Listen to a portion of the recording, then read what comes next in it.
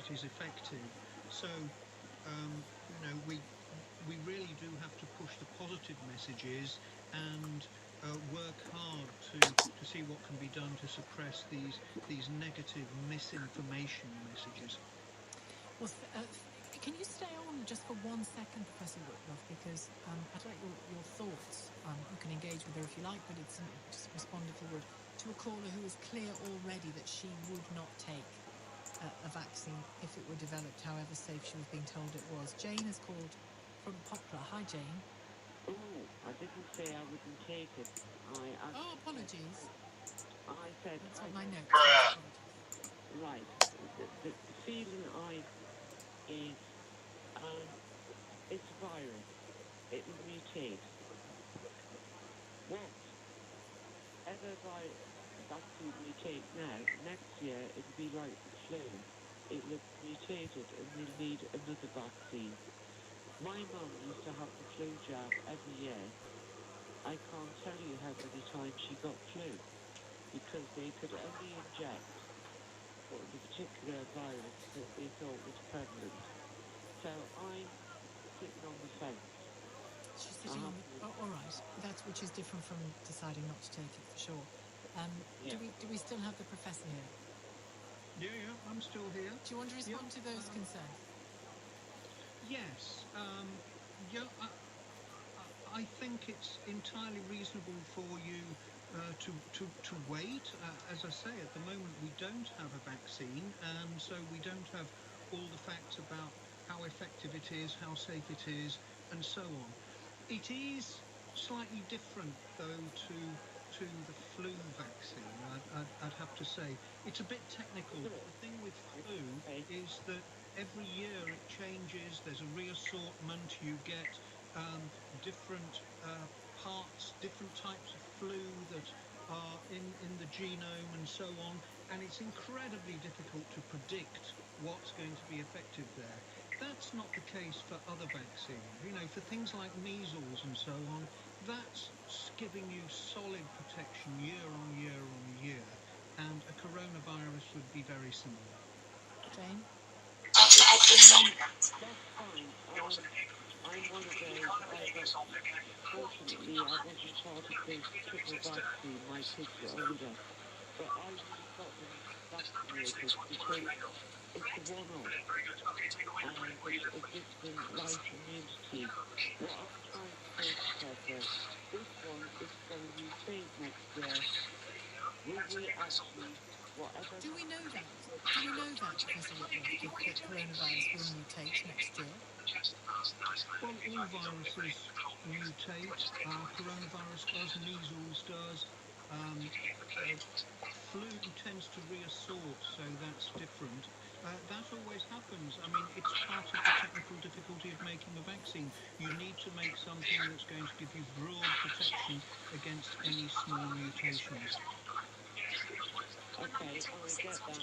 All I'm saying is at this point in time, me personally, I'm not sure if I will have this vaccine because I think it's changed next year. Um, Measles, mumps, rubella, by all means, But I we're not likely to have the vaccine this year, Jane. So if it changes okay, next year, yeah. So the vaccine presumably will be effective. I really don't know. It's not my personality. I don't know, but I'm not convinced that when we eventually get a vaccine, I don't think it's going to give me immunity. I don't think that in a million years. Why, Jane? Because it's a virus. It will mutate. So that's my feeling. That's all I'm saying. Okay. And I Jimmy, mean, go what on, respond to this. Yeah, what I'd say, Jimmy, Yes, I do is play on Xbox that One. our best way of This is being Xbox able One. to stop this epidemic, this pandemic that we've What got we're at doing? the What we're moment doing? is for What as we're doing? many people as possible to I'm get distracted, vaccinated big so time. that we have some immunity Yes, and that it isn't able to spread and that it dies down. That is our best hope of dealing with that. What happens in the future Sammy in the way of Gamer. predicting how long that protection will last, or whether there's mutation, whether there's a different virus that sweeps through in a few years' time. We simply can't predict this. But just thinking about the short term, if we get a vaccine that is able to knock this epidemic on the head, then I really think we should all do our best for everybody, for our families, for our friends, for ourselves, to be taking that's it. from one. Thank you. Go on, Jane. Did you want to say something else, Jane? Yeah, I was going to say, your professor has convinced me. I can work with that one. Thank you, whoever you are. Thank you, Jane. Thank you, Jane. Well, thank you. You've made my day. Yeah, mine too. We got her off the fence, Professor Whitworth. But Jane, thank you very much indeed. And I think what Jane's call shows as well is that people who are apprehensive about vaccines aren't all anti-vaxxers, so-called, are they? We should absolutely be, those of us who are in favour of vaccination, and as wide a take-up as possible of vaccination, of coronavirus vaccination or anything else, is you have to reassure Professor Whitworth, don't you? You do, sure. And of course there'll be different opinions and shades of opinions. But I think the sort of thing that Imran is pointing to, where there are people who are systematically, for reasons that are really not very clear to me, to be trying to undermine public health interventions, I think really we must find good ways to be able to stop that from happening and spreading. Thank you very much indeed, Professor Jimmy Whitworth of International Public Health at the London School of Hygiene and Tropical Medicine. Thanks to Jane in Popular, and thanks to Poplar, and thanks to Imran Ahmed as well, who had a very good one there. Your calls on this vaccination, coronavirus vaccination, I'd celebrate. I'd get one as soon as I could. Would you? 18 minutes past 3. This is LBC. Running a successful small business can be amazing. But it's not always an easy journey. Wherever you may be on your path, an affordable business loan from Funding Circle can help you get where you want to go. Right now, it's interest-free and no repayments for a year. Plus, you'll get a quick decision, so there's no waiting around.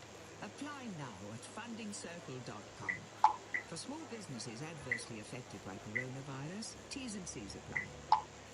If you thought gold was only owned by the privileged few, if you thought you couldn't be the owner of such a precious commodity, think again. At Gold Bank London, we live and breathe gold. Solid 24-karat gold. Offering bars from less than £60, Gold Bank London is the easy way for you to begin your gold ownership journey.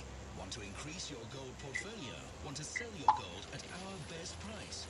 Visit gold-bank.co.uk now. If you think there won't be a Macmillan Coffee Morning this year, you're mistaken. Locusts can plague. Machines can rise. Mutant librarians can rampage. Planets collide if you must. Sorry. Whatever. If cancer doesn't stop, neither do we. Do whatever it takes to help the millions of people living with cancer. Take part in the Macmillan Coffee Morning in partnership with Marks & Spencer. Search for Macmillan Coffee Morning today. What have you missed the most? A visit to the shops? Oh, you look lovely in that. What about a nice lunch? Fish and chips, please. Or an afternoon in a pub garden. Fancy a casual bike ride?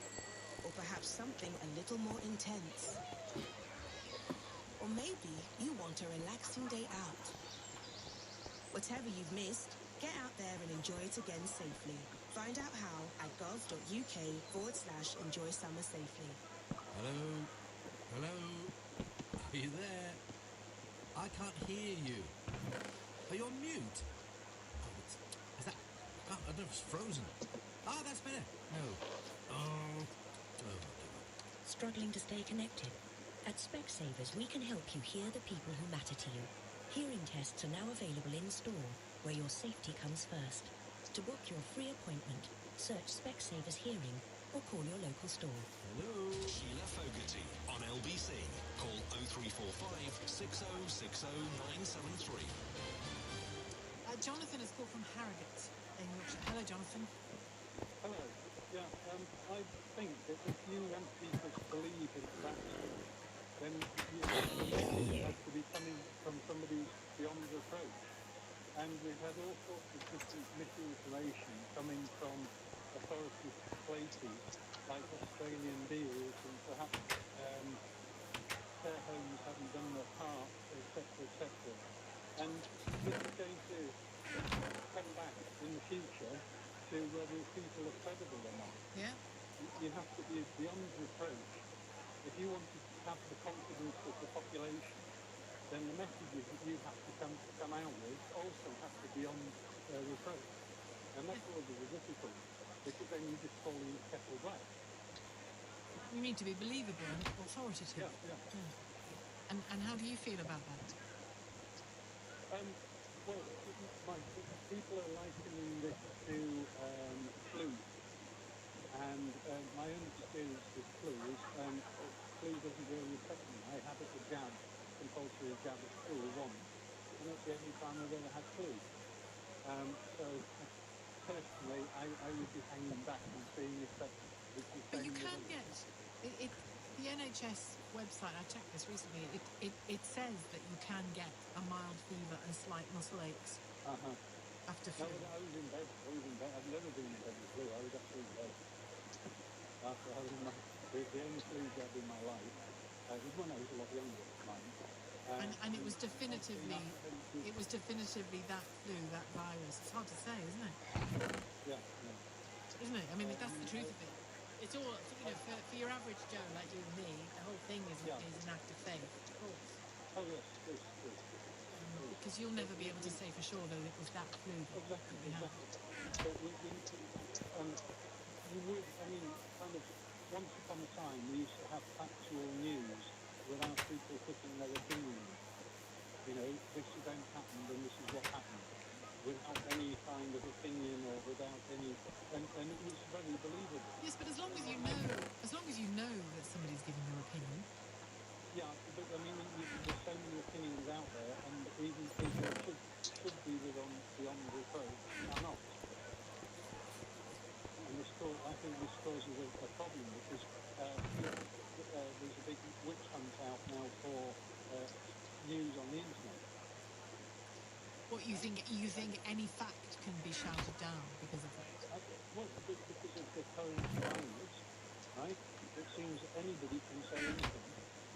And there's so much confusion and so many counterclaims about just about anything and everything you read about. The truth has become a joke. Well, the truth is never a joke, is it? The truth is the truth. Well, they've turned it into a joke, haven't they? Because no, they're just lying. No, they're just lying. Yeah. The people who do that. They're not turning the truth into a joke, they're just lying. Governments and prime ministers and they're lying. Yeah, exactly. But that's not turning the truth into a joke. You must protect the truth. The truth is the truth. Just because somebody lies, it doesn't change the truth. They're just lying. It's a matter of opinion, isn't it? No, it isn't. It's raining outside my window. It's a fact. It's the truth. It's raining. Wait, so you hang back. If there's a coronavirus vaccine next March, you won't take it. Jonathan. John. Never mind. Sheila's called from West Wickham. Hello, Sheila. Oh, hello. Hello, Sheila.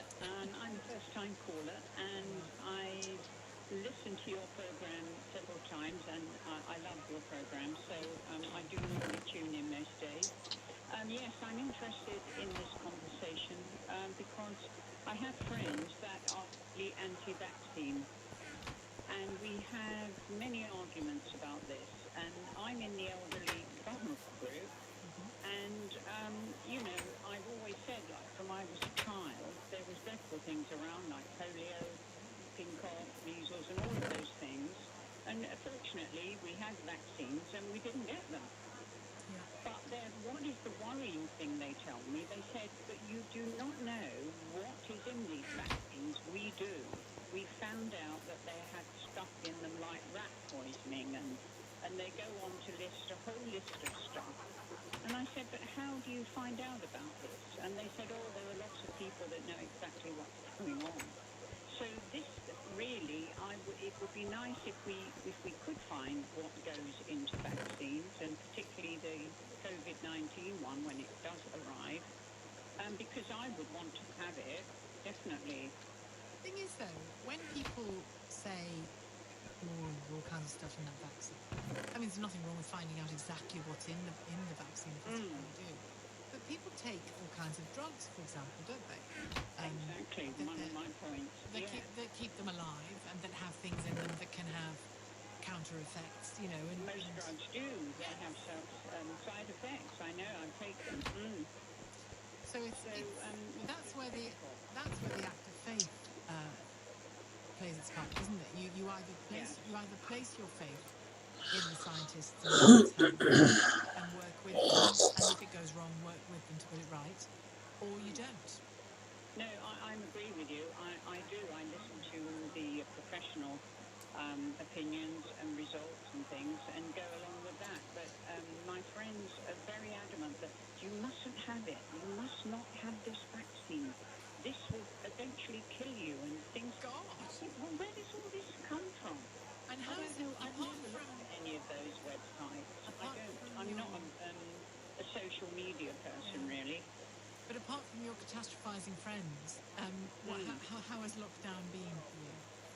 Difficult, really difficult. Yes, because I'm on my own now, and I recently lost two siblings, and it's sad. And did you lose them to the virus? No, I didn't. No, and there's nowhere to go because you can't travel, and the other members of my family live quite away from here, and one is abroad, and so it's been a difficult time. And as you get older, you are more vulnerable, and then you listen to all the news and you're afraid to go out. But I do go now. I do go to the shops and I mask all the time. Well, things changed yesterday for you, didn't they? Were you shielding? You were shielding? No, unfortunately, I wasn't shielding, but because I have health issues, and then my age, I try to be cautious, but it's affected me like most people mentally, and anxiety levels are really high, and your whole life is changed, and it's very strange. Everywhere seems strange when you do go out. No, it does. And are you taking steps to mitigate that by arranging people coming to visit, socially distanced? Yes, I recently had a visit from my closest friend, and it was my birthday, so I was invited for the first time to my bubble friends. Yes, so that was I was still very nervous to do it, but once I was there, it was like everything was normal. And breathe a sigh of relief. And it was lovely to be in a really normal atmosphere for a while, and I forgot what was happening around me, really. It was so good, and it gave me a boost. Yes, I'm glad. And the thing is, we just get on with it, don't we? And then it's only when we give ourselves time to relax away from it a little that you realise what a straitjacket it's been. I mean, I was very tiny in the war, but I do remember some of it, which was frightening. And my family obviously went through 6 years of it, and we lost one member of the family, not my immediate family, but we did. And when you think you've been through 6 years of war, it's quite incredible. But the support that people gave to each other during that period was quite something. Well, you need to arrange as much small, safe pleasures as you can, Sheila. That's what I'm doing. Yes. I know. Yes. Anyway, I just wanted to put that through because it's all that I've been hearing recently, and part of it has worried me terribly, thinking, are they right in some way? Well, I mean, I think the important thing when a vaccine comes is speak to your GP. Speak to your GP about it. Childhood and what we did with the vaccines and how it's brought us through life. And I think that's, logical, really. I do too. It's going to happen. Vaccines save lives. There's, as you're saying, that's important. More people are doing it, the quicker we're going to get rid of this virus. And it's worrying if a lot of people are not going to. It is. Well, thank you for saying that you will, and I will as well. Thank you, Sheila, and I wish you well. Make sure you get some relief from the intensity of all of this. Sheila calling from West Wickham. More of your calls in a few moments. And we're going to talk as well about foxes. Foxes are being incredibly badly treated before their fur is made into coats. That's my ear. And the second one was a larger bottle, and she threw it from about this distance. It's 3:32. Let's get the headlines now from Tim Humphrey. The business secretary has defended the Prime Minister after he appeared to accuse care homes of not properly following coronavirus procedures. Alok Sharma says what Boris Johnson meant was that nobody knew what the correct procedures were at the time.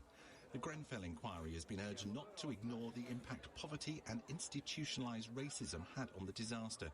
72 people were killed in the fire in 2017. A lawyer for some of the victims' families and survivors says the hearings need to be on the right side of history. Johnny Depp has told the High Court in London claims he was violent towards his former wife are complete lies. He's begun legal action against the owner of the Sun newspaper after an article calling him a wife-beater for attacking Amber Heard. And the weather, rain across much of England and Wales. Scotland and southern England will see bright spells, a high of 19. This is LBC. Eurotunnel Le Château is a safer way to get to France and beyond, with social distancing built in. There's no scrum at security, hanging around for your bags, or shouldering strangers in your seat.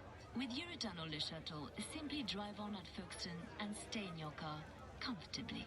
Then drive off 35 minutes later. Stay safe. Go Tunnel, Eurotunnel Le Château, a safer way to France and beyond. At Halfords, we're here to get you where you want to be. Why not book an MOT to get you safely back on the road? With over 600,000 carried out every year at 350 garages, you can always count on our experts. And get back to visiting those you've missed the most. Hi, Mum. From a safe distance, of course. From MOTs to battery replacements and tyre fittings, there's no job too big or too small. Halfords, for life's journeys. So I often struggled at school. Once, when we had a maths test, I looked around the room and everyone was just doing it. And I couldn't, and I began to cry. But my teacher came over and said, it might look like one big problem, but it's just a handful of small ones, and you can deal with that. I hear her voice in my head for every problem I face to this day. Teaching. Every lesson shapes a life. You could get £26,000 tax-free to train as a teacher. Subject to eligibility, selected subjects only. Search Get Into Teaching. In line with government guidelines, face coverings are now compulsory on public transport. At Asda, you can get a 4-pack of Prima disposable face coverings for £2.80, or a 2-pack of washable face coverings from £2.50. Asda, we're all in this together. Selected stores subject to availability. When you're facing a problem, like how to make an electric car more efficient, you could sit down and talk it through. But at Honda, we decided to listen to the wind tunnel. With wing mirrors? Or without? With? Without? With? Without? Or with cameras instead of wing mirrors? The new Honda E with cameras, not mirrors, because we listen to the wind. Honda, the power of dreams. This is LBC with Sheila Fogarty. Just a warning that what I'm about to discuss has some pretty grim detail in it. It relates to the mistreatment of foxes, so just be aware of that. The UK Executive Director for the Humane Society International joins me, Claire Bass. Hello, Claire. Good afternoon, Sheila. Thanks for having me on. It's my pleasure. Now, aerial images of a farm in Asia have shown really quite dreadful scenes of what's happening to foxes before they're made into clothing, into coats. Yes, we have a shocking investigation that we've released today showing the true depravity of the fur trade. And as you said, the farms and the slaughtering that we've released today are in Asia, but the fur trade has the same awful cruelty wherever it happens in the world. And it is shocking. I mean, you know, in my role, I see a lot of animal suffering, a lot of animal cruelty, but this really is a new low from the fur trade, and anyone who's thinking about buying or wearing fur should see this suffering and where it comes from. it's the middle of the afternoon, so we'll go easy on some of the detail, but try to give us a sense of it. I've warned people that some of it's deeply unpleasant, but try to give us a sense of it. Sure. So, I mean, the problems for the animals start from the moment they're born. They're born into wire cages. For the foxes on the farms we filmed, the meters are around about the cages are around a metre squared. And they spend their entire lives in these barren wire cages. So it's kind of like the equivalent of a person being forced to spend their entire life living in a lift or a phone box. So horrific suffering, not at all surprising that they go completely mad in a lot of cases. We see the stereotypical behaviour indicative of mental collapse. And that's their entire life until they're around a year old, when they are brutally killed in the most awful ways, which include gassing and electrocution. And some of the things that we filmed on in this latest investigation, I won't go into details, but are truly, truly shocking and, just abject, awful suffering for these animals. And if people want to find out more, where can they find out more? So, yes, our website, hsi.org/fur-free Britain, details our campaign to get the UK to become the first country in the world to ban the sale of animal fur. So although we don't allow fur farming here in the UK, it was banned almost 20 years ago, we are still importing fur. And so as long as we're providing a market for fur products, we are really complicit in that suffering and cruelty. So we want the UK government to kind of walk the talk on animal welfare and to say, well, look, after January... Yes, I do know who Dwayne Johnson is. Everyone who's... Even my mum knows who Dwayne Johnson is, although I used to know him as The Rock, and now it's... And then he became Dwayne The Rock Johnson, and like now, in his acting career, it's just Dwayne Johnson. I realised after seeing a few shops here and there, particularly in central London and the swankier parts of London, realised that we were not yet fur-free in terms of clothing and the retail trade to start with. What's the international picture, let alone the UK? Well, more and more designers are dropping fur. I mean, around the world, around about 100 million animals, foxes, raccoon, dogs, mink, are killed for their fur every year. Hundreds of millions of rabbits. They don't even bother to record the numbers. So it is still a very large trade, but it's declining, and in no small part because major designers like Gucci, Prada, Versace, over the last few years have been dropping fur, and that then has a trickle-down effect to the high street. The majority of the British high street is already fur-free. There are a few outliers who are still continuing to sell it. But really, the trajectory is clear that fur is a deadly business. It's a dying trade, and the quicker we can get it off our high streets, the better. And what about fashion labels? I mean, there was a real turning away by the fashion industry, wasn't there? Is that fraying? Is that what, sorry? Fraying? Around the edges? Do you mean it? Are people going back to it? You mean, are they? Oh, I see. Well, I mean, in some cases we're finding that people are going back to it without even knowing they're going back to it. So we've done a lot of work exposing the fact that real fur can actually be sold more cheaply than fake fur because, life is so cheap on fur farms, it's cheaper than the plastic equivalent. And so we've exposed a lot of retailers over the last few years saying they're selling fake fur, but actually selling real fur instead and misleading consumers. And the Advertising Standards Authority and Trading Standards have weighed in on this. So fur has been making a kind of insidious, comeback, sort of through the back door, trying to sneak back into people's wardrobes. But, we're determined to keep it on the radar. People need to be really vigilant. If they're thinking of buying something that they think is fake fur, then really, really check. There's some information on our website that shows you how to tell the difference. And if it feels too good to be true, it's possible that it is. Yeah. In terms of because some of the fake fur is incredible. It's hard to believe it isn't real. But then clearly you're making the point that actually that's because some of it isn't fake. Yes, yeah, absolutely. People find it very difficult to tell the difference because, exactly as you say, because the fake fur can be so soft. And if it's dyed, a bright colour or something like that, then it can be really hard to tell. But yeah, buyer beware. Make sure you don't sleepwalk into buying, these awful products of cruelty. And support the UK becoming the first country to ban the sale of this awful unnecessary product. Thank you very much. Good to talk to you, Claire. Claire Bass, UK Executive Director for the Humane Society International. Let's go back to our conversation about vaccination. An awful lot of you calling in on this, which doesn't surprise me because it's been even before coronavirus, the whole question of the anti-vax movement was a huge thing. But I think for some of you it isn't that. You're not anti-vaxxers. You're just nervous, I think. Joseph in Brentwood, hello. Hello, can you hear me? I can. I hope that the last lady, before I go into the vaccine, I hope the last lady is still on the line because I wanted to give her information that will make her feel good. She's not, but I'm sure she's still listening. Go on. Yes, she said some of her friends are saying, don't go near it because you don't know what it is till it. The explanation I use as a doctor to my patients is that imagine you go to a party with a very red coat and you become the hottest thing. All the men are looking at you, yes? And then the hostess takes you to a room and removes the red jacket. Not all the men are looking at you. What they do to a virus like COVID is to attenuate it, remove the dangerous part so that it cannot harm you, but it still allows your body to know that some foreign agents have come.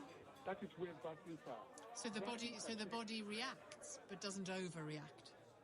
No, not to react. The body doesn't see the dangerous part. It only sees the part that says, I have to hear. So that's what you call attenuation. You remove the red coat, so the body doesn't feel bad, yes? But the body knows that a foreigner has come into that place. That is what vaccines do. You take the thing, remove the dangerous part, and you leave the part that the body recognizes. That is what vaccines are.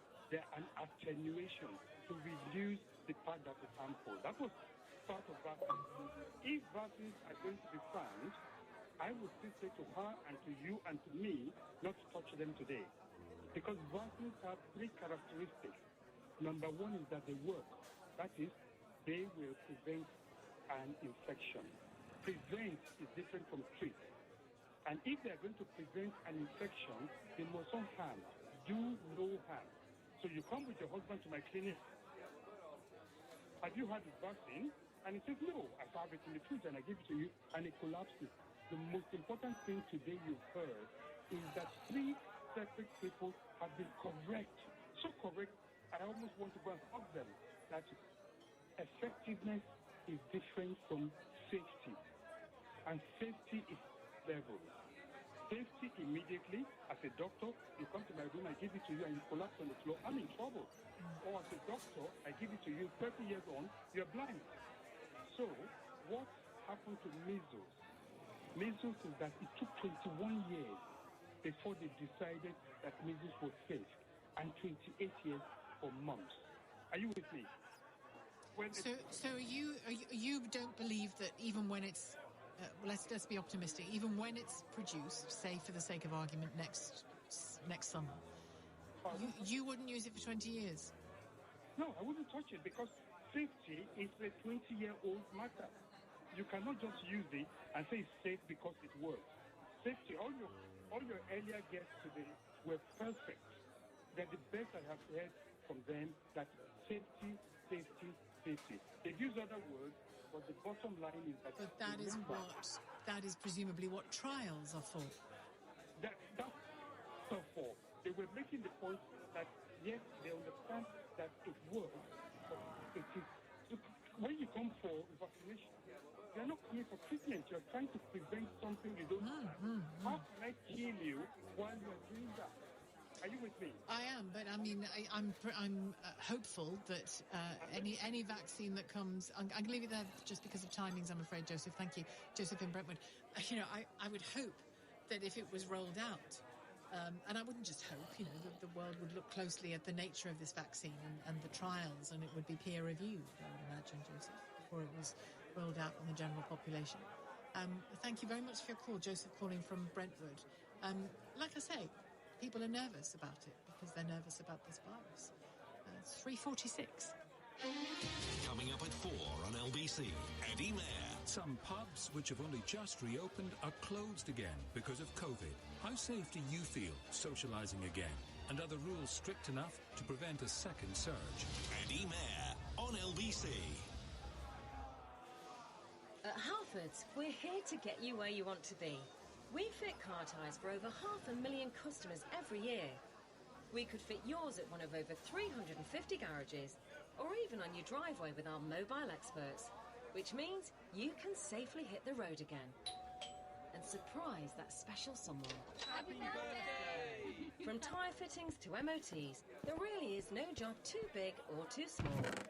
Halfords, for life's journeys. So I often struggled at school. Once, when we had a maths test, I looked around the room and everyone was just doing it. And I couldn't. I began to cry. But my teacher came over and said it might look like one big problem, but it's just a handful of small ones. And you can deal with that. I hear her voice in my head for every problem I face to this day. Teaching. Every lesson shapes a life. You could get £26,000 tax-free to train as a teacher, subject to eligibility, selected subjects only. Search Get Into Teaching. In line with government guidelines, face coverings are now compulsory on public transport.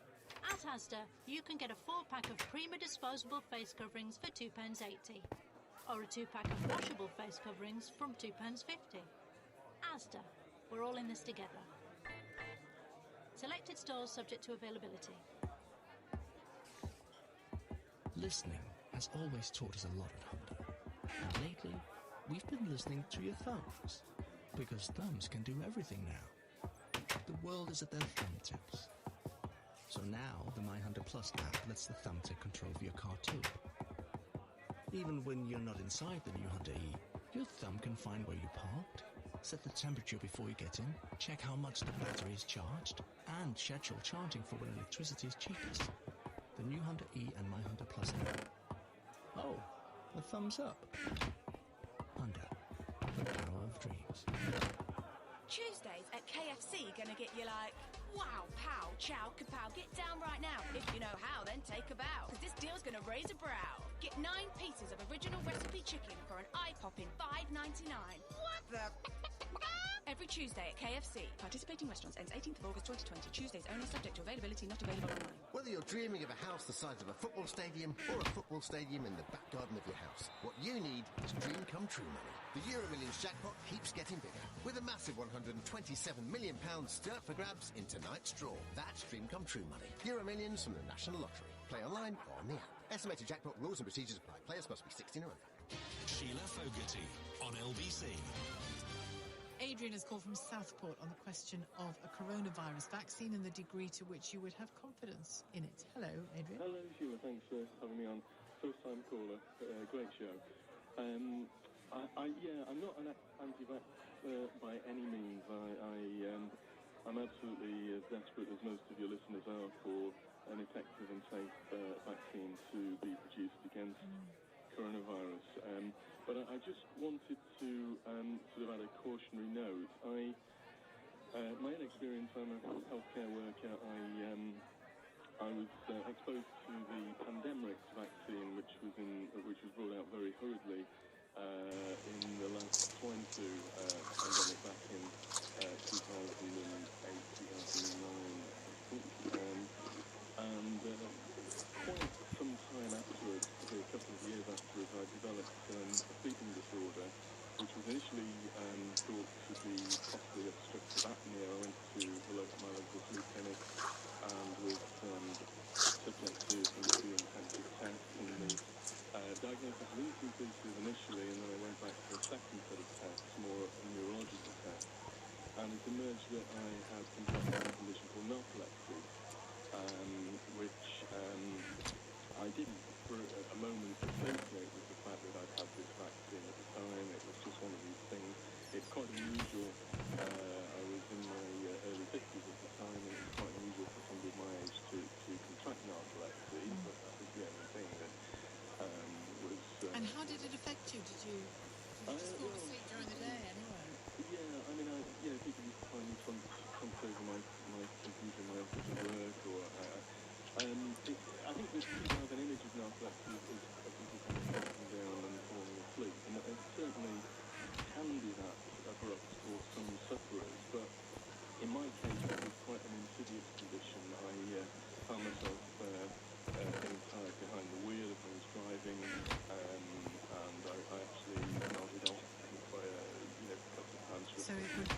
to you, creep over you. Yeah, absolutely. If you try and fight it, it sort of creeps over you and suddenly you kind of jolt yourself away. And you believe a vaccine caused it? Yeah, there's quite a lot of evidence linking the pandemic vaccine, swine flu vaccine, to narcolepsy, particularly in children. I was talking to your research, and I didn't have the. I was sort of wondering when I tuned into the program partway through that, and I sort of realised what you were talking about. There is an article in the Guardian, 2017, which summarises the situation quite well. But basically, there have been many children particularly affected. These are typically at-risk children with respiratory conditions who were given the vaccine at the time, and they subsequently developed narcolepsy, which, in the case of children concerned, some of the cases it has been quite devastating. The NHS, I'm just reading here, the NHS, because I wasn't aware of this, the NHS, I know that after having swine flu itself, lots of people in the longer term had ME-type symptoms. Yeah. But on the NHS website it says swine flu jab narcolepsy risk is real, it's not denying it, but it's very small according to the NHS website. It is small considering that there were, I think, I'm just looking at the, refreshing my memory now, looking at the article, there were millions of people who'd had the swine flu vaccine who were at risk, or healthcare workers, which I was, as a healthcare worker, and we were encouraged to sign up and have the vaccine as soon as possible. And the small minority, obviously, I think there are a pool of adults now who have developed narcolepsy. Fortunately in my case, it's been quite mild, and it was instrumental in me retiring earlier than I perhaps would have done. So I'm now a retired work part-time. I was out of a senior manager's job at the time. And was it pandemic? There have been sizable compensations paid out to particularly the children who were affected. I've met up with some of them who are now kind of teenagers or in their early 20s, and some of them have managed it, and there are treatments available for narcolepsy. The other condition which accompanies narcolepsy is a condition called cataplexy, where you get sudden muscle weakness, and this is where you fall down. You don't necessarily lose consciousness, but you can get sudden muscle weakness in terms of emotion, either sadness or happiness. You can sort of, and I get some of that, but I'm very mildly affected. It hasn't particularly affected my life. It's just a social inconvenience, really, that I look a bit odd. I'm having a cataplexy moment. But I just want to make the general point that there was an awful lot of political pressure to get a vaccine out for this thing at the time, quite rightly. It was a horrible disease, it was associated with significant but don't we, and this isn't to make light at all of what happened to you by any means, but don't we know that with most medicine there is a risk of side effects, and sometimes those side effects in certain individuals can be very serious? I mean, for example, a drug that is used routinely to regulate people's heart rhythm is deadly to a relative, absolutely deadly. And there's only one way to find out. They take it, learn that it really doesn't suit them. Oh God! And so we routinely engage with medicine in that way, don't we? Clearly, we want the there you go. Clearly we want the overarching stock of medicine to have been properly tested, and in this country it is, and all the rest of it. And we want studies. I mean, there was, you'll know better than me, that there were studies, because I'm reading this for the first time today anyway, there were studies about what happened to you and what happened to the children with pandemics, and they were extensive, peer reviewed and published, and they're still available for if anybody wants to look them up. You can find links to them, as I have today, on the NHS website. But there's a degree to which we don't eradicate risk with medicine, do we? Oh no, it's balancing risk, isn't it? We're treating a horrible disease here, and we desperately need a vaccine. It's just really to... No, it's a really important contribution you've made, I think. How have you managed it?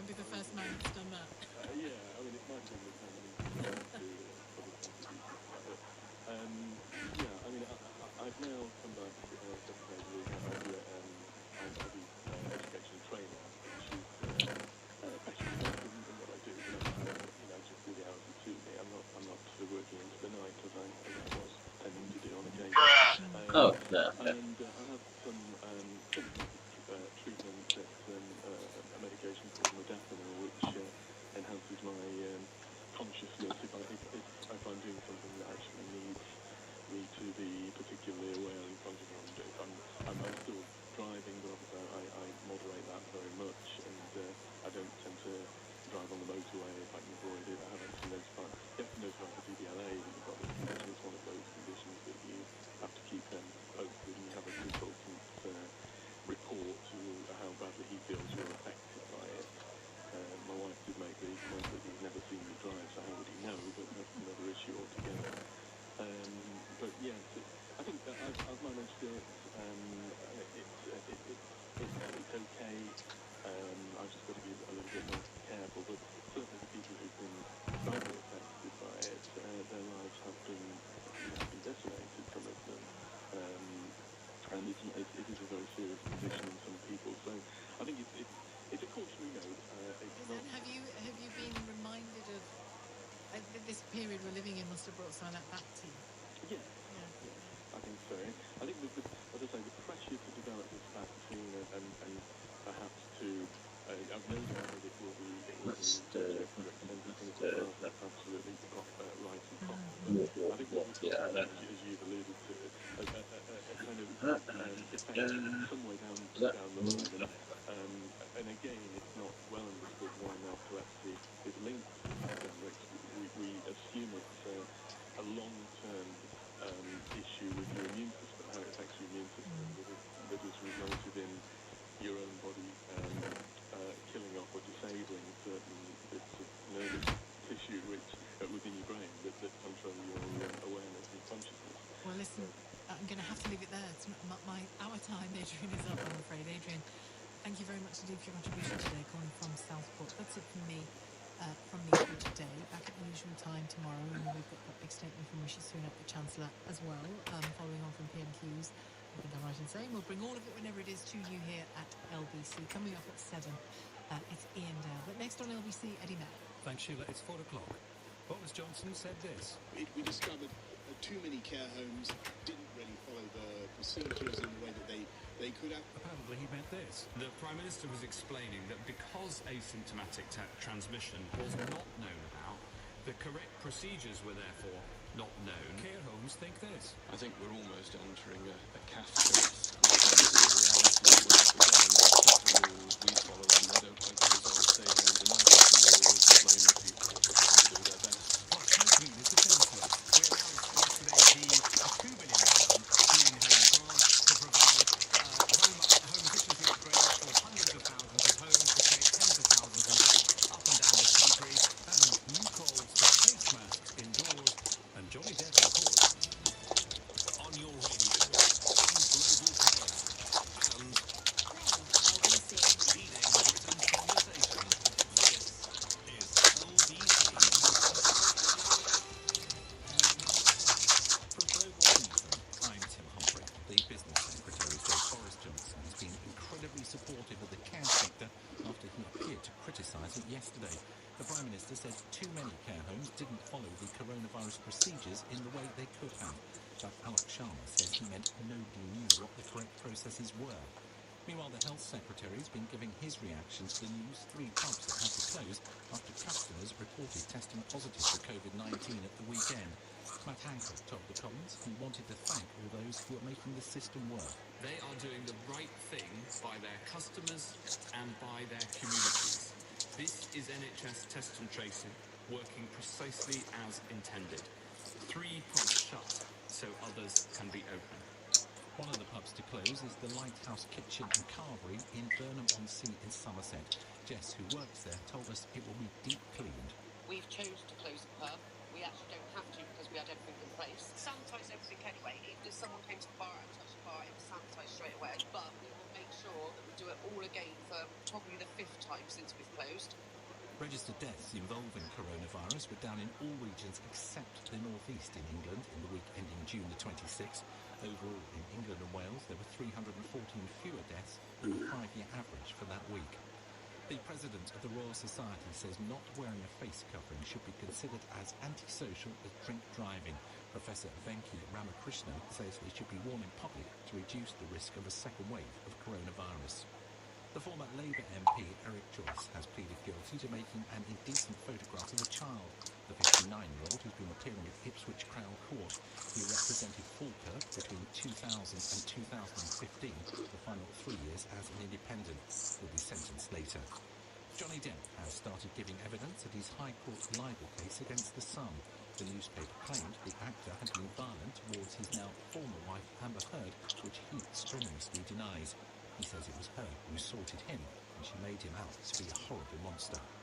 In the city a short time ago, the FTSE 100 was down 91, 61.95. The pound buys $1.26 and €1.11. And the weather, rain moving southwards tonight in England and Wales. It will be drier in Scotland with a low of 5. Mostly cloudy with rain across the southern half of the UK tomorrow. Dry and brighter further north and in Northern Ireland, and a high of 18. From Global's newsroom, you're up to date. This is LBC. From Global, leading Britain's conversation with Eddie Mair. Hello, after 5 tonight, Boris Johnson accused of trying to blame care homes for his failings. Johnny Depp in court to talk vaccines, and the latest on Wire. After 6 tonight, the people who are spreading COVID but don't know they have it. And should we all be wearing face masks? This hour, a little later, we're live in Australia. Melbourne goes into a new lockdown after COVID. And here in the UK, as 3 pubs shut days after they opened, are we getting it right? Call 0345 6060 973. Tweet at LBC. Text 84850. The Eddie Mair Show on LBC. At least 3 pubs in England have closed their doors again after customers tested for coronavirus. We're going to hear from one of them in the next few minutes. We're going to talk about all of that in much more detail. But I'm keen to hear from you about your experience being out in the past few days. Did you feel safe in a pub or restaurant? Were the tables far enough apart? What details did they want from you before you went in? And were you happy to give those details? It's interesting to me, a colleague here at LBC told me today that he went to a pub in London last night, and on the door they took the name of his housemate, and that was it. They didn't take my colleague's name, there was no phone numbers, no other contact details, just the name. Is that quite common? Did that happen to you? That doesn't seem right to me. Let me know how it was for you. 0345 6060 973. And if you run or you work in a pub or a restaurant, how has it been these early days of the easing of lockdown in England? Do people supply all the information you ask for? What happens if they don't? Do you tell them to leave? How safe does it feel for you if you're at the bar, bringing food to tables? You're indoors, I imagine, most of the time. I wonder how you feel about that. This is really important, obviously. Not just primarily for the health of everyone we're talking about, but this has to work, or all the hopes riding on a successful opening of businesses and a return of socialising and being together, all of those hopes will be in trouble if this doesn't work. Now, maybe these 3 pubs that we know about are a sign, as Matt Hancock was suggesting, are a sign that the system works. And as far as we know, it's only 3 out of many hundreds of pubs and restaurants which opened in England from Saturday. So maybe everything's fine. Let's find out. You tell me. What happened when you've been out in the past few days? Were you inside or out? Was there social distancing? Did the experience of being out again make you keen to get out? Or maybe more wary? You can text 84850, tweet at LBC and call 0345 6060 973. I've not been out, apart from to come to work. So let me know. As I think I said at the end of last week, I'm still a little, well, frightened might be the right word. Let's go with wary. Because I don't particularly want to. I mean, I have a sense of how I can protect myself, and wash my hands, and wear a mask when necessary, and so on. What I don't want is to go to a pub or a restaurant, have a nice time, feel I've done the right thing for me and the people around me, only to get a call a few days later to say, actually, you're going to have to self-isolate. I don't think, for me at this second, the social aspect is not so important that I want to risk that. But tell me how it was for you. 0345 60 60 973. With more details on what happened at the three pubs we know about, here's LBC's Mike Hughes. Well, Eddie, you have to think from a business perspective, this is precisely the last thing these pubs would have wanted to have happened to their establishment. Forced to close after less than 2 days of trading, really. That's 2 days that followed months of having the shutters down. But it is clear that the Lighthouse Kitchen and Carvery in Burnham-on-Sea, the Village Home Pub in Gosport and the Fox and Hounds in Batley have taken swift action after being alerted to the fact that some of their patrons have tested positive for coronavirus. Now, we know that the condition of being able to go to the pub in England as of last Saturday is that you should be leaving your contact details at the door as you arrive. That should be something that is happening across the board. We know that is the method in which customers are then contacted to be made aware, and that's what's happening now. The Health Secretary, Matt Hancock, has been up in the Commons this afternoon and has praised the steps the pubs have taken. Mr. Speaker, in reopening hospitality, we've also introduced contact tracing for customers. This system is working. I want to thank all those who are making the system work and pay tribute in particular to three pubs that have taken specific action. The Lighthouse in Burnham-on-Sea, the Fox and Hounds in Batley, and the Village Home in Gosport. They have all closed for a deep clean and staff testing after in each case a customer had tested positive. They are doing the right thing by their customers and by their communities. This is NHS Test and Tracing working precisely as intended. 3 pubs shut so others can be open. And I think the whole House is grateful. Well, Mr. Hancock, they're referencing the test and trace programme. There is a lot being pinned on this being effective in this instance, but we know nationally, according to the latest data last week, less than 3/4 of close contacts of positive COVID-19 cases that had been identified were reached by the government's contact tracing teams. What we do know is that the 3 pubs in question are taking steps themselves to reach customers. Some customers have spoken to reporters today saying that staff have been in contact with them. Georgia Gosling is one of them. She was at the Fox and Hounds at the weekend, and she says the owners took all of the right precautions. We sat at separate tables in a group of 4 and 5, and they did table service and everything. So it took everything how we should have done. Like when you get your drinks ordered, they come over and you have to give them your name and your address and everything. And so just contacted us like a day after. Well, as for the pubs themselves, the Fox and Hounds says it's closed until further notice and is going through a deep clean. The Village Home Pub says some of their staff are self-isolating but does plan to reopen on Saturday, and the Lighthouse says they'll be reopened when it's safe to do so. Clearly swift action in play here, Eddie, from these 3 pubs, but you have to think there will be others right around the UK watching very closely as how all of this really plays out over the next few days. Mike Hughes reporting. Georgia Gosling was at one of the places Mike just mentioned, the Fox and Hound in Batley, at the weekend, and says the owners took all the right precautions. Now, let's hear from Sean Lintern, who's the health correspondent from The Independent. Sean, I've been reading some of your stuff. What are the differences between the laws, rules and guidance when it comes to this sector? Well, it's interesting you say that. I suspect many people running pubs and restaurants are wondering the same thing. What we have reported on recently at The Independent is that what we were expecting guidance for the sector on reopening, when it was published very late on Friday, there were some changes to this guidance, which effectively said that the taking of people's names and details was actually just voluntary, and therefore there was no requirement, no legal requirement, and no enforcement on pubs and restaurants to actually note down the details of anyone visiting their premises. Now, the reason that matters is because if there is an outbreak in those venues that's traced back to those venues, the NHS Test and Trace service will have no ability to actually contact anyone that was in the pub or restaurant at the time the outbreak occurred, and maybe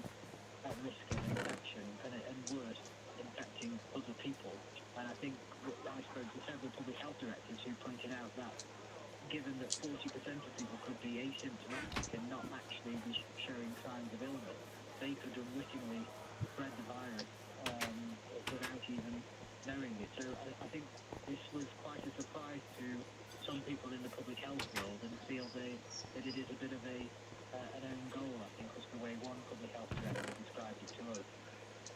Why would it be only guidance, given, as you say, people who are expert in public health would think it needs to be stronger than that?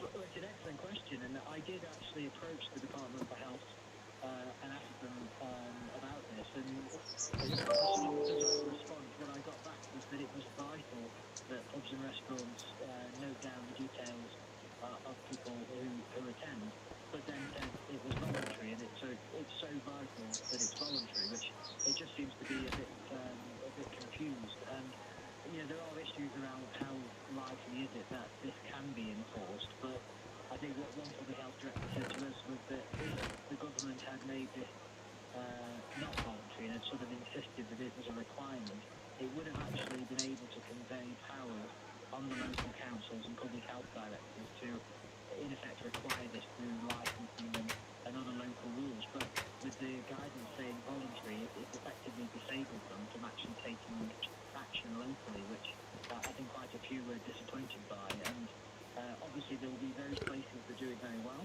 and I think we've seen some examples already, but there'll be other places in the centre of towns who are very busy on a Friday, Saturday night, who perhaps don't have the staff or the ability to do Chris Whitty, Patrick Barron, chief scientists at the government, have said indoor pubs are one of the most risky venues if you have someone spreading the virus and infected. So I do think this is a massive risk area.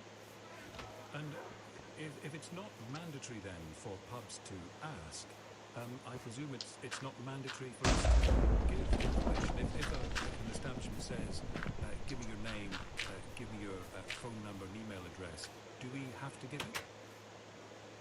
Exactly, and in the guidance the government made clear that actually the onus and the responsibility for providing the information was on the individual customer, and that pubs and restaurants had no responsibility to verify the information. So, of course, people, even when asked, some people could give false names and details, etc. I mean, I suspect we're into the sort of minority of people here, but nevertheless, when we're talking about a virus, it only needs a minority to actually spread and start to be transmitted. So I think there are some questions for the government here, and if we see large numbers of outbreaks emerging in pubs and restaurants, I suspect they will have to very quickly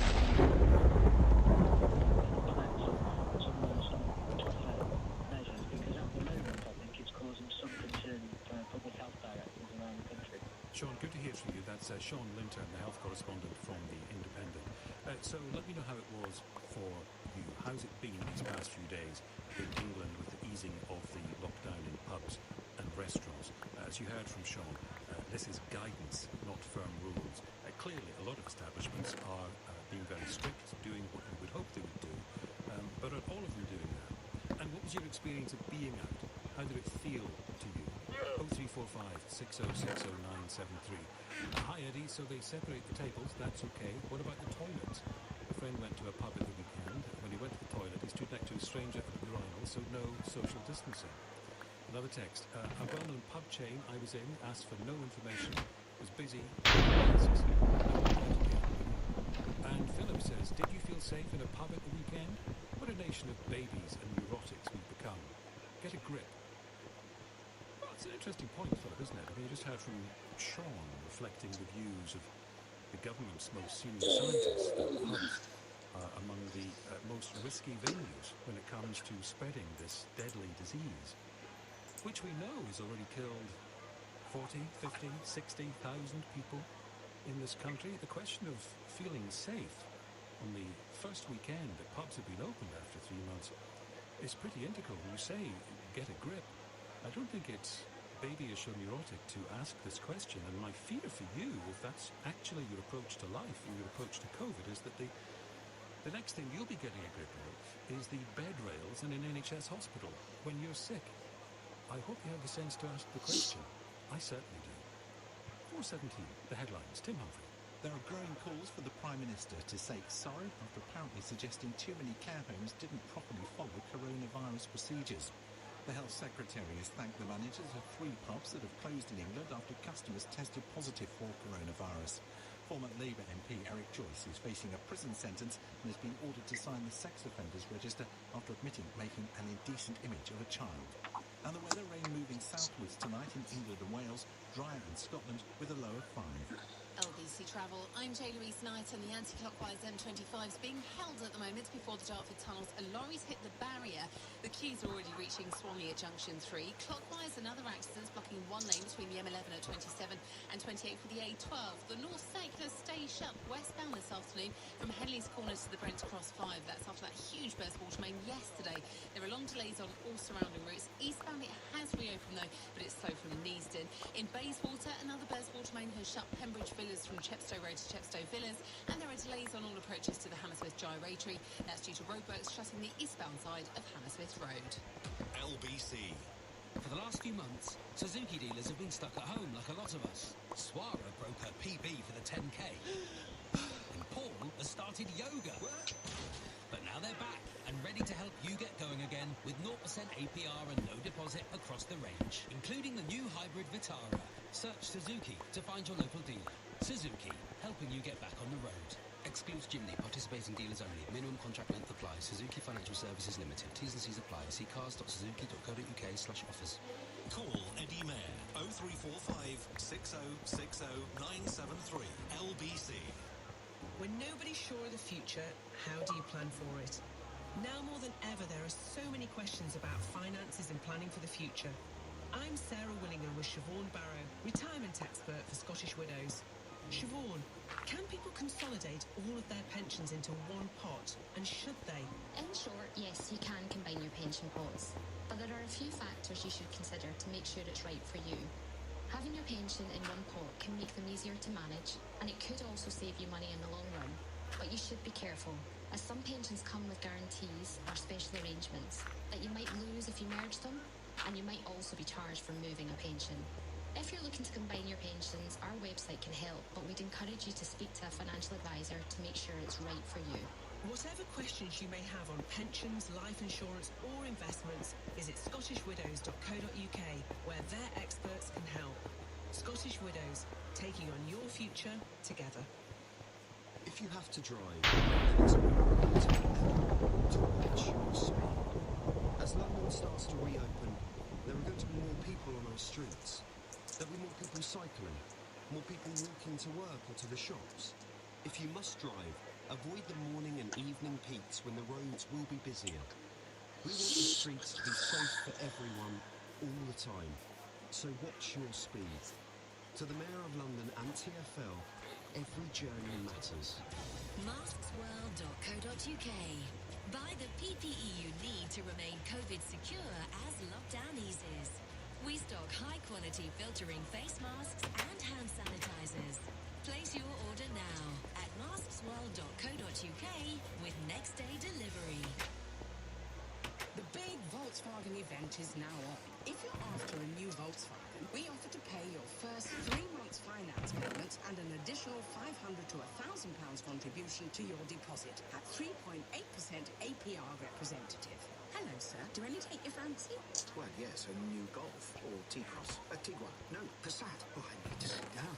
Here, have a seat. A big Volkswagen event. With every type of car on offer, you may have trouble choosing. With Solutions Personal Contract Plan until 12th of July, excludes e-Golf at participating retailers only. Minimum 46 months to receive 3 months finance payments. Indemnities may be required. Volkswagen Finance. Contact your local retailer to book an appointment. Eddie Mayer on LBC. Call 0345 6060 973. 3 pubs and restaurants have chosen to close very soon after opening because of COVID testing. I'm wondering what it's really like to eat and drink in England in the last few days, and what the experience means to you, whether you're Gonna still have the same amount of I haven't lost any breath. We'll catch up in just a moment with Sam from the Lighthouse Kitchen and Carvery in Burnham-on-Sea, one of the places I'm talking about first. Neil in Romford. Neil, thank you for your patience. What about you? Did you get out and about this weekend?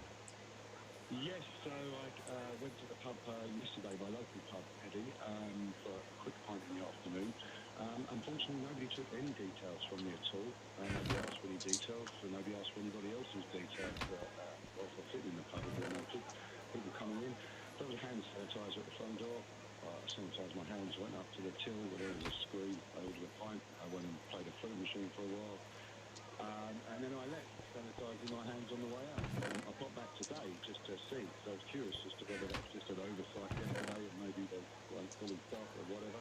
And again, I just went straight to the pub, straight up to the bar, ordered a pint, sat at a table and left. And then no any time at all while I was there did I see anybody taking anybody's details. So from that point, I think track and trace is dead in the water, unfortunately. Did you ask them? Did you ask them? I didn't make a point of asking because there were only a couple of staff there. It seemed quite busy. There were a few people in the pub, 30 or 40 people. There was a queuing system at the bar, everybody was standing apart, and there were screens everywhere between tables, and hand wash was available, hand sanitizer, should I say, was available everywhere. So I felt it was safe. But if there were to be an outbreak there, and the 30 or 40 people in the pub weren't tracked and traceable, obviously that multiplies. And then you've got a problem again, haven't you? So, exactly, and as we disappointed. Yeah, and as we heard from Sean a little earlier, this is only guidance. The idea that you do have to be asked for your details it's not the law. It's guidance. Let's hear from Sam there, who works at the Lighthouse Kitchen and Cafe in Burnham-on-Sea. Sam, how are you? Welcome to the programme. I'm good, thank you. How are you? I'm good. I guess you've had a particularly busy day, probably answering questions from people like me. Before we get to that, tell me about the carvery. In happy times, when it's not COVID, what goes on there? What's it like? It's always pretty busy, to be fair. It's locals pub. Don't get too many outsiders, but as of in the summer, as we are opposite a holiday park, we get a lot of tourists coming in. But it's just generally quite a chilled out place. And you've got food, obviously, with the carvery. What sort of stuff do you serve? It's just your standard carvery, really. Anything you could think of on a roast dinner. And what's life been like during lockdown? How long were you shut down for? Around 3 months. And what did you do during that time?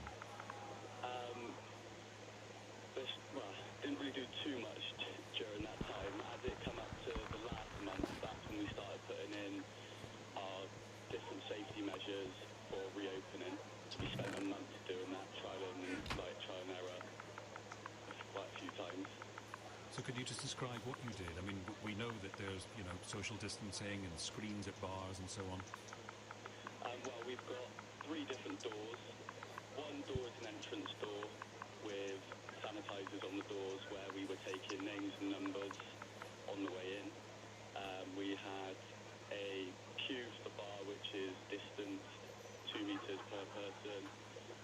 There's a flow system that goes all the way straight through, and there's one door that is only for exit, and then the door on the side that we've got is only for toilet queue only, so it keeps everybody away from each other. And obviously we've had to take out quite a lot of our seating to make that social distance as well. So you obviously worked very hard to make this work, and you did take everyone's details. What was it like? Was it Saturday you opened again? Yeah, we opened on Saturday. What was that like, welcoming people in the door again? Yeah, it was nice, because we're a locals pub, we're all quite friendly with each other. It's just nice to see everyone again. And when did you first realise there was a problem? On the Sunday, we had a message from a local person who had told us that he had since been tested positive for coronavirus. What did you do then? Well, the first thing we done was shut the pub, then started to go through our list of around 100 plus people, so that took us all day. Then when all the staff went in for their tests, for their COVID tests, and we got those back at 8 this morning, which are all negative.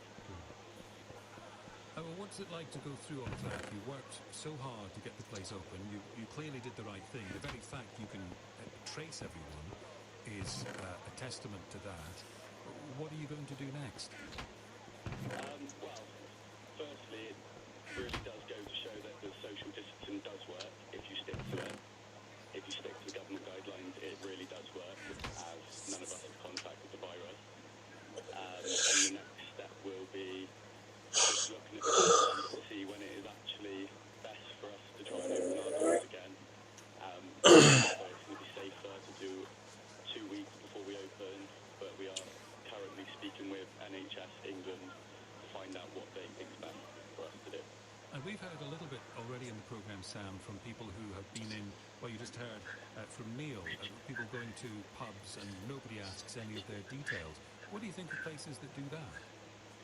Well, it's not a legal requirement, but I still think you probably should ask, because with us, it meant that as soon as we knew somebody had tested positive, we could straight away, we had everyone's details, we got hold of everybody within that day, which made everybody aware. Everyone was really happy with us for that, and they took it really well, and it obviously worked.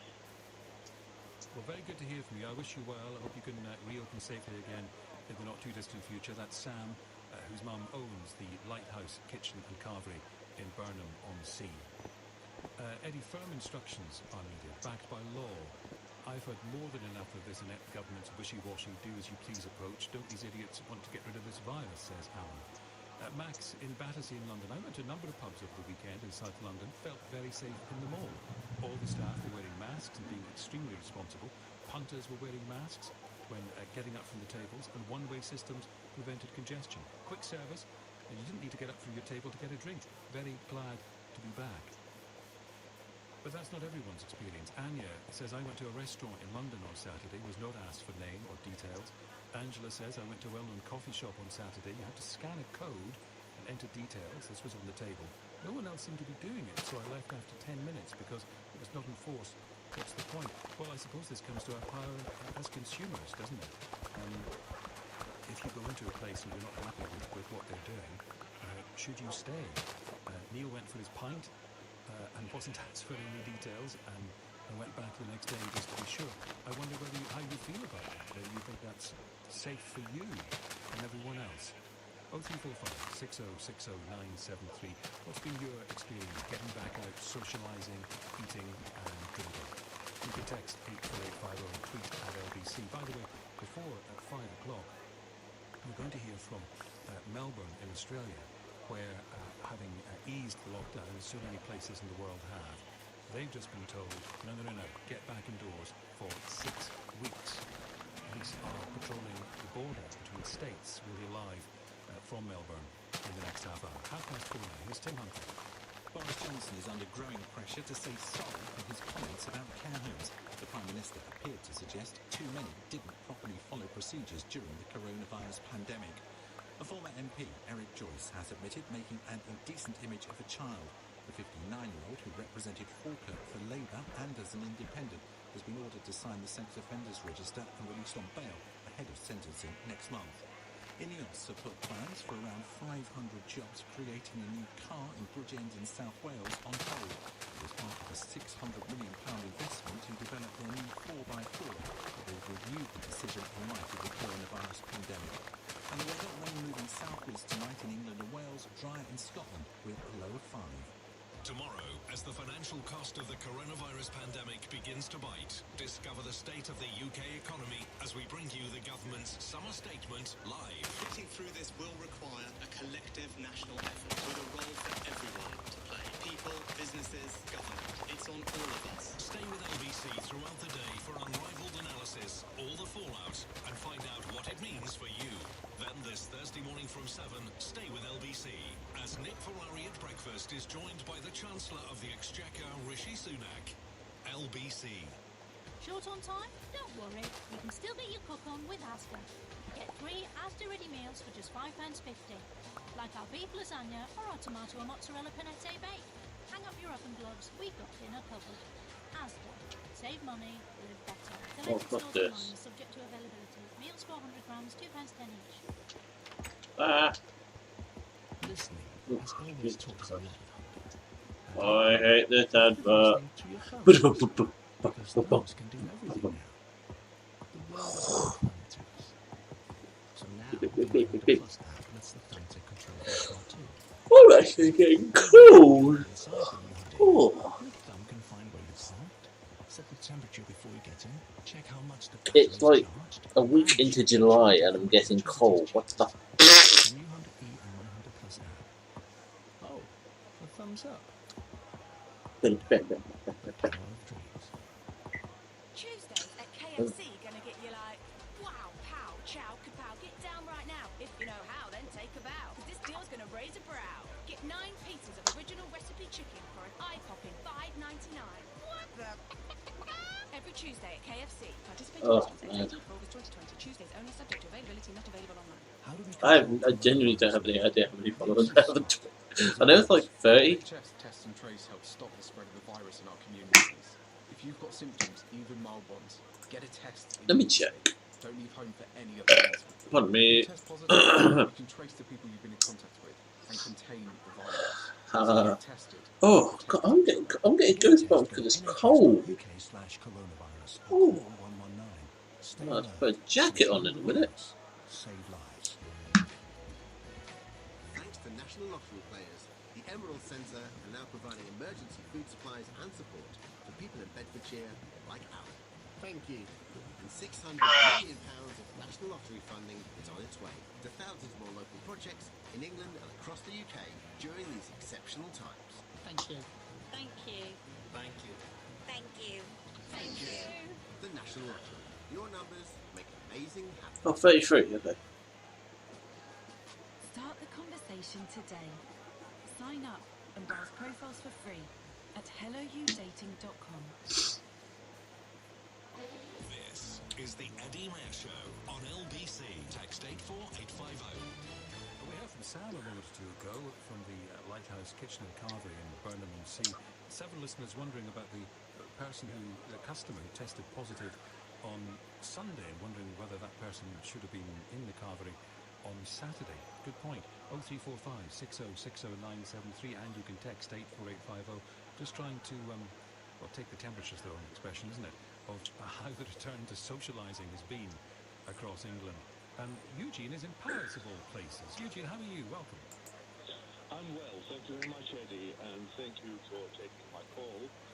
I have to say, well, I'm in friendly France. I have to say that the mind is really like boggling currently listening to your program. I do that every day. And regarding this opening of pubs, knowing the pub culture in London and in England and across the UK, that free pub culture, which is like hundreds of years old. Oh, it's the Amazon Prime stuff. Yeah. Well, the leadership, to me, Johnson is like, satirical schoolmaster, headmaster, dishing orders and then leaving everyone at the cold swimming, sink or swim. And comparing it to Paris, I listened to the radio and some callers call and say, oh, I went to pub, no one asked for my details, I ordered a pint, and no one asked for my details and so on. Well, I think the whole idea of actually asking people to leave their details was crazy from the very beginning, which was a sort of firefighting exercise to try to cover up the lost price in the past. Well, is it not to try and prevent further infection in future? Yes. Oh, that's it. If there would have been some measures in place beforehand, there would be no need for that. I mean, I can't see the point. If someone brings to the pub his guests, who probably are foreigners, who are not... Oh, God, I'm going to have to tweet at him. Details. It's quite a personal thing when you go to a pub for a pint. What happens in Paris, Eugene, when people go out in Paris? What are the rules? No. It's absolutely, it's like heaven compared to what I hear in London. No one asks for your, details or anything. First of all, the drinking rules in Paris are different, maybe. So the bars and pubs, because their pub culture is increasing, so developing, they've got outside seating, so you don't have to go inside to order your drink. The bar staff come and ask you what you want, and in fact, you don't pay until you finish drinking. So it's absolutely different, completely different to London. And in London, trying to organize people going to drink in the pub, I think it's a crazy crazy thought in the first place. Eugene, good to hear from you. Thank you for listening to us from beautiful Paris. In beautiful Kingston, it's Mike. Mike, hello, how are you? I'm not too bad, how are you? Very well. Have you been out? I have. I've been out and about. I've celebrated the opening of the pubs, and I've been hearing these negative reports, but I just have to say I had a really positive experience in my local pub. What happened? Well, you have to book a table online, and you can book I booked mine outside, but I haven't. But you can book one inside, and you can't buy drinks at the bar. So you turn up, and they show you a table, and then you, as I said, I hope there's a QR code on the table. So you scan the QR code, gives you a list of drinks, you choose a drink, and you can pay for them with a credit card or one of the mobile app payments scheme, whatever that one might be, and they bring you your drinks. And that was it. It was perfect. There's no interaction with anybody else. I thought it was pretty good. And you felt comfortable, obviously. Do you feel like it's a future you could live with for a while? Absolutely. It was perfect. It just so you don't have to Oh, go no. to the bar. Just scan this code with the QR code. I love that one. Shine. Right, hold on. Oh, okay. Just hit F2 for a minute. Glad to report it, Mike. Thank you. Oh. Experience if you've been out in England at the pub or in a restaurant in the past few days. 0345 6060 973. Yeah, I play the farm accounts exactly the same as I play my main. But research, everything else, not building the upgrade, they're focused with they're more geared towards like resource production. Ask for their name and contact number to ensure they can be contactable if we had a case of COVID confirmed. 99% of customers comply, but there have been a few that withhold their details. Our response is no contact details, no service. Being a responsible business, we can't risk the safety of the team or other customers. These customers are usually elderly, so understandable they're scared about giving out the information. Adam is in Devizes. Hi, Adam. Have you been out? I did go out very briefly, and I completely get the measures that pubs are putting in. My fiance is quite vulnerable health-wise, so I didn't stay long. I was going to have a pint, but there was a few too many people in there for my liking. So I made the decision to walk away. But No, 2.5. 27, 8, 508, 708. So troop train is now 708 PM. And that is gonna be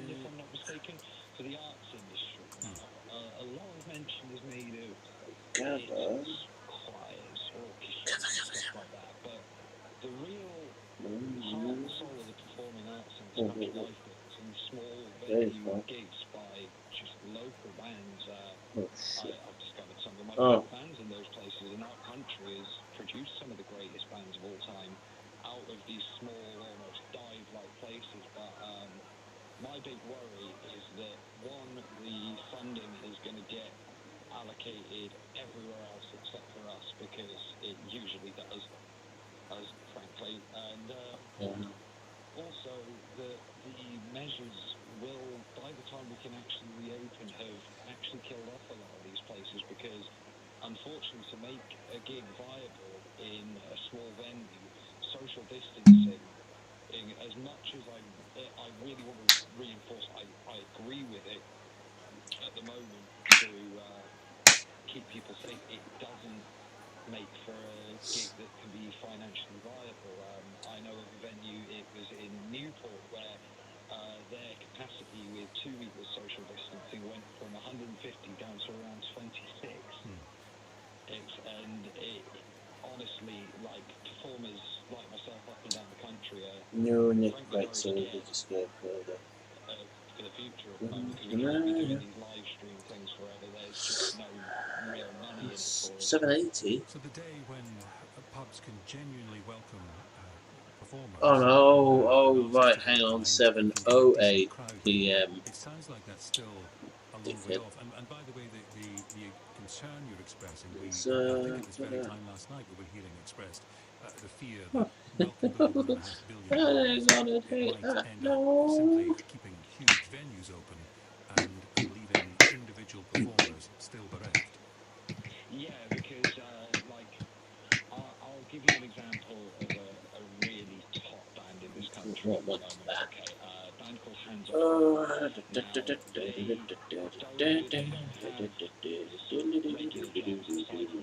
What am I doing? Okay, that makes more sense now. Sugar King. They look purple from here. That'd be cool. Went to purple sheep.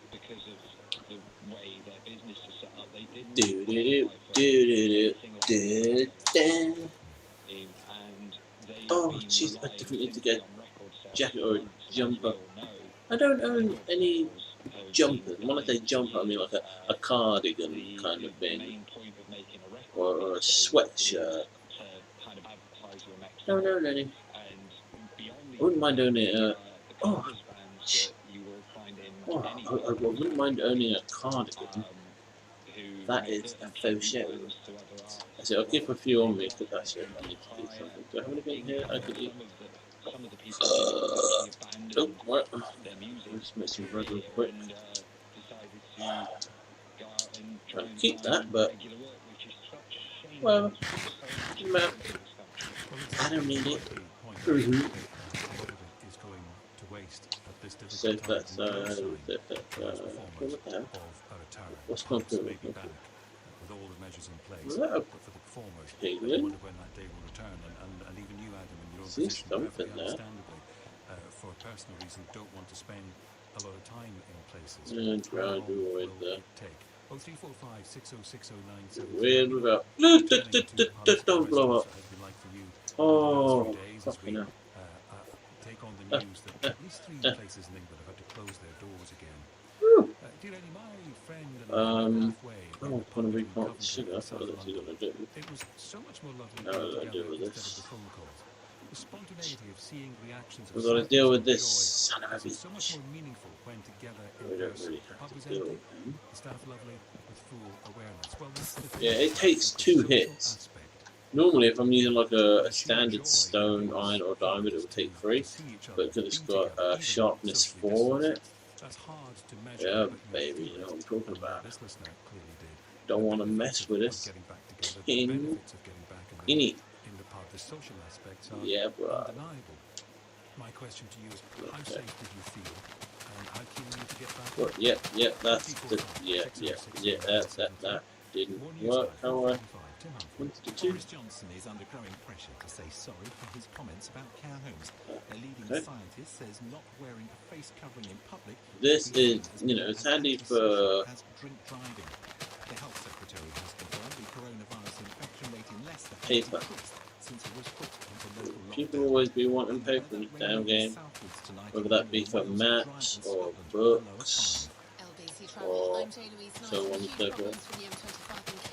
So on and so forth, you know what I mean? Yeah. There's a gap there. Clockwise, it's still heavy between the M11 at 27 and Oh, the A12 at okay. 28 after another accident which was quickly cleared. Plenty of But also paper, plenty of sugar here. Henry's Corner to Brent Cross flyover. It's What? after a large burst of water No. yesterday. They're accused all the way back through Hendon, Golders Green and Cricklewood. Another burst water main, this one in Bayswater, has shut Pembridge Villas, and there are delays on all approaches to the Hammersmith Gyratory because of roadworks closing While I'm Hammersmith here. Road. So I wanted to replant it so that all of those slots were full. Otherwise it just looks silly. 2 years warranty, 2 years MOT covered, 2 years roadside assistance, and 2 services all included at 8.9% APR representative. To only take The big Volkswagen event with every type of car on offer. You may have trouble choosing. Solutions personal contract plan until 12th of July. Participating retailers on used Volkswagen Zeds between 90 days and 60 months only. Indemnities may be required. Warranty valid for vehicles up to 100. Laying it out this way is better. There's no point. I've seen people do like road water and that, and then straight away water. No, do a gap of two. Get more in. Because look, in this space, because if you do it in the way where you have one row of sugar canes, row of water, then one row, then a row of water there, in the space of 4 rows, you've only got 2 rows of sugar cane. Whereas if you do it like this, in one section of 4 you've got 3. Admittedly, in the other section you've got 2, but going back to this section you've got 3. So for every, 2, like, you get an extra row in, basically. And now our ears have brought our attention to where people feel most comfortable. The lounge. Right, so that actually all done quite nicely. I'm going to keep that bread on me. Actually, I'm just going to put it in here, and everything else can go away. Sugar and whips. I mean canes, duh. I mean cane. Yeah. Cane. Yeah. Small electric city car. No. That looked like fucking TNT to you, dickhead. No, it looks like a fucking torch. At school, once when we had a maths test, I looked around the room and everyone was just doing it, and I didn't. It's only me. But my teacher came over and said it might look like one big problem, but it's just a handful of small ones, and you can deal with them. I hear her voice in my head for every problem I face to this day. Teaching. Every lesson shapes a life. You could get £26,000 tax-free to train as a teacher, subject to eligibility, selected subjects only. Search Get Into Teaching. Short on time? Don't worry, you can still get your cook on with Asda. Get 3 Asda ready meals for just £5.50, like our beef lasagna or our tomato or mozzarella panette bake. Hang up your oven gloves, we've got dinner covered. Asda. Save money, live better. Selected stores and lines, schedule availability. Meals 400 grams, £2.10 each. Tuesdays at KFC gonna get you like, wow, pow, chow, kapow, get down right now. English. You know how, then take a The. bow, 'cause this deal's gonna raise a brow. Get 9 pieces of original recipe chicken from eye-popping $5.99. It's wrong. I know it ain't just strange sorted. What's the medium playing blue stacks? Dear. 21 would be 12 plus 5, 12 plus 5, 12 plus 5, 7. Oh god. So we'll say 7:15 PM on account of travelling time. So that would go Entertainment there. experience has been like in England these last few days, pubs and restaurants. Although Dan in Leeds reminds me about hairdressers. They have to be taking details, but they've no hope. Tracy, the lighthouse sounded very responsible. Dan says, I've just got a haircut in Leeds. They had a notebook Got ya? sanitizer. I got you! Silly dolly. If you like. Got ya? It's okay. We can hold hands. 973. 5 million people in Melbourne, Australia, have been told to stay at home. Oh, why don't I keep getting notifications on freaking Discord? Look, there's nothing there. Notification thingy, go away. Ugh, stupid. Something. Things that we have had to endure, Oh and the parents and the children, and to have to go back to that is just oh my ball. Yeah, it's a bit crazy, but it is what it is. Well, I'm not happy about it. Not having family gatherings, but I understand I'll get the so. necessity, and I think that everything is I'll get so. obviously it's a lot of stress on the parents. Bum, bum, bum, bum, bum. I mean, you can see what's going on, and it gets scarier and scarier every day. 1 week of being open to the public was the equivalent to 4 weeks of takeaway. It's been amazing how much it's hurt us, I suppose, that we're looking at being down around about sort of over 85-90%. I really want to put school back because I want to be with my friends, my teacher, and everyone else. I just want to look at this one above real quick. I bet it looks super nice. advice for everybody in our industry because it's been a rough ride and it is. Oh, that's okay. What's not satisfying? I can see it. Okay, what? Okay, we've got an empty spot there. Empty spot. What? Oh man, how have I got empty spots already? Simon, first of all, I can't imagine what time of the night it is. Right, Thank you very much a user. What is the extent of new And infections in your world? a user. Can this get smashed by jumping on? No. Answer that question. Alright, there's one other place in this godforsaken world that I have a bot full of random stuff at. That's where the librarian is, so that's what I'm gonna sort out now. Yeah, I've got a box of my own stuff. And then there's all the stuff I've got in the queue. Hey, hey, what's the matter with potato, tomato? Oh, masturbato. Potato, masturbato. Don't master potato. Masturbato. Masturbato. Why has this happened? What's going wrong? Proper window. I will end up breaking something soon. Oh,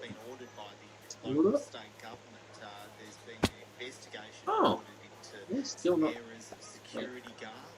That's one I was lost here. Jesus Christ, okay. Return travellers from different countries have been coming back into the country, and there's been government-funded taxpayer. Oh yeah.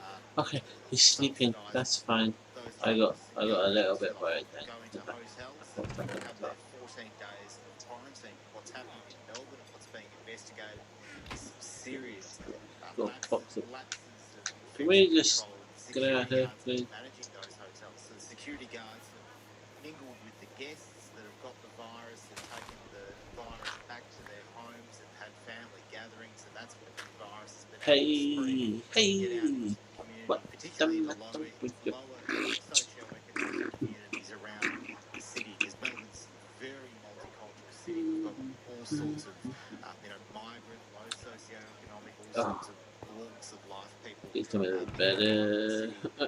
We find ourselves with the virus. The past 2 weeks. Oh, this is where I put all the glass. That's what.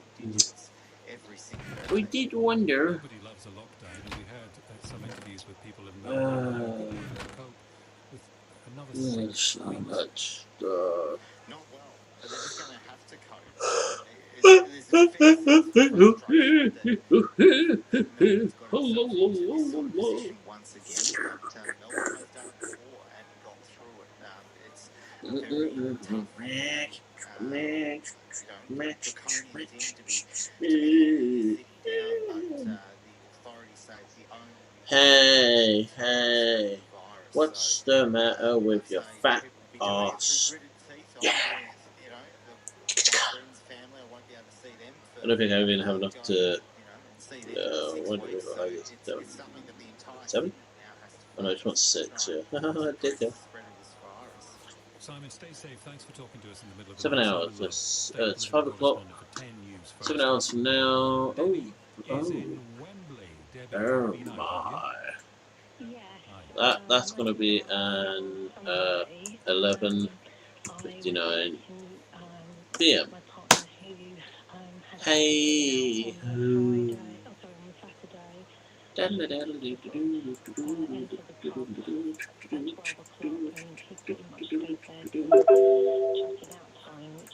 What? Shut up. Delete. Delete. Delete. Delete.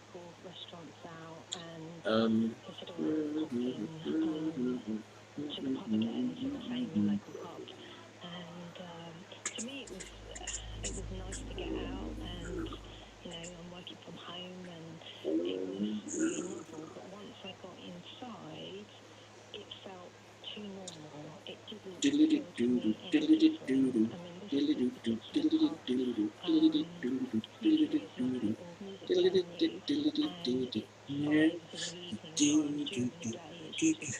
I really should have brought my damn clock with me.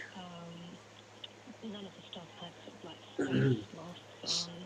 There was a table where you could leave your I can't remember what I'm meant to be doing. Doesn't matter about crystal gathering. That is fun one. But we're on main account. Oh, I did drink all of that. Okay.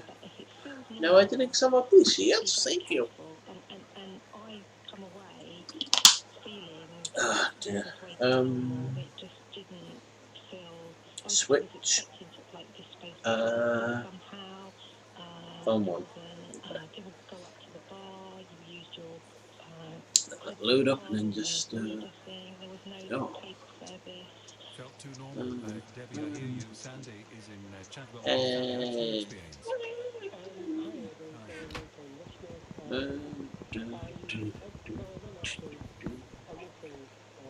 Make myself like a basic. Oh, I can't. Right. Axe, pickaxe. Why? This is why, bitch. There we go. Ugh.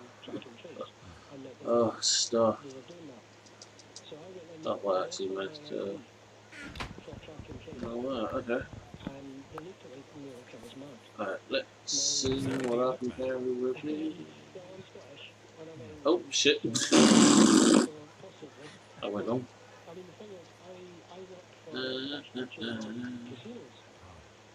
Oh, it's just. Oh my god, there is so much stuff. I only have had this a couple more times.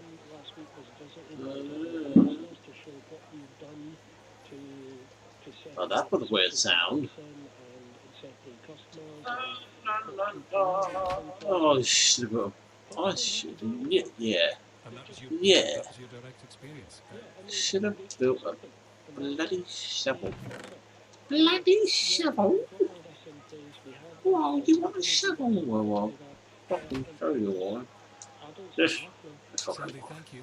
We want Nick a fucking shovel. says Eddie, they're taking contact details for pubs and restaurants. Right, so I can take one of the thing.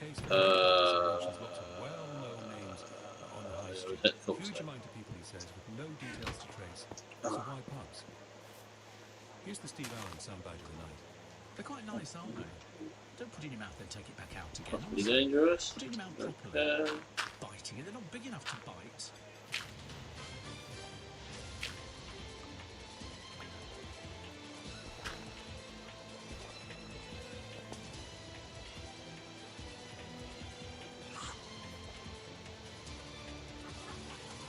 Yeah, I'm not just heading out there at this time of day, just willy-nilly.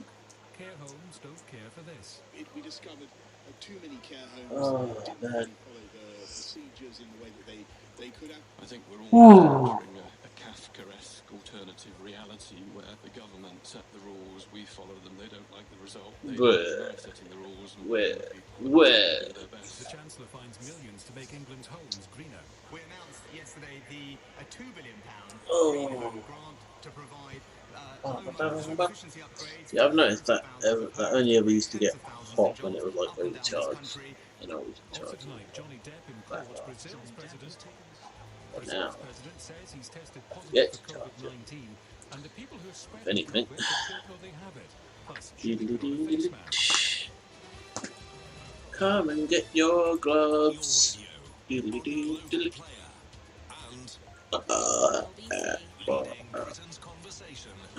Shine.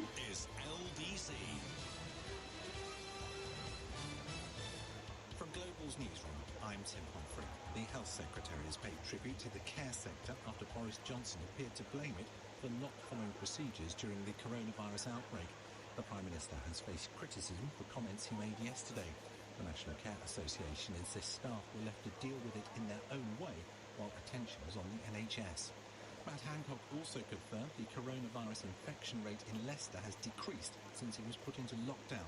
He told the Commons the government has been working with local authorities since the measures were reimposed last week. I'm pleased to say that together we have brought down the 7-day infection rate from 135 to 117 cases per 100,000 people. Any changes to the situation will be announced on the 18th of July after 2 weeks of data has been reviewed. Ministers say they're grateful to the managers of 3 pubs in England which have closed after customers tested positive for COVID-19.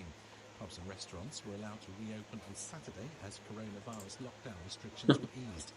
The Fox and Hounds in Batley in West Yorkshire is one of those to close. Georgia Gosling was there at the weekend, and she says the owners took all the right precautions. Shine. And they did table service and everything. So it took everything how we should have done. Like when you get your drinks ordered, they came over and you have to give them your name and your address and everything. And so just contacted us like, you know, day after. One of the UK's leading scientists says not wearing a mask in public should be as socially unacceptable as drink driving or not wearing a seatbelt. Venki Ramakrishnan, who's the president of the Royal Society, has urged everyone to cover their face when they leave home. In the last hour, Nearly there. Brazil's president, Jair Bolsonaro, No, has I have a tested double chance positive at that. for COVID-19. One of 3 people accused of killing a police This officer is the first thing I do is we run out. disgraceful about what happened. 19-year-old Henry Long has pleaded guilty Is to the that manslaughter of police free? and Oh no, this is the but denies murder. The officer was responding to reports of a burglary near Reading last August. Right. Plans for a new Hollywood film What? studios in East London have been given the go-ahead. Okay, buddy. This is not how it works. Will be built on the site of a former pharmaceutical factory. Jesus Christ, what the hell are you rocking? Thousands of jobs for people Let's have a in look. the area. In a city a short time ago, the FTSE 100 was down 19. Okay, I didn't get your boots though. Damn. The pound buys $1.25 and €1.10. And the weather Any of that even south charted? tonight No. in Scotland with a low of 5. What's that? Mostly Probable cloudy waste with of rain time. across the southern Yeah. UK tomorrow, dry and brighter further north and in Northern Ireland, and a high of 18. From Global's newsroom, you're up to date. This is LBC from Global, leading Britain's conversation with. Pardon me. Still ahead in this hour, we'll look much more closely at what's happened to Brazil's president. We'll talk about Rishi Sunak's plans to make England's homes more green. Stamp duty, what's happening in Leicester. We'll look at Saudi Arabia, Johnny Depp, and after 6, face masks. Are we getting it right?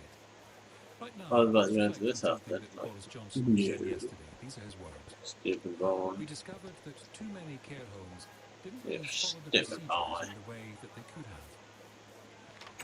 A lot of people, not least in the care home sector, took that to mean Oh, Boris Johnson was blaming. I was trying to eat the dirt. Boris Johnson's ministers and his official spokesman have been trying to explain.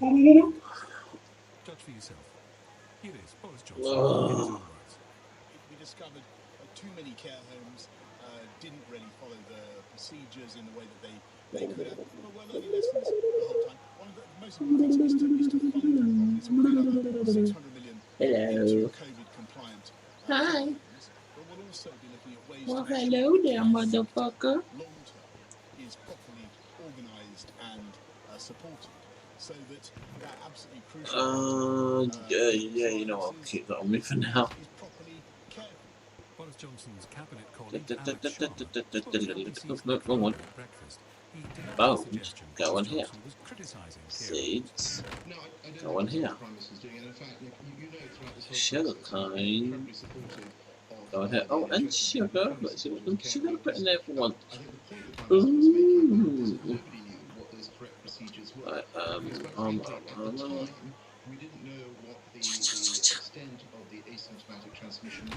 Right, grass.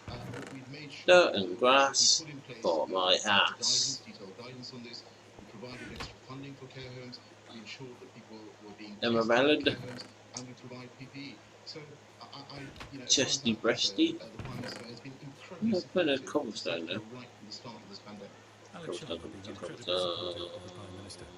England's health secretary. Oh, first bit of diarrhea into the system. The Prime Minister was explaining Run that it, because run it. asymptomatic transmission was Wabble. not known about, the I don't know why, but when I say gravel, I just like saying it. Wabble. The shadow social No wood flakes here. spoke to LBC's Oddly enough. Sheila Fogarty. Woolwood? have gone above and beyond Sapling. their duty, and many of them in care homes have Sticks. seen really traumatic things. They have given their all to try and protect Stairs. elderly people, and I think Shit. many of them will just Oh, be Jesus.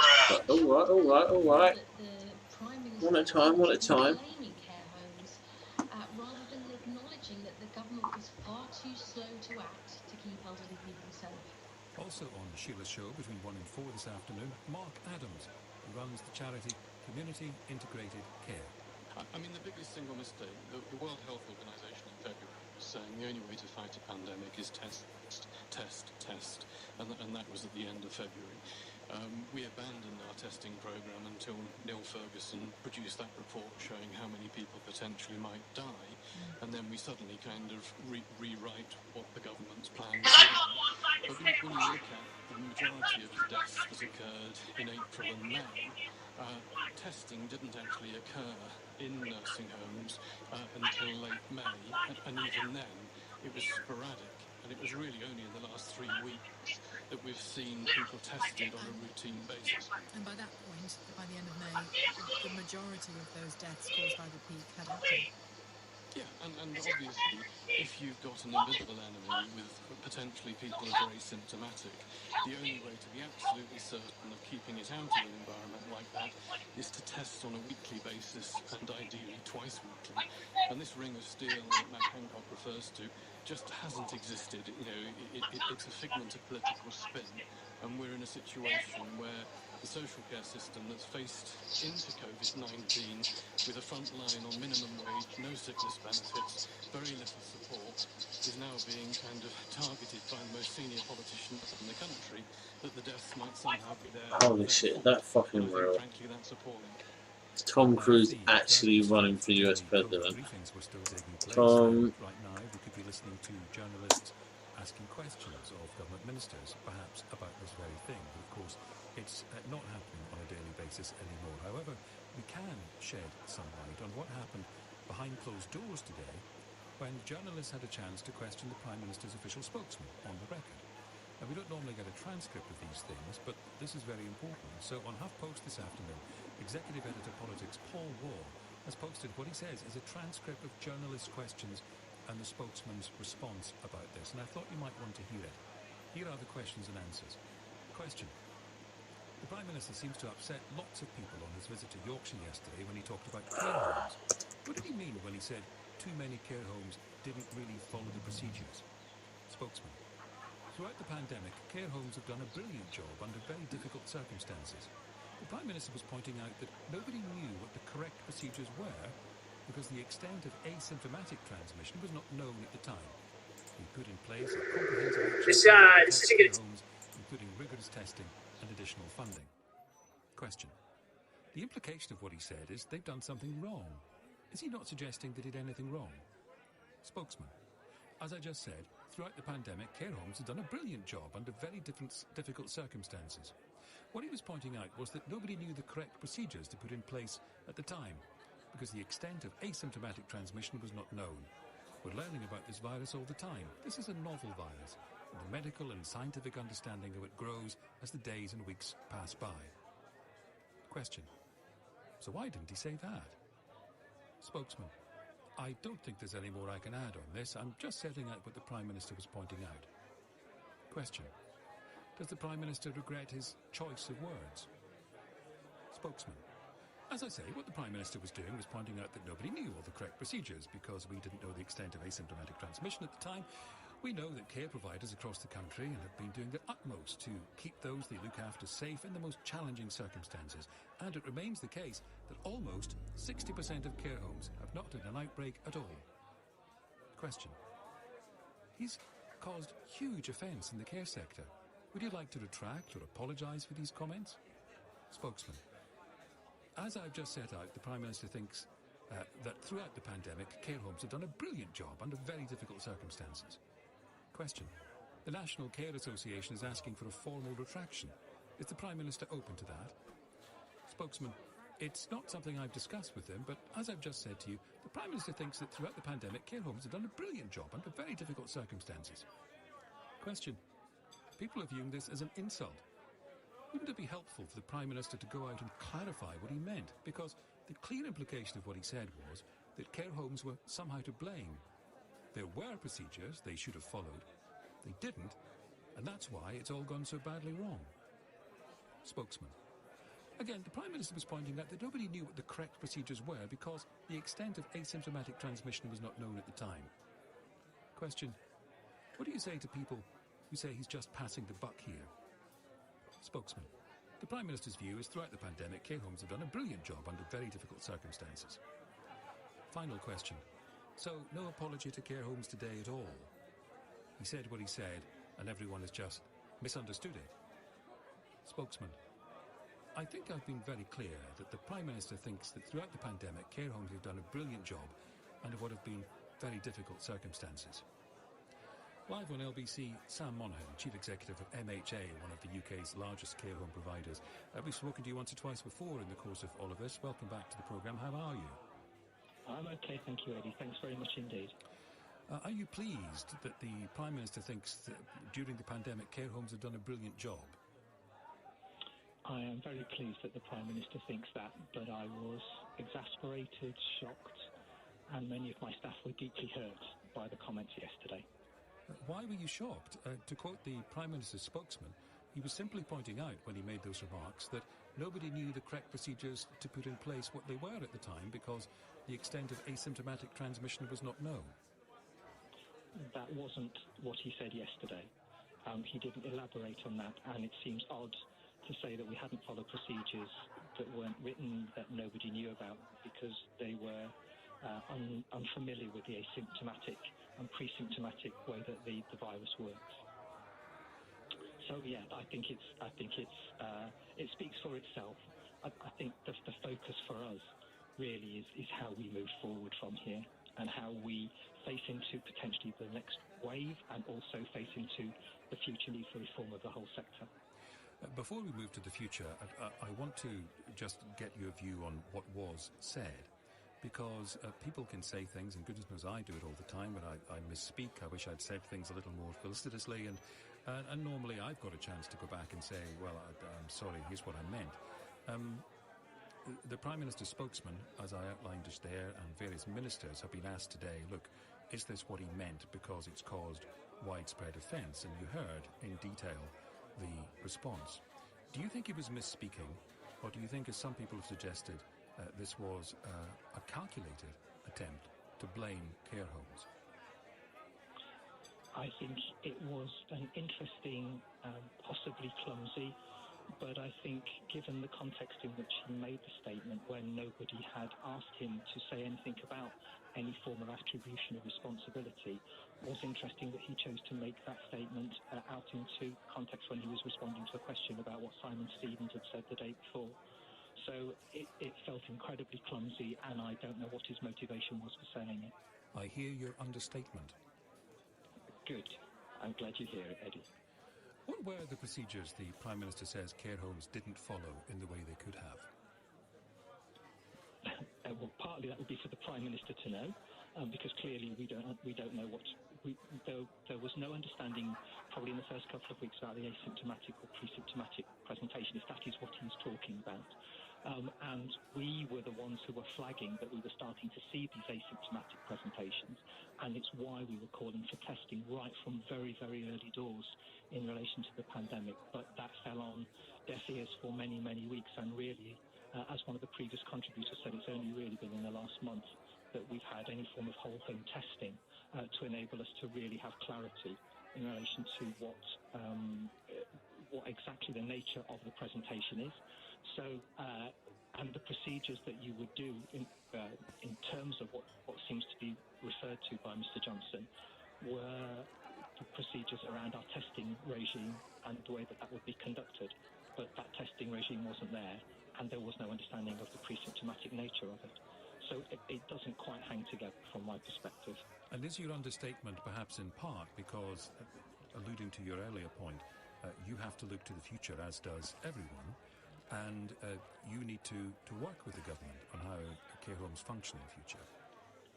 Yeah, I mean, we are really keen to work with the government and the department to make sure that we are able to take care of our residents as best as we possibly can, and particularly in the context of the pandemic. And we are mindful that there are some really big fish to fry here in terms of the future safety of our residents if there's a second wave. But almost bigger than that is the whole issue of the future of the long-term settlement that's needed in adult social care. And I suppose it worries me that we can get lost in a blame culture or a blame cycle when actually what we need to be doing is putting our best foot forward in terms of how we move the situation on and how we try and make sure that we don't end up like we did in mid-April with just a huge spike of people who were dying.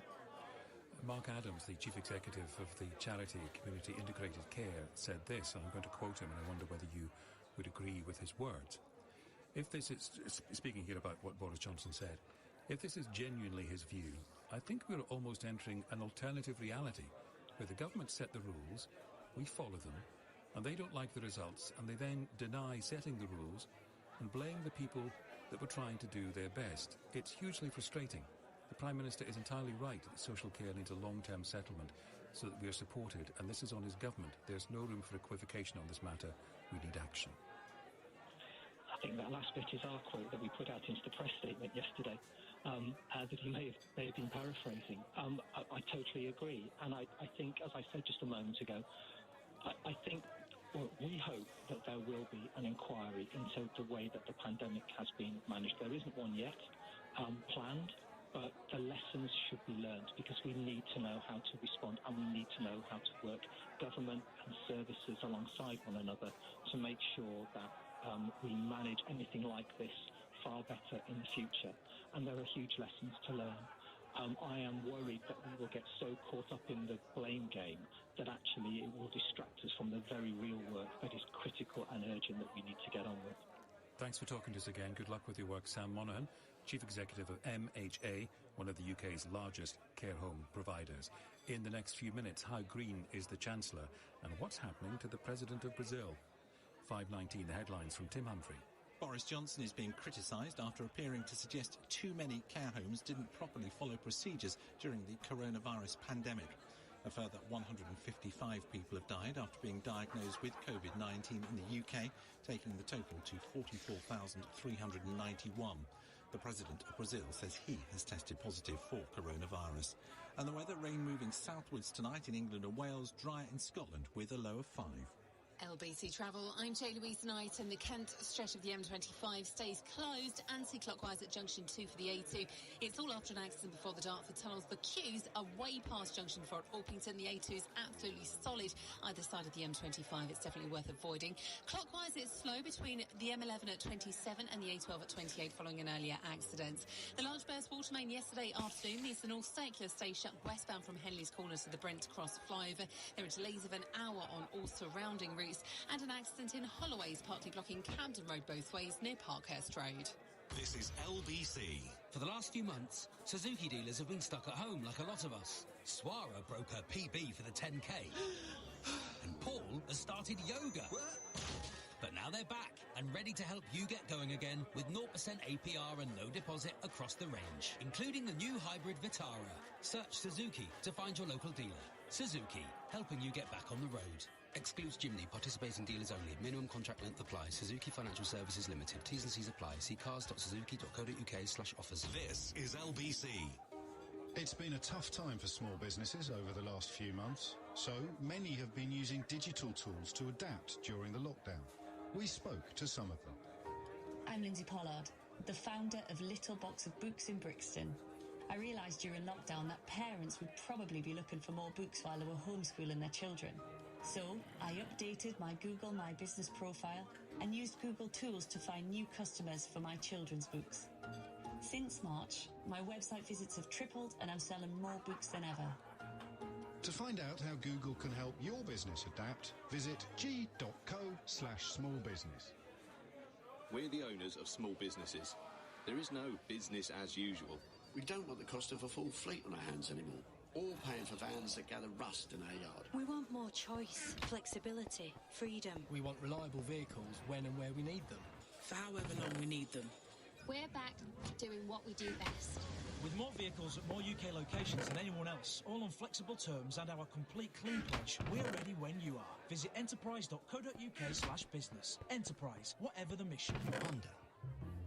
We're not a car company. We're more of a listening company. And now our ears have brought our attention to where people feel most comfortable. The lounge. So we asked ourselves, what could Honda do to innovate in this space? Well, how about more space? Calm and uncluttered, with modern yet retro styling, and built-in screens compatible with your games console. It's the most comfortable lounge you've ever driven. Introducing the new Honda E, our small electric city car. Honda. The power of dreams. Should your kids go back to school? Ask Andrea. She's a teacher. We're doing everything we can to keep the children safe and happy at school, which is why it's great that more of those who can are coming back, not only for their education, but for their overall well-being too. It gives them a routine, helps develop their social skills, and they get to see their friends too. If your child is eligible, they should return to school. The government is working towards getting all pupils back in September. Stay alert, control the virus, save lives. Leading Britain's conversation. This is LBC with Eddie Mair. Tomorrow, the Chancellor, Rishi Sunak, will get to his feet in the Commons and tell us what he plans to do next with our COVID economy. You'll hear it live in James O'Brien's programme around 12:30, and reaction, of course, with Sheila from 1 and on this programme from 4. But there's already an announcement we can talk about. The Green Homes Grant for England's homeowners. Vouchers up to £5,000 for home improvements that save energy. Ben Kentish is our Westminster correspondent. Tell us more about how it works, Ben. Well, Eddie, it's a £3 billion package that is going to be unveiled by Rishi Sunak tomorrow. £1 billion of that money is going to be spent on making public buildings, that's schools, hospitals, etc., greener. That's partly to help the UK, of course, meet that net zero carbon target that the government set by 2050.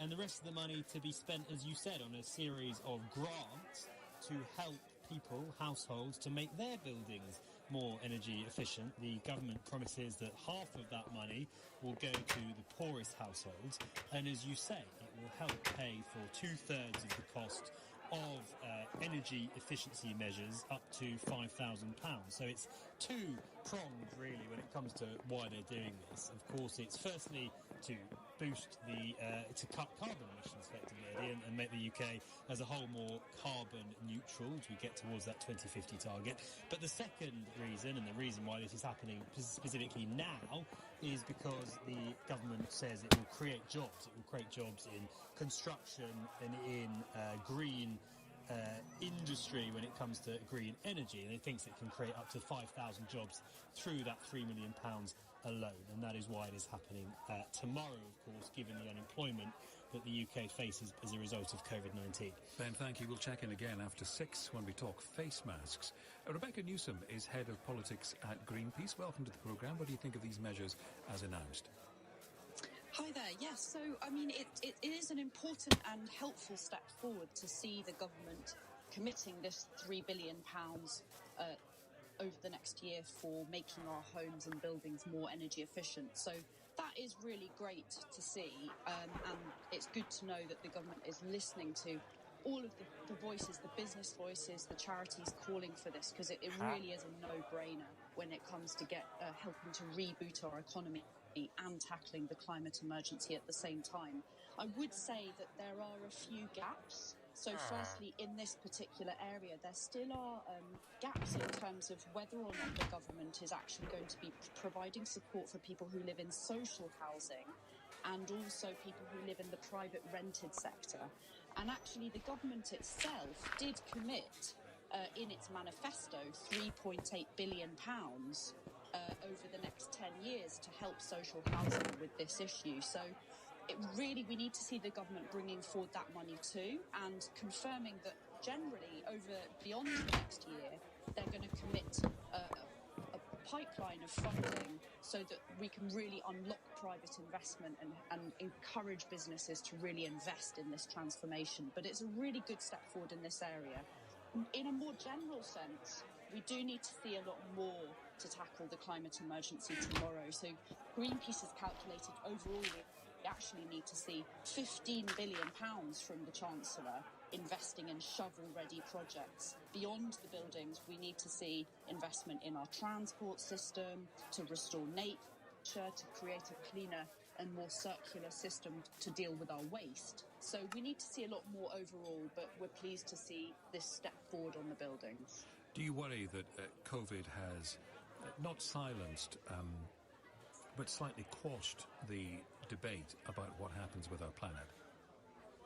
I think, I think it's very understandable that for the last few months, people have been so concerned about this really challenging health pandemic, and that rightly has been the top priority and focus for households and the government across the UK. But I think the most important thing to recognise now is... And my microphone was off. Sorry. Thank you for the sparks. Jesus Christ. I don't know when you started sending them, but I just started seeing the alerts for them. So, thank you. That'll go on for some time now. So, yeah. But thank you. Just literally taking a momentary break.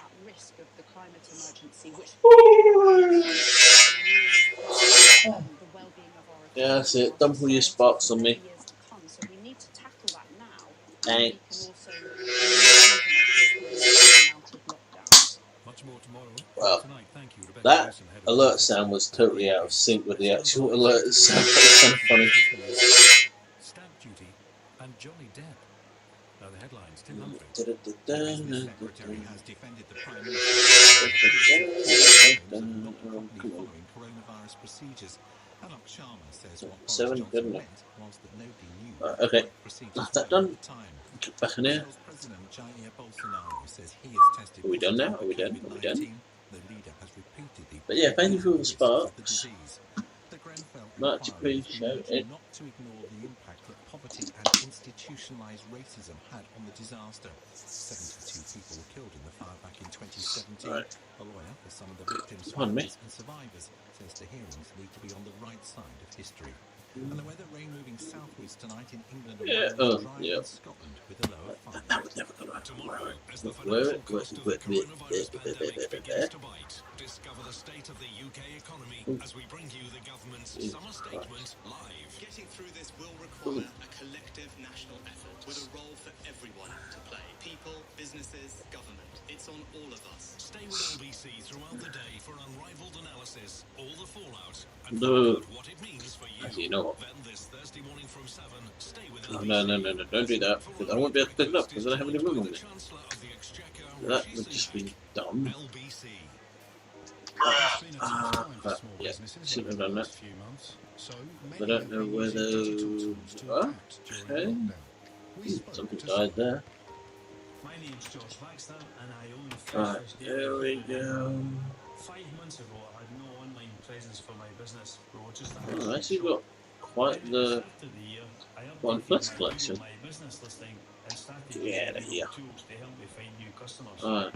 Despite Cobstone, I've seen a huge spike in sales. To find out how Google can help your business adapt, visit g.co/smallbusiness. Need more sunshine? Vitabiotics Ultra Vitamin D helps you maintain normal immune function. And the UK Department of Health recommends everyone considers a vitamin D supplement. So try one tiny Ultra Vitamin D tablet a day from Vitabiotics, the UK's #1 vitamin company. From Boots, pharmacies and vitabiotics.com. The Toyota Hilux Invincible with a heavy-duty solid steel side guard for just £199 a month. plus deposit and an Invincible 0% APR representative. Search Hilux Invincible. Everything's invincible. Available under personal contract purchase over 42 months when financed through Toyota. I don't know whether I feel like I have a headache or whether I'm just still tired. £57 required. £12,775 optional I was up pretty early this morning, so maybe this is like the equivalent of when I would have got tired anyway. Oh god. Then he was offered a free pension review from what he thought was a reputable firm. Oh wait. And his lifetime savings was stolen. Deedly-doo. Don't let a Still got, I'm pretty certain I've still got stuff left there as well. So I'm going to combine some of this stuff, so like that, just whatever. All these boots, oh man, I'd love to combine them to see how many like actual genuine good pairs we can make. That'd be cool. And nearly a good gold helmet, combine those two together in a grindstone, you're effectively doing the same thing an anvil would do, but without using the XP. It's brilliant.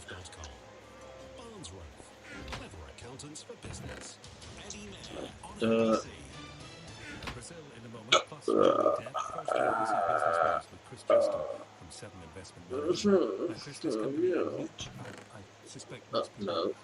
Oh, that is the glass folder. Right, okay. Folder? Chess. I thought that anyway. The Brazilian president has announced he's tested positive for coronavirus. Sam Cavi's a journalist based in Sao Paulo. Sam, thanks very much for joining us. How are you? Pleasure, Eddie. Yeah, very good. No, it's terrible news when anyone yeah, I can put that stuff away. diagnosed as having COVID-19. And what has Oh, cool, it all just neatly zips to me. of COVID all these Right. months? Well, look, Chess. Mr. Bolsonaro has sought to Where is downplay oh, the fine, there. coronavirus, essentially believing that it could Showing- bring down his government. First, he alleged that it was a conspiracy invented by the media. Then, secondly, he famously referred to it as a little flu. Then he went on to say it only affects old people and that kids should still go to school. Than that, and working no. people should still be able to go to work. Because Now, as the numbers of deaths and cases in Brazil, Brazil's now the second worst genuinely struggling to stay. in terms of deaths. 65,000 deaths here at least. Most That's new experts stuff, I that's speak to new. think that that's at Not least new, 50% not new. higher. Well, I really, But the thing is, now Mr. Bolsonaro has tested positive for the virus himself. You know, he's repeatedly met where's the with mushrooms and supporters, fungus? refused to wear a mask in public, physically Nope. shook hands, No, at gravel. rallies, etc., etc. Yeah. You know, in the interview he just gave to reporters just now, he was wearing the mask at first, and then he took it off halfway through the mask, through the interview, and just said, "Look at me, I'm fine, I'm healthy, I'm yeah, make a lot of decent bricks out of that. in many ways, the fact that he's come back positive with the virus could in many ways, in fact, enforce his own worldview that that it's just a little flu, etc.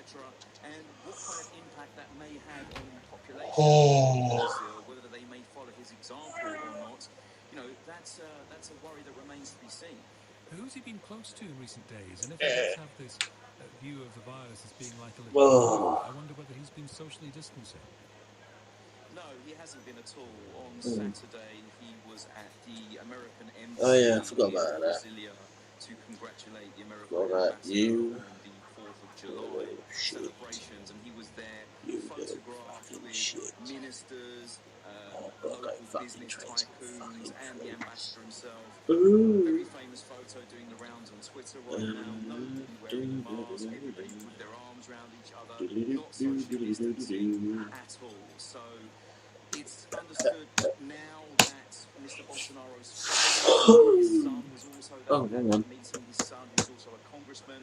So members of his family and everybody that was at that meeting, that includes the foreign minister and the American ambassador as well. Everybody is expected to get tested now to see if they also have become infected with the coronavirus. But like I say, I mean, this is a president who essentially for the last months has been like doing press ups in crowds outside of the presidential palace, riding horses through crowds, kissing babies, etc., etc. Trying to drum up support in the streets of his administration, which by all considerations is very chaotic, basically. I mean, it's quite amazing that the president hasn't come down or hasn't tested positive for coronavirus before. I mean, of course, he took 3 tests in the past, and there was a kind of judicial fight about whether those test results should be made public or not. They all came back negative. But like I say, given that his behaviour and his kind of ongoing refusal to wear masks and social distance, it's quite amazing in a way that he's managed to hold out against the virus this long. You mentioned the death toll. There are more than 1.5 million confirmed cases of COVID-19 in Brazil. He's a populist. He's been popular. How popular is he these days? Look, I mean, this is a really interesting factor. You pretty much really have seen Mr. Bolsonaro's support in, at least according to opinion polls, and it's sometimes difficult to measure these things, but pretty much you've seen his support. It has eroded slightly, but it's kind of always remained somewhere between like a third and a quarter, and that really hasn't changed very much Oh God. of the pandemic. Like, he's lost support amongst wealthier sections of the population since the beginning of the pandemic. Loud. Gained support. I was like, yeah, I ain't getting back to sleep this morning. So there's kind of been a bit of a dance going on here about who supports him and who doesn't. You know, whether that support lasts amongst poorer sections of the population, most of that was due, experts consider, to a kind of universal basic income package that was implemented during the beginning of the pandemic, so many people will be coming out of work, etc. Now that's going to end at some point, and it's expected to end like fairly sharpish. So whether that support continues amongst the poorer sections of the population, that's kind of expected to dwindle, and what really is expected to kill off his support really is the looming economic crisis, which is going to come and basically going to wreak havoc on the country's economy. Brazil's economy has been in a fairly stagnant state since coming out of the recession 3 years ago. You know, unemployment has remained very high the whole time. All of that is set to get worse now. It's very rare in Brazil, pretty much any country in the world, quite frankly, that a president or a leader survives a brutal economic crisis. He's not going to have anybody really to blame it on and to shift the blame. So, yeah, it's expected that his popularity is going to take a big hit in coming months once the recession, the looming economic crisis, which is just set to wreak havoc in Brazil and Latin America, starts to bite. But I'm the one who got the stuff in there. And I wanted to go. I was introducing Chris Justin from Seven Investment Management with the LBC Business News, and I don't know what happened, Chris. Did you just get bored? I don't know what I need, but I definitely need something to keep me up the arse.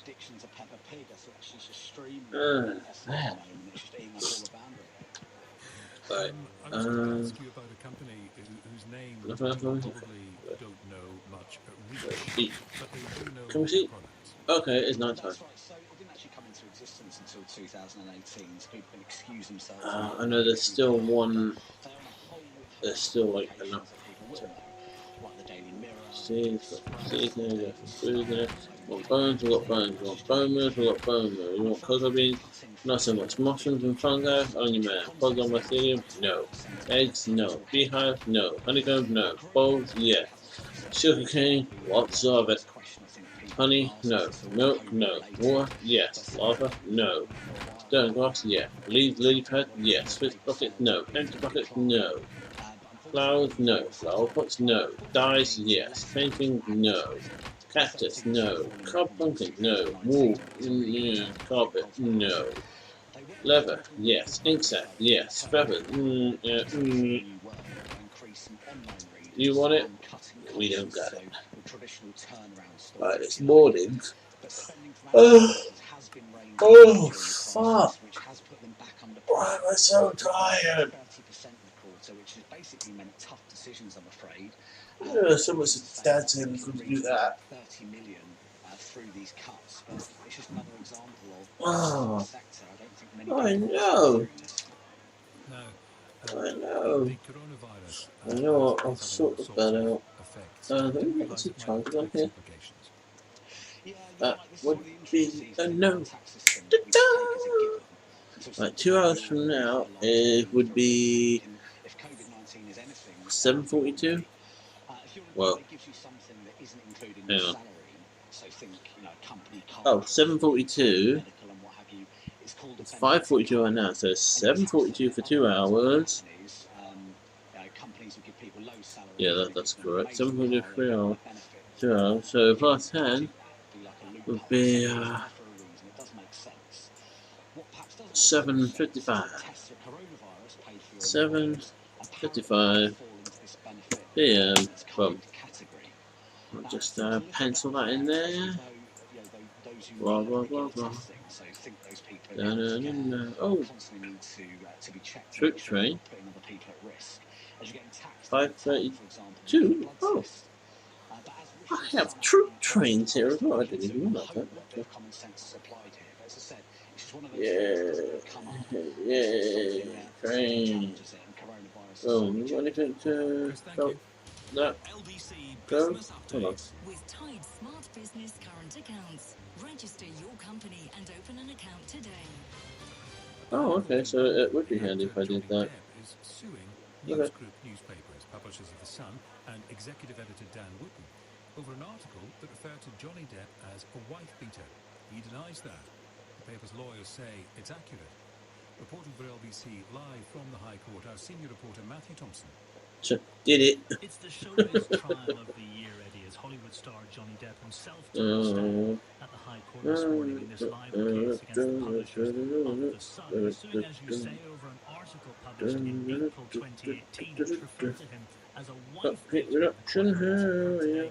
The allegations of violence made by his ex-wife Amber Heard were completely wrong. But the nature of libel trials, Eddie, they centre on a person's reputation, so their Nope, personal didn't behaviour want tends to to come do under that, some but whatever. intense scrutiny, which is It's what done makes now. this trial so potentially Yeah, explosive. trains like Depp two spent a true. large part of the Stop evening doing that. grilled by the Sun's lawyers But over you his need drug to stop, habits. sir. He admitted that he'd taken every drug known to man. He said he'd taken drugs with rock star Marilyn Manson and fellow I didn't Hollywood realise star that Paul was on the damn Bettany. page. He spoke about abuse 3 hour 14 from now for the troop train. helped him deal with his pain, and his ex-wife, the Hollywood Time star now. Amber Heard, isn't on the trial 5:44. herself, but the Sun's defense relies on several 3:14. allegations of violence by Depp between 2013 and 8:58 2016, PM. which he 8:58 PM. Boom. Penciled in, and you'll go around there, I'm guessing. after she'd done a poo Delete. in their marital bed. He said he found human So feces in his bed that's following that. her birthday party in That one. 2016, and that she told their estate manager that it was a harmless Okay, got nothing till 5:52. Okay, got 7 minutes. What's next though? Grey, that is main. Okay. So switch over to main for now. and violent behaviour. The actor, of course, denies that. And he was asked about a number of incidents in his past, including one that took place Don't in you London panting? in 1999 when he chased Well, off what were they going to get up photographers with a for? piece of Oh, wood yeah, I've got to and make screamed damn bed. obscenities at them, lawyers said. I Mr. want Depp to said do he should be anything. I protecting want his to carry on partner playing at the time, games. Vanessa Paradis. And there's more to hear from Depp's former I'd love to make a living out of doing this. But, you know, I'd have to have a following, and I don't have that right Depp was never violent to them. The trial will also hear from friends of Amber Heard who claim that they were Oh, present no. when Mr. Depp was abusive. So in all, it's expected to last about Oh, 3 my weeks. God. And if today was anything to go by, Eddie, it's set to make more than a few more headlines in that time. Matthew Thompson reporting. Here's Tim Humphrey. The president of Brazil has been diagnosed with COVID-19. Another 155 people have died after testing positive for coronavirus in the UK. That takes the total to Maybe I do myself enough money. 391. The Welsh government is looking at evidence of the effects I'll have of to eat something with it though. face masks in public Okay, compulsory. right, okay. And the weather rain moving Yeah, southwards tonight in England and Wales, dry in Scotland with a low of 5. LBC Travel, I'm Jay Louise tonight, and it's worth avoiding the Coke Stretch of the M25 at Shunt and Compromise from Junction 2 to the 80 to Dark Tunnels with an accident. There are huge delays across Rollins and A4, and there are delays of 45 minutes on the 80 either side of the M25. Likewise on the Essex Stretch of snow between the M11 and 27 and the A12 between Stoke and Oldham and Dartford. Now after a huge wave of rain yesterday afternoon, the cycle is still shut westbound from Hales Corner to the Brent Cross flyover. There are delays of an hour to the closure point. It's also very slow from Hendon, Golders Green and Cricklewood. An investigation has shut once with High Street westbound at Garrett's Lane. That's causing some delays. And Camden Road and Colwyn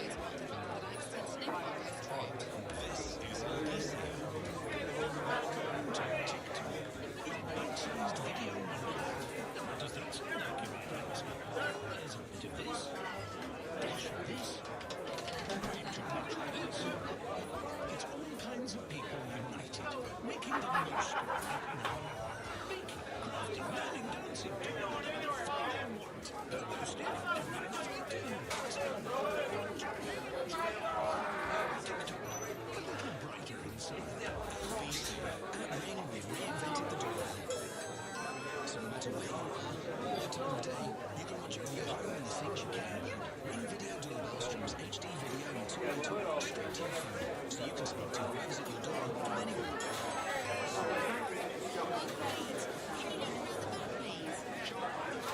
And it's so simple, you can install it yourself in minutes. See, hear and speak to whoever's at your door from wherever you are with Ring Video Doorbell. Thank you for the follow. Although I've literally just got up because I've got to sort my laundry out. Yeah, so I will be back in about 5-10 minutes. But thank you for the follow.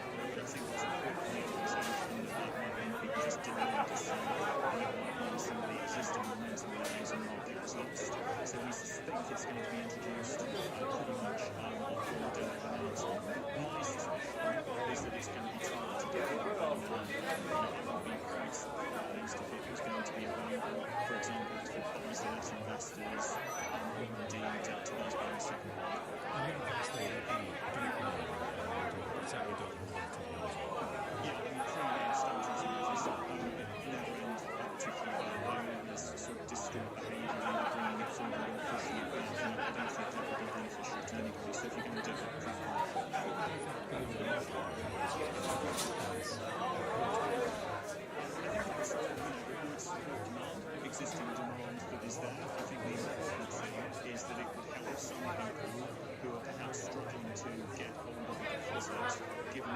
availability has become a bit weaker as a result of the economic uncertainty. So confidence to remain continuing to be a good thing. I think that supports activity levels.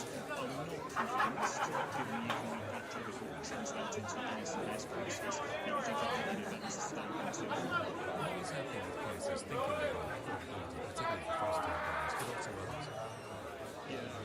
Generally, if you look at the facts nationwide, they're both suggesting that prices have fallen slightly, but not significantly. Nothing like, say, post-2007 or the 1990s. And I think that's a reflection of the fact that the market has been supported by those people with the financial security to move.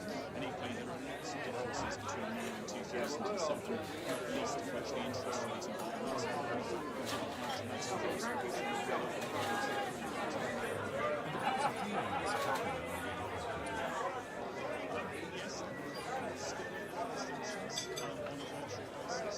Seriously interested parties are able to gain, provided they adhere to fairly stringent requirements to ensure that everyone is safe and protected. But has already facilitated an increase in pharmaceutical activity much stronger than we expected. And I think that's because people's resolve to move has increased because of their experience of lockdown, where they've sort of noticed the limitations of their house and almost been living on top of each other in a family environment and working from home. I think for a lot of people, it's encouraging to do so. Good to hear from you. Thank you. Lucian Cook, Director of Residential Research at Savage Estate Agents. As I say, we expect Rishi Sunak statement tomorrow lunchtime after the Prime Minister's question, so probably around 12:30ish. Remember, we're here on the TV Jones and the reaction of James and Sheila. Throughout the afternoon, of course, I'll travel around fully to pick up the pieces. The UK government has announced the resumption of foreign sailings to Saudi Arabia, despite evidence of possible warfare. The international trade sector has twice that any breaches of international law were isolated incidents. Said the government had completed a review of why arms export licenses were granted, along with an earlier ruling that suspended sales over claims of rights abuse.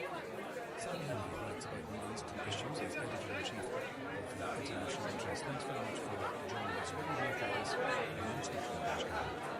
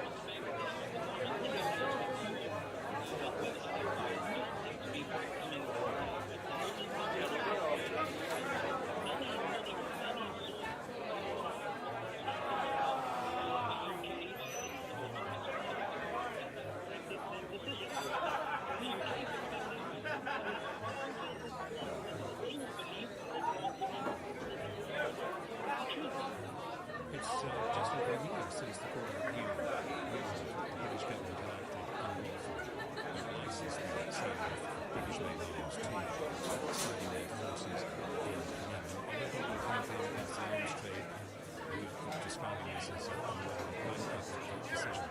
But say they're looking at this with their eyes, exploring all options available to challenge it. How open do you think it is to a successful legal challenge?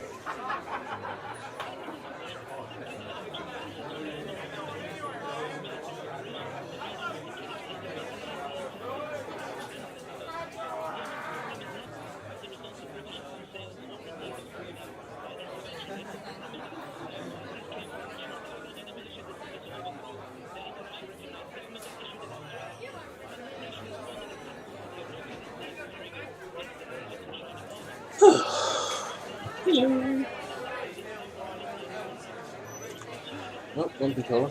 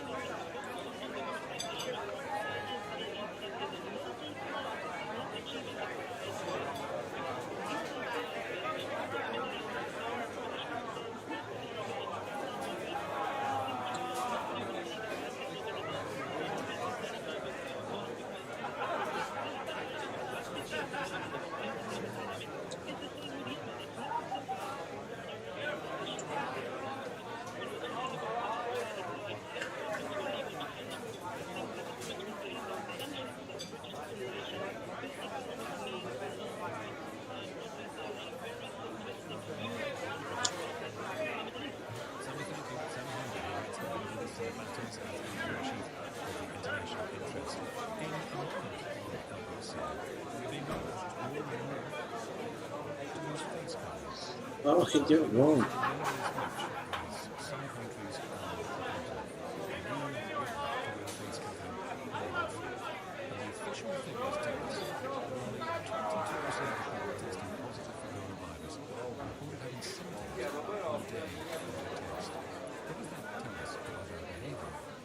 Eight hours from now, 26. Oh, that is tomorrow.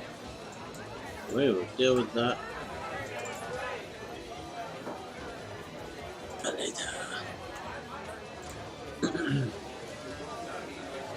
Oh.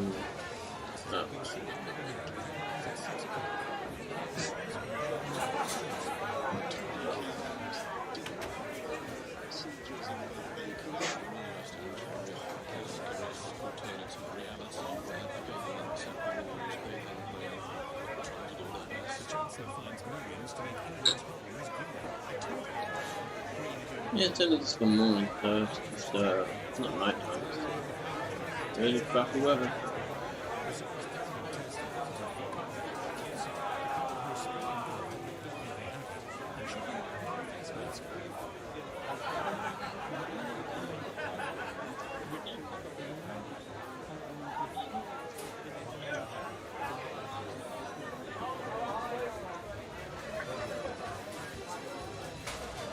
I would like to go and check them when I'm here.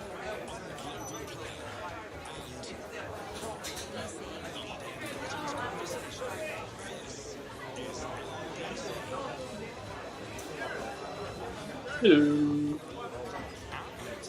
Oh yeah, they're back to 24, dickhead.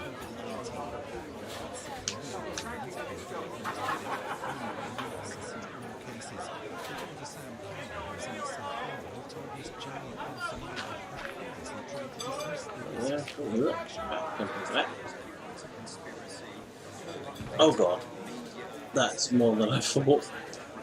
Okay, so I think at least 2 more trophies.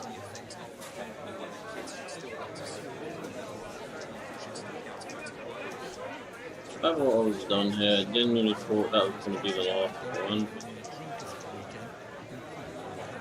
But no.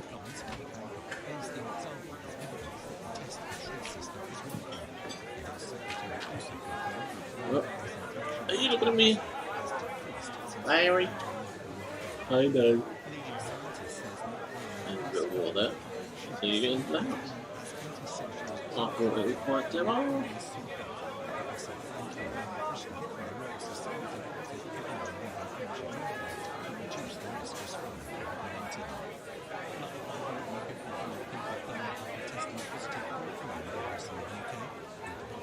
I don't remember when we bothered to go up to make the damn bed.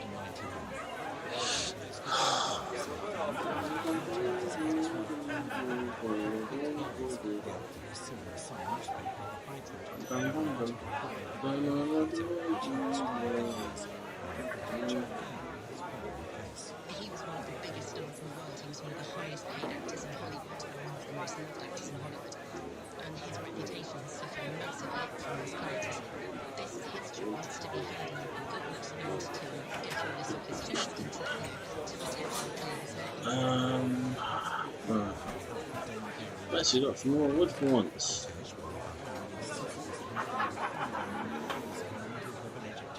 I'm gonna compare forward. Something we do have some tablet. For some reason I have actual oak leaves. Right. I don't really have oak leaves, but whatever. Don't even talk to me, man. Don't even to the last stone. To the last stone, to the stone, to the stone, to the stone, to the last stone, to the last stone, to the last stone. Thank you very much. Dear it.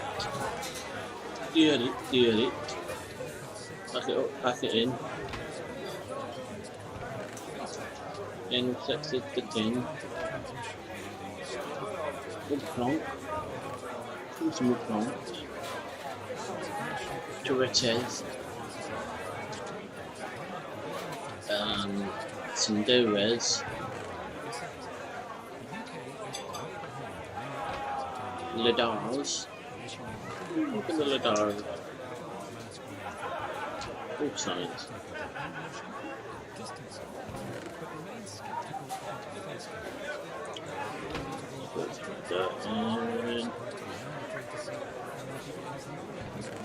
I always missed that one by a little bit.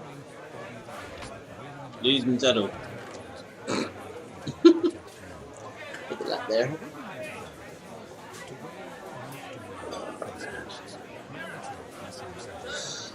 Oh god, what's the next one? 6:43 Royal Arena. Farm Run. I guess just switch over to Farm Run now real quick.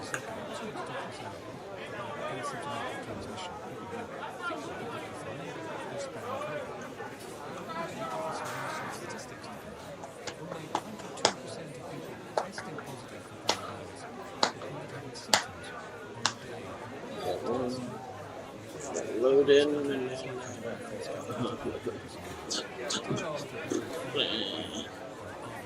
Is that Willie? Willie! Nice.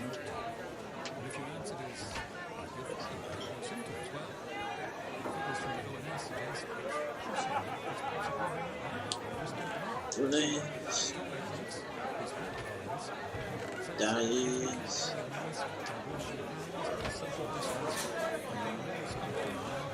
Dirt, grass, and pipe. Yeah, I really should put dirt, grass, and pipe.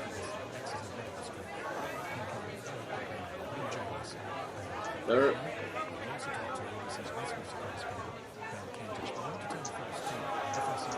Grass. Pipe.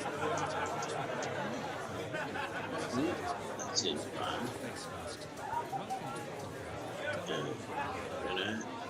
Right.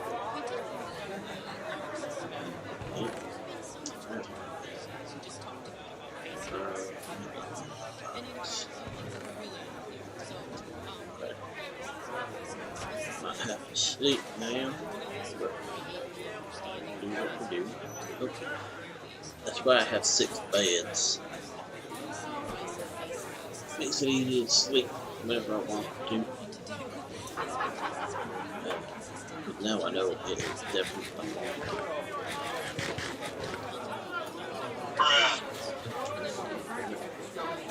Oh.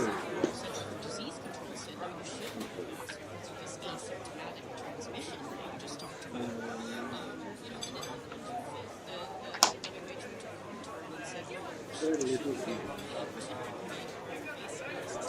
Ah, there we go. Start talking normally now. Not me. If you time it right, you can just. It almost. If you time it right, it almost looks like you're walking through the door.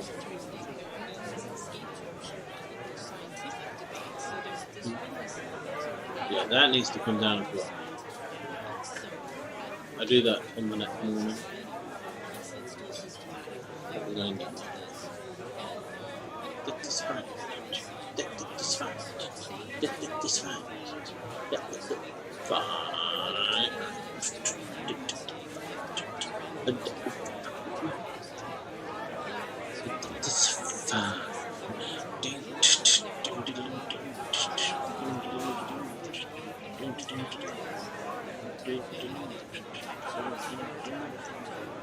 Oh, that's a corner away.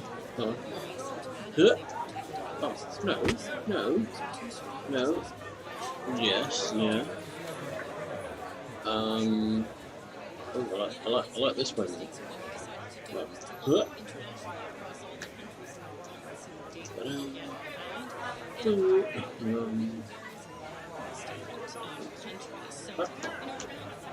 You get on top of the roof. You might be able to. Oh yes. Yep.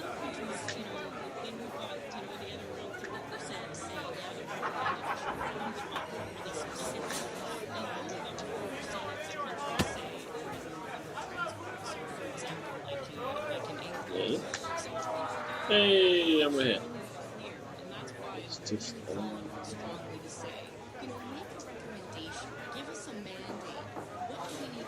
Oh, that was weird. He just sort of go lump. He just end up straight there. That was not on the weird side, but okay. Right. Oh, finally, that's it. Done with this damn place. Oh, well, what do we have here? Just that. Okay.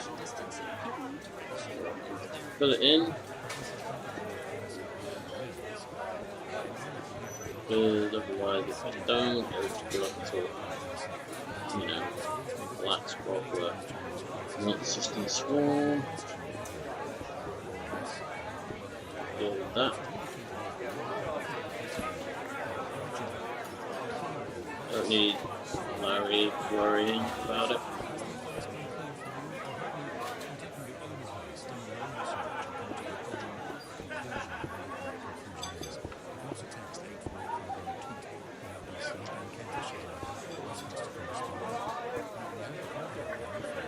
There we go.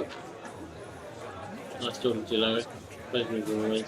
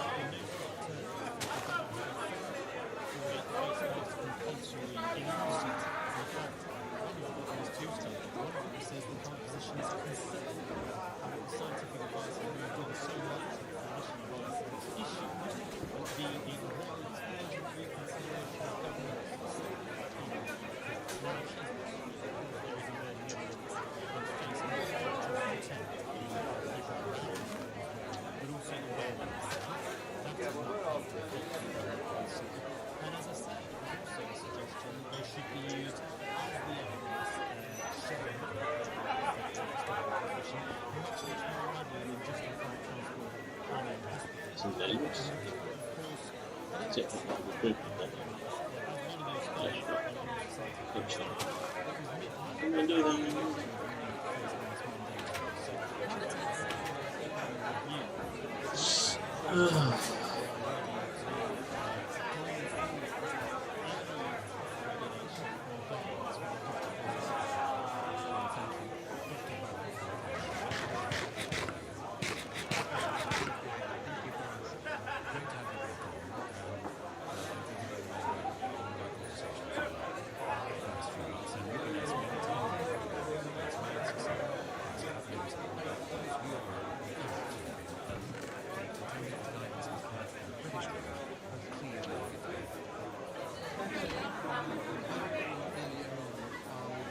Right, it's me, more helmet and stuff, that's cool. Yeah, really. I said it on Surrey Worcestershire that I have changed the world. I looked at it since April, I would say in public places, wherever you can look at 2 meter separation, especially if you see 2 meter trains, you should wear the helmets. And it's a two-way thing. The asymptomatic who is busy infecting others, asymptomatic means without symptoms. It means that Okay.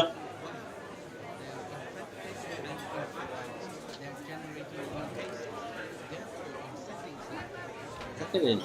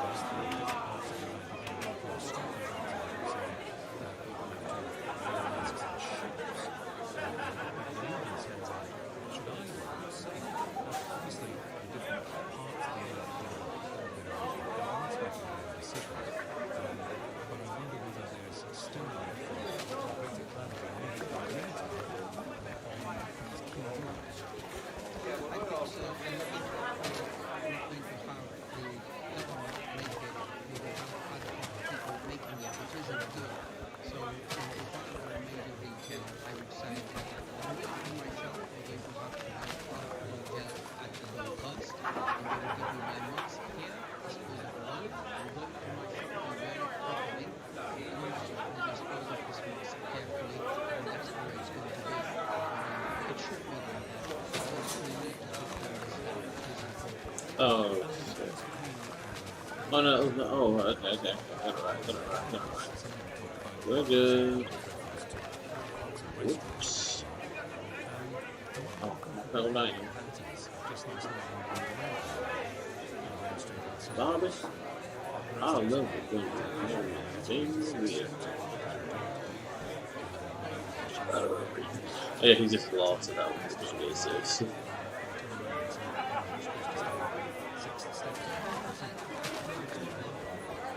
Okay, we got a couple of things on there.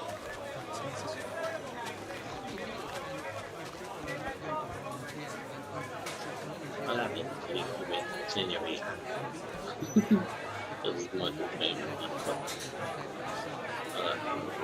I'll keep it now.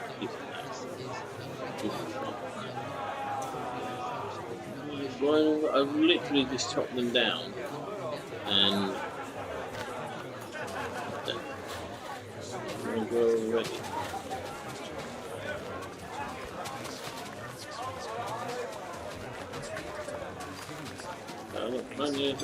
If someone's like, yeah, I'm going to do my own enchantment, so I'm like, right, yeah, cool.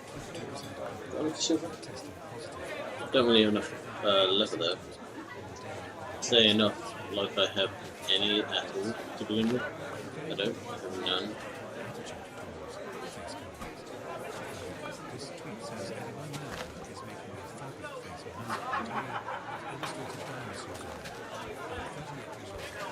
It's like I've just cut this all down and it's going to be low.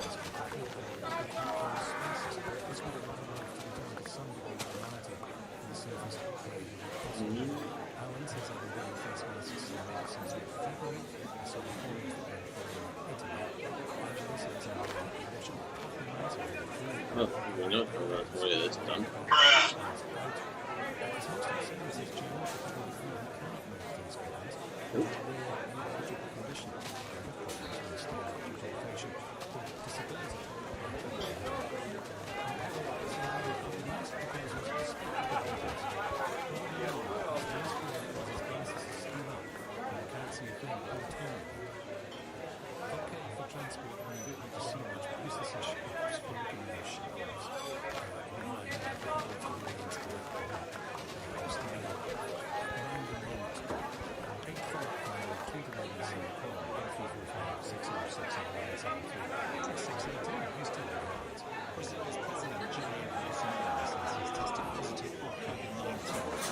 This is inside now. Don't want. We done.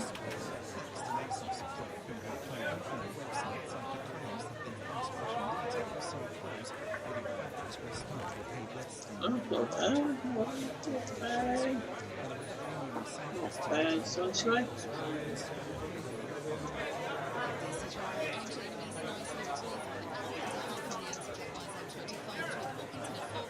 Oh,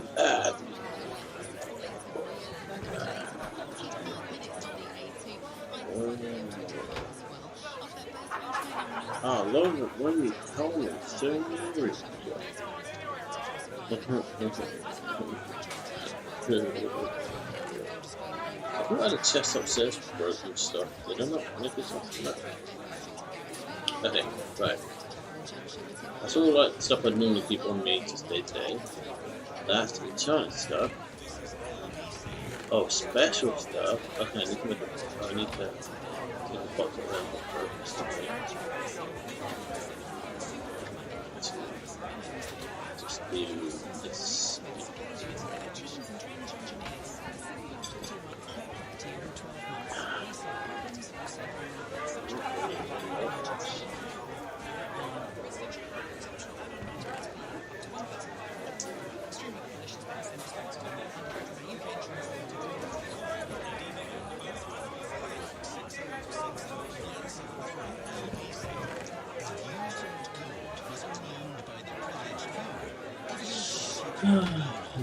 Purple stuff.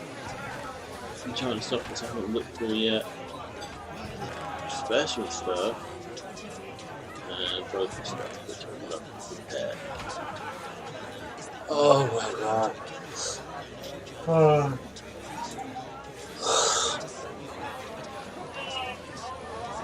Ow, ow. Oh.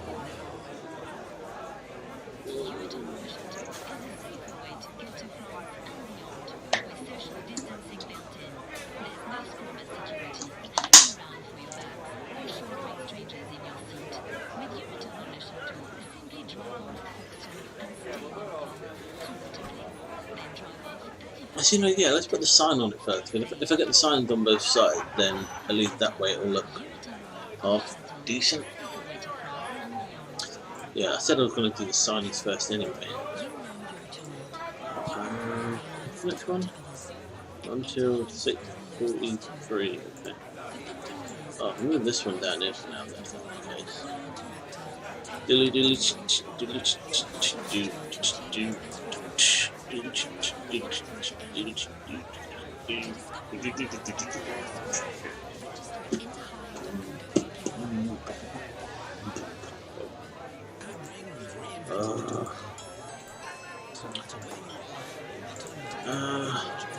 Minecraft Online Banner Maker. Yes! That's what we want.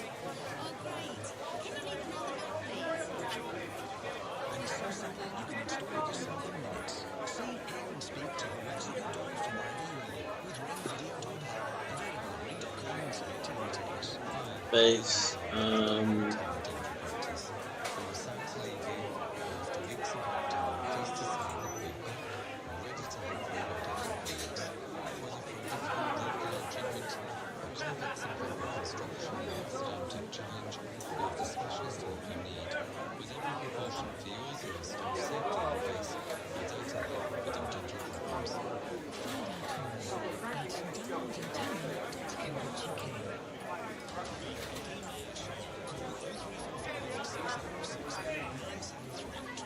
oh, that's cool. It actually tells you how to do it. Ah, okay.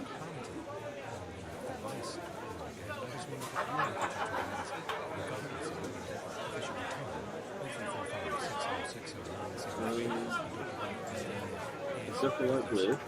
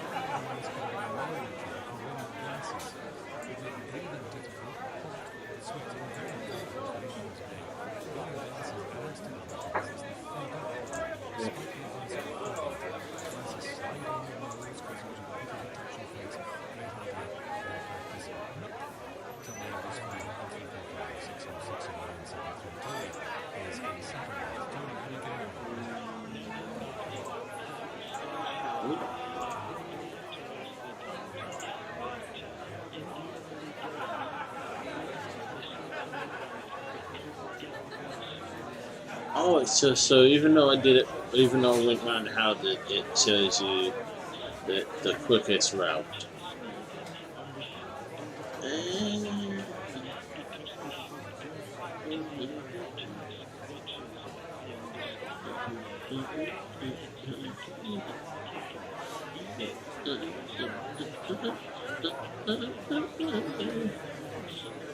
Right to soon.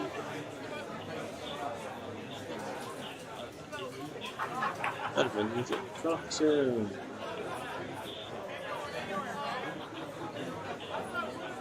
Oh, that's so good. Okay.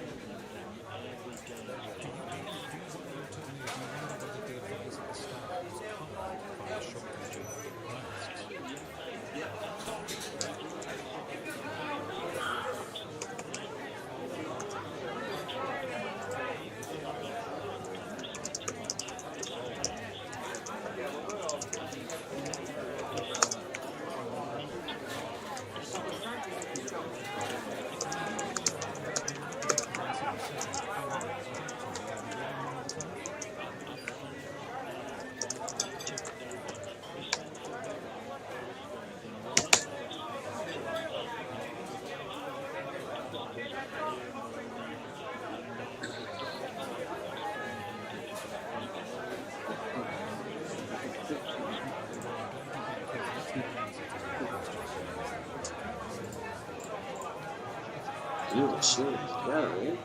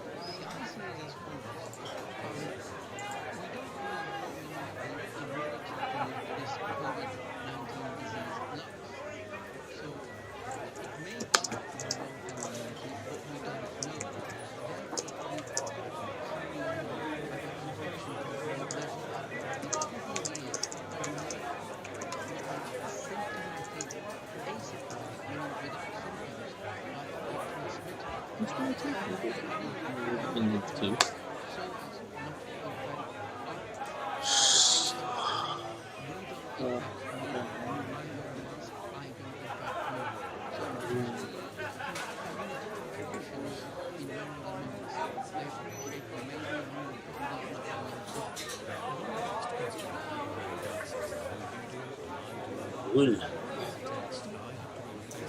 Oh, we gonna need lots to all of sticks.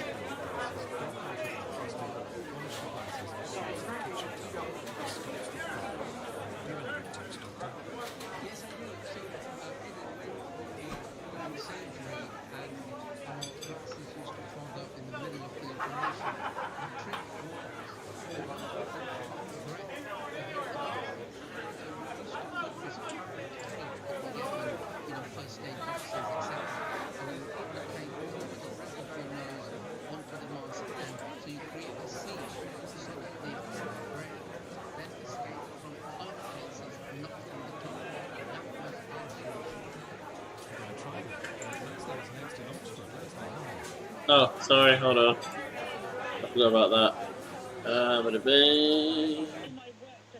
There we go. Is that better, Crystal Fire? do apologise. I forgot when I went on a BRB. I put my background soundscape up, and I forgot to turn it back down.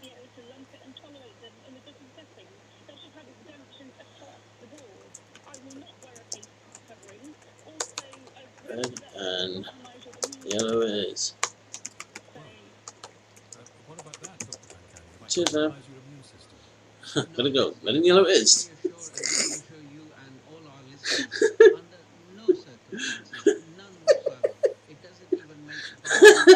Oh dear. Right. Yeah, sorry about that. I'm just trying to work out.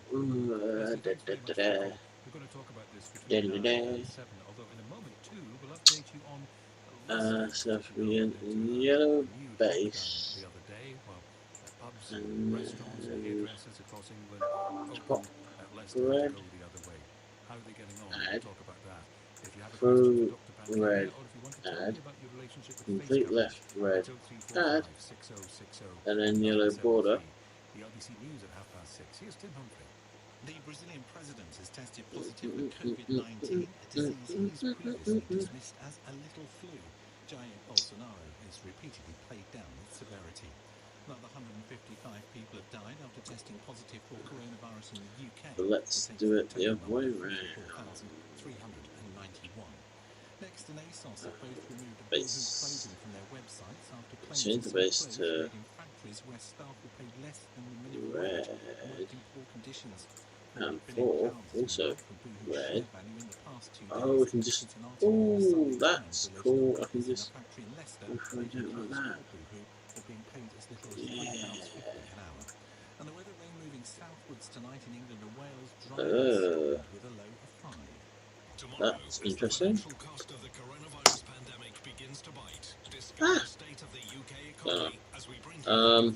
Bug Fatto. Hello. Okay.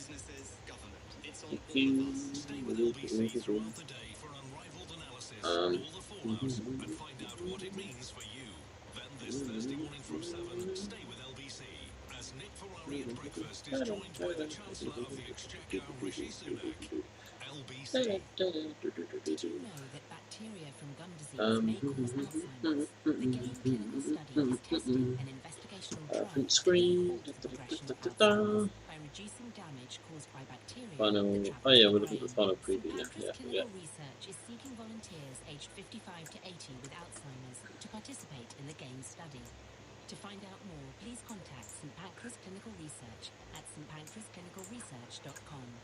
That's stpancrasclinicalresearch.com. F1 is back on Sky Sports. Oh god, MS Paint, damn. No one knows where this road leads, but it's going to be a hell of a ride. Are you ready? Alright, okay, that's that. Save. Drop that mister. Round logo, that's what we call it. How do we control corona? This is Scott. He's a nurse. NHS Test and Trace helps stop the spread of the virus in our communities. If you've got symptoms, even mild ones, get a test immediately. Don't leave home for any other reason. If you test positive, we can trace the people you've been in contact with and contain the virus. So get tested and protect each other. To get a test, go to nhs.uk/coronavirus or call 119. Stay alert. Control the virus. Save lives.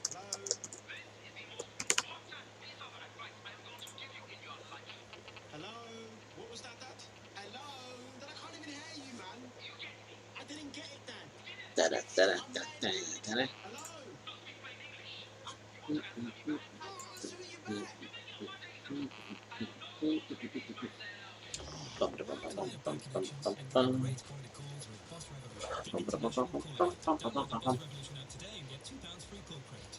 Restrictions are finally starting to ease, and we're delighted to say that TDC dental implant centers will be reopening soon.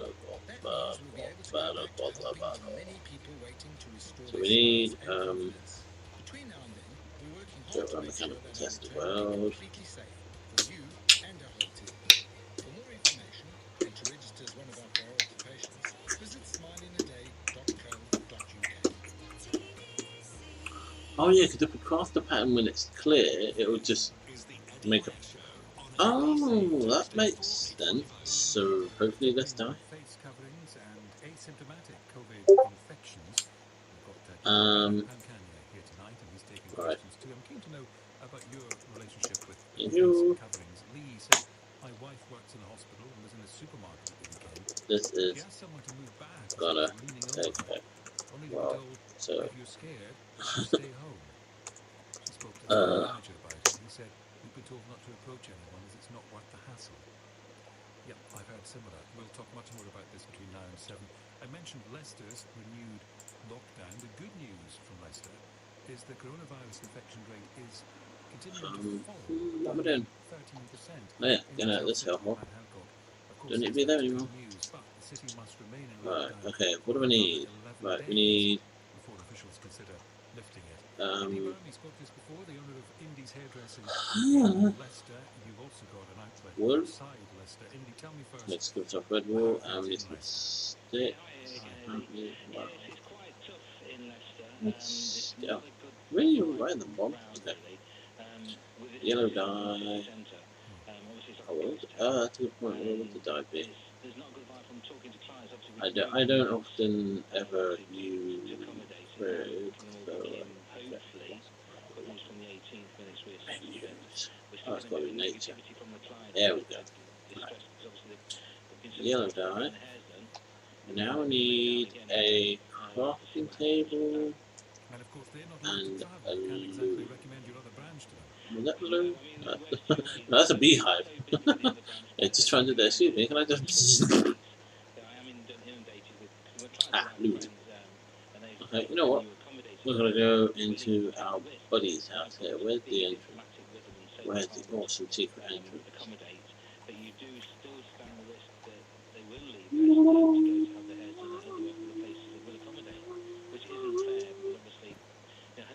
Right.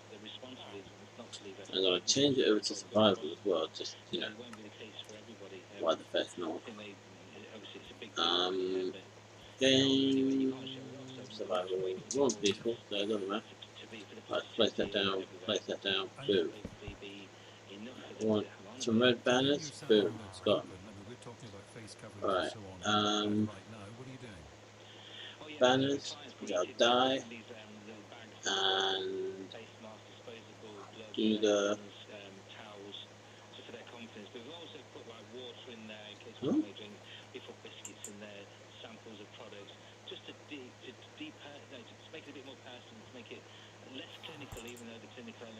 Oh, you said the one on the right.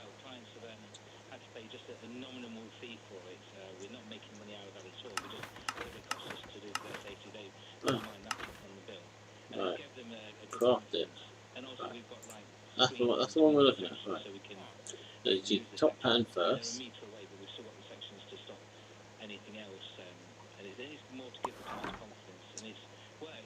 And then the middle through after that.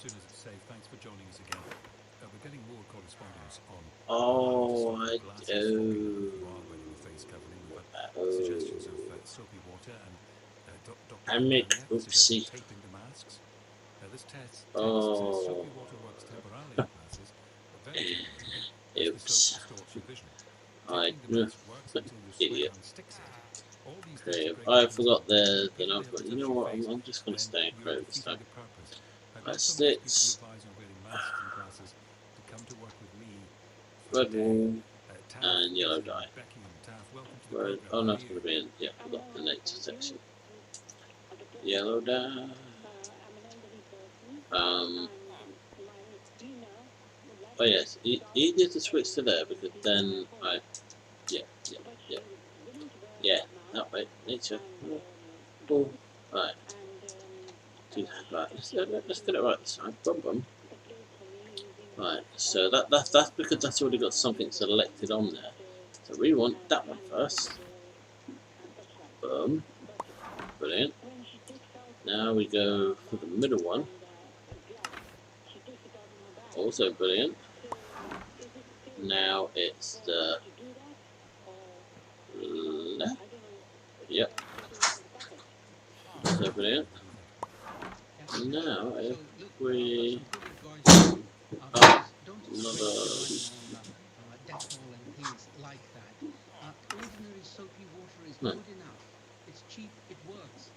Why do you want to spend money on fancy things? Look, you could make up a solution. Oh, we do actually need red dye for that. In a spray bottle and use Okay. that as your So get some red dye. So there we are. That's one good thing. The other thing is, allow your cleaner to come in, so be it. You keep your distance from them, because remember, your cleaner is going to several other houses, so they are more at risk themselves from getting an infection rather than yourself. But you keep your distance. You tell them, you know the lie of the land with this house, get on with it, do my house, and you don't need to use Dettol and things like that. Soapy water in a spray bottle will do the job for you. Thank you, Taff. Here's a text question for you, Doctor. Can you ask the doctor if a visor protects us better than a mask? I wish I could say yes. Unfortunately, no. You really need to capture the droplets. And remember, you're capturing the droplets so that you don't infect another person from your droplets. The mask is not a 100% protective item. So mask plus a visor in a place like intensive care unit, highly infectious areas of a hospital, very good idea. But She's just eating. it's not that good. How come you didn't message me that you were going to be on your way home? Also will add to your inconvenience. I ain't got anything. And I wouldn't say visors instead of masks. No, it has to be both or nothing. Thank you. Dave is in Crystal Palace. Hi, Dave. How's it going? Hi, are there different kind of masks and are some more effective than others? Are some masks more effective than others? Before Literally just got it now because it just went bruh. covering when you're out? Well, no, I don't go in any shop. I just stay outside in shops for them to bring me the food out. Wondering what kind of covering might be good for you. So I want to know if there's a mask that's really effective, even if it's very expensive. Dr. Okay. Pankani. Yeah, Dave, it's a good question because Dave, you've just reminded me of something I wanted to share with listeners, which is we must not wear those masks with a valve out in the public. We must not. Please, anybody out there wearing those masks with a valve, stop using them, because what you're doing with those masks is you're creating a high velocity flow of air Base from your mouth red. out through the valve, and you may be creating a stream, a plume of infection. So we must stop wearing those masks. Secondly, to answer your question, Dave, in a ordinary public setting, No. a face covering will do. There are many complicated, complex masks there, but they're meant for a clinical setting. So leave those, shall we say, super duper masks to the Oh, the sandwich is okay. people who are going out and buying masks. Okay, yeah, because like I said, I didn't know what it's like. When I was doing them, I didn't know what time was when I was doing it. I was just like, That is sufficient. Thank you, Dave. Let me bring Jennifer into the conversation. this is just I'm just fucking around because I messaged Lam and said if you could pick two colours to represent the FLC, what do you mean? He said red and gold, and I just went red and yellow. It is. I don't have gold on this palette of colours.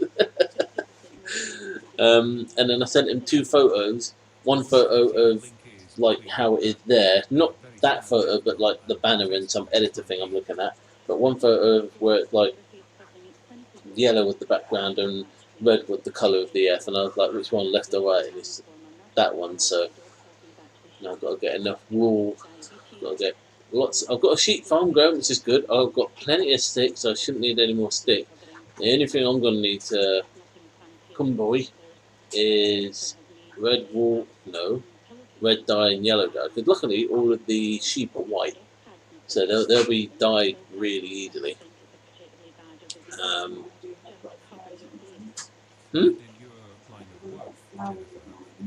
Yeah, I know. I don't know how many I'm going to need though. Need to Yeah, work that, man. Yeah, and I found a neat little thing online that shows you quickly how to make all the letters. Oh, not too bad.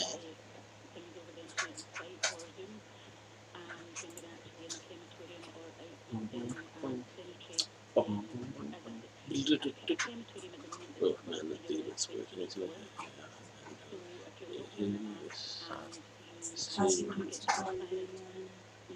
Huh? Do you think people understand that? Oh, okay. I think because we can't see it, because we can't see the particles in the air, people think that it's all right. Whereas if they were colour, if there was a different colour, if it was like a Doctor Who situation where they could see a red particle coming towards them, then people would be scared. But people can't see it, so, and because people are not wearing masks, and people aren't dying everywhere that they can see, then people are quite noisy about it, and they really shouldn't be. What do you think of the advice we've all had? And you're in Renfrewshire, the advice is different in every different part of the UK, but what do you think of the messaging we've had from people in power about how we should behave, particularly with face coverings, but also all the rest of it? Scotland's different again because we're still on as far as you can stay at home. Whereas in England and Wales, you have to stay alert, which is unfortunate because if you're not alert enough, the government are going to say that it's your fault it's got it. Whereas we're still what do you want to do? and the people down south should be doing exactly the same. They should be staying Hmm? home as much as possible, stay covered, stay safe and protect each other. Oh yeah, so someone from D-Lo came in and said, "Why is there so much talking?" I forgot because I previously went out on a little quick break and I put the so you know the background soundscapey thing up. I think someone's got stuck here. I'll open the door. There you go. Dumbass dog. We've been talking about also this hour. You can text 84850, tweet at LBC. Here are the headlines now from Tim Humphrey. Brazil's president has tested positive for COVID-19, a disease he spent months claiming poses little risk.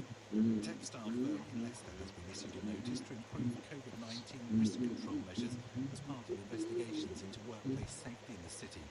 One of the UK's leading scientists says not wearing a mask in public should be as socially unacceptable as drink driving. And the weather rain moving southwards tonight in England and Wales, dry in Scotland with a low of 5. LBC Travel, I'm Jane Reese Knight, and there's a 7-mile queue on the anti-clockwise M25 approaching the Dartford tunnels. It's all after an earlier accident which has been cleared. There are delays of 45 minutes on the A2 as well, either side of the M25 as a knock-on. The southbound A1M struggling towards the South Limbs roundabout at the M25 at junction. A car's broken down on the slip road there. The north sector is still shut this evening, westbound from Henley's Corner to the Brent Cross 5. That's due to that huge burst water main that flooded the carriageway yesterday. There are delays of an hour approaching the closure. It's also very slow on all surrounding routes of Golders Green, Cricklewood and Hendon. And whilst with High Street stay shut with an investigation westbound from the A3 to Garrett's Lane, there are queues to Clapham Junction. Coming up at 7 on LBC, Ian Dale. In the news hour, more face mask controversy, the Johnny Depp libel trial, the Brazilian president tests positive for coronavirus, and the latest from the Grenfell Tower inquiry. Ian Dale on LBC. At Halfords, we're here to get you where you want to be. We fit car tyres for over 500,000 customers every year.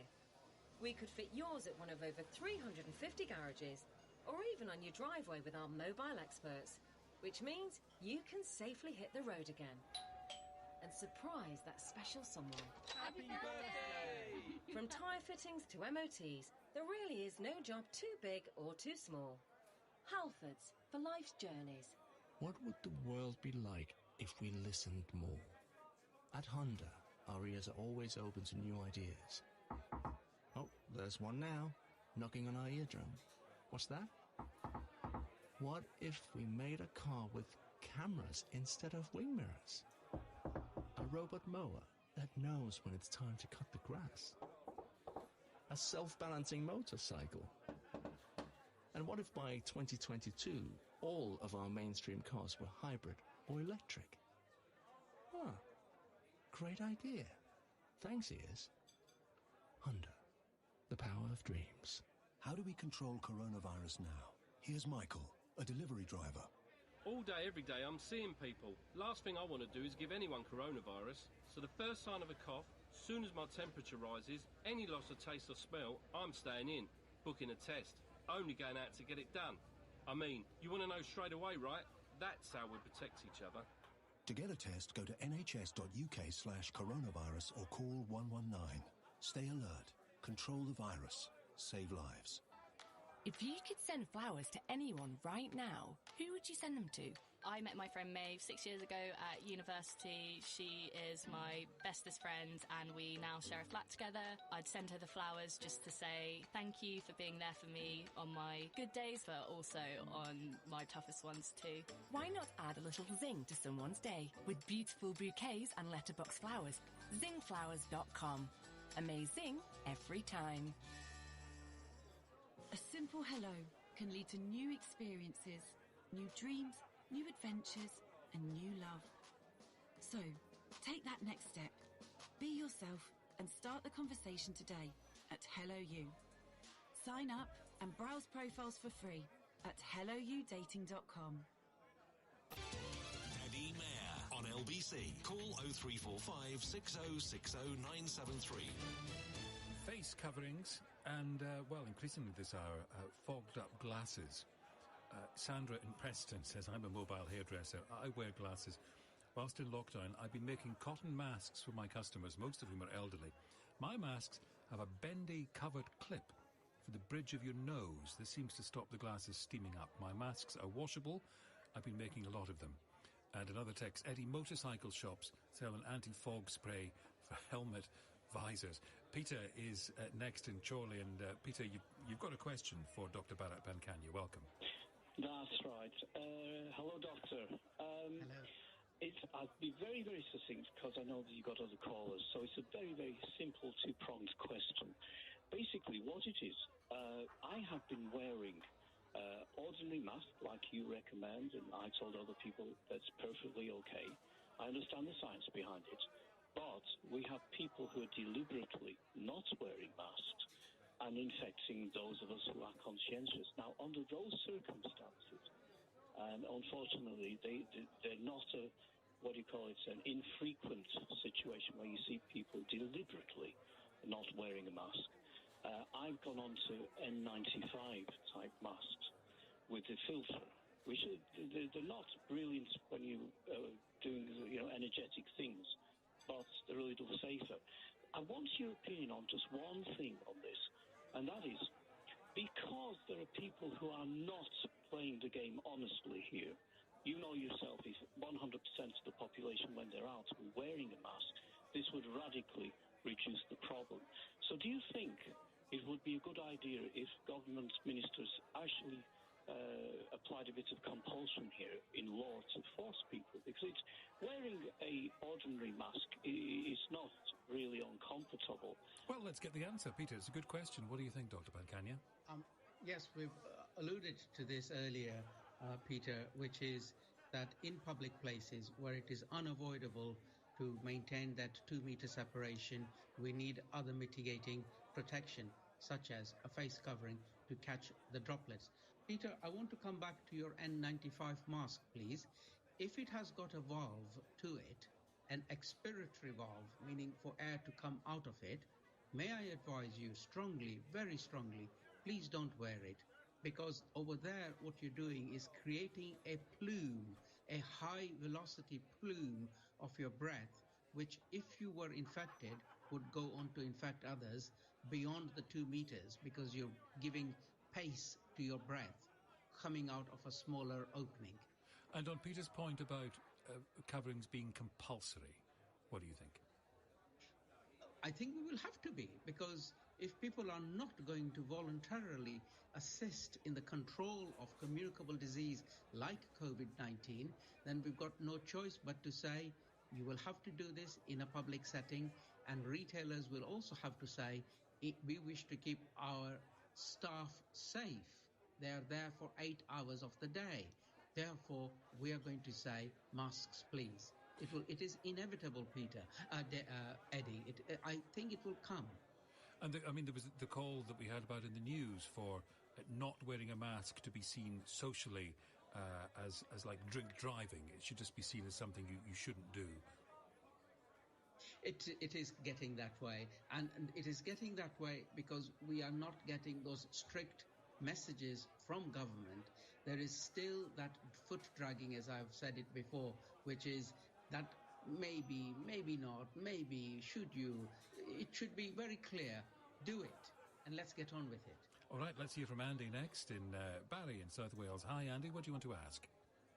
Hi, yeah, I just wanted to ask about the length of time the droplets stay suspended in the air, and how long after you left what you suspect would be a contaminated area could you remove the mask safely? Good question, Andy. So most of these droplets containing the virus are heavier droplets, so we expect them to fall down and remain down very quickly. Having said that, there is literature and evidence that maybe smaller droplets can be resuspended and remain airborne for up to 3 hours. So therefore, we need to exercise caution. We're learning new things all the time. So it is not completely clear that they come out of your breath and they fall down and stay down. They may be re-aerosolized, especially if they are smaller droplets containing virus, and they remain airborne, we know, for 3 hours. Thank you very much for the call, Andy. David next in South Norwood. David, hello, what do you want to ask? Oh, hello, Eddie. Hello, Doctor. Yes, is an ordinary scarf just as good as a mask if I go into a shop, for instance? I think so, David. As long as it is properly covering your nose and mouth, remember the protection is you don't infect me, I don't infect you. If all of us had those orifices covered, we would have fewer number of cases. I'm not saying zero, fewer cases. So you would be doing your bit with covering it with your scarf. David, thank you. Bella next in Southfields. Hi, Bella. Hello. Hi. So excited to speak to you, Doctor. Basically, my sister and her husband were sick in March. They're convinced they had coronavirus, along with a lot of their friends they were sick at the same time, similar symptoms, kind of weird symptoms. Anyway, she just had a test. Her husband also had a test, which came back negative. Now, her friends who were all sick at the same time, similar symptoms, some of them in the same family were positive, but the other one was negative. So they have had a mixed lot of results, even though they were all sick kind of at the same time, the same type of symptoms. Does that mean that if she's negative, that she hasn't got the antibodies? Does that mean that she's not immune from getting the virus again? She's kind of a bit disappointed, really, because she's sure she had it. I've heard a bit of this as well from other people. Bella, thank you very much for the question. Thank you, Bella. So the answer is depends on which antibody tests you had and at what stage. So the best one is you took the test 21 days after symptoms, and it is a blood test rather than a finger prick. So the blood test, in other words, we take a little volume of blood from you and test it, is much more accurate, but it's got to be done at a time, 21 days minimum after symptom onset. That gives us a degree of confidence. If it is negative, it is truly negative. Bella, thank you very much for the question. I want to ask you before we let you go, Dr. Pankania, we always talk about medical matters, perfectly understandably, but I've been meaning to ask you for ages. I sometimes see on your Twitter feed, well, food is actually my point. And you know, all sorts of recipes and fine dining. We must get you back one night. When all of this is over, whenever that is, I will just do a cookery hour. Tell me about your interest in cookery. So being a vegetarian, Eddie, it's always difficult when I was at university to have good vegetarian food. So I learned how to cook. And as a result of learning how to cook, I've been cooking for my people in Bath, people who can't afford it. And I cook 50 meals every Saturday, and it is a pleasure to cook different Gujarati vegetarian food for these people who will never be able to afford such food. It's a pleasure to do it for them. I'm glad to draw attention to it. We will do this one night. We'll do live cookery with you. I'm confident of it. In happier times, which I'm sure will come someday. Thank you, Dr. Pankania, Senior Clinical Lecturer in Public Health Medicine at Exeter Medical School. I'll be back tomorrow from 4. Don't forget on LBC tomorrow at lunchtime, hear what Rishi Sunak has to say. Part of James's programme. Sheila has reaction from 1, and I'll be here from 4. Tonight, Tom Swarbrick from 10. Next, Ian Dale. Thanks, Eddie. The UK is to resume arms sales to Saudi Arabia, despite concerns that they could be used against civilians in Yemen in violation of international humanitarian law. Sales were suspended last year after a legal challenge by campaigners. Can this be defended? That's our phone in at 8.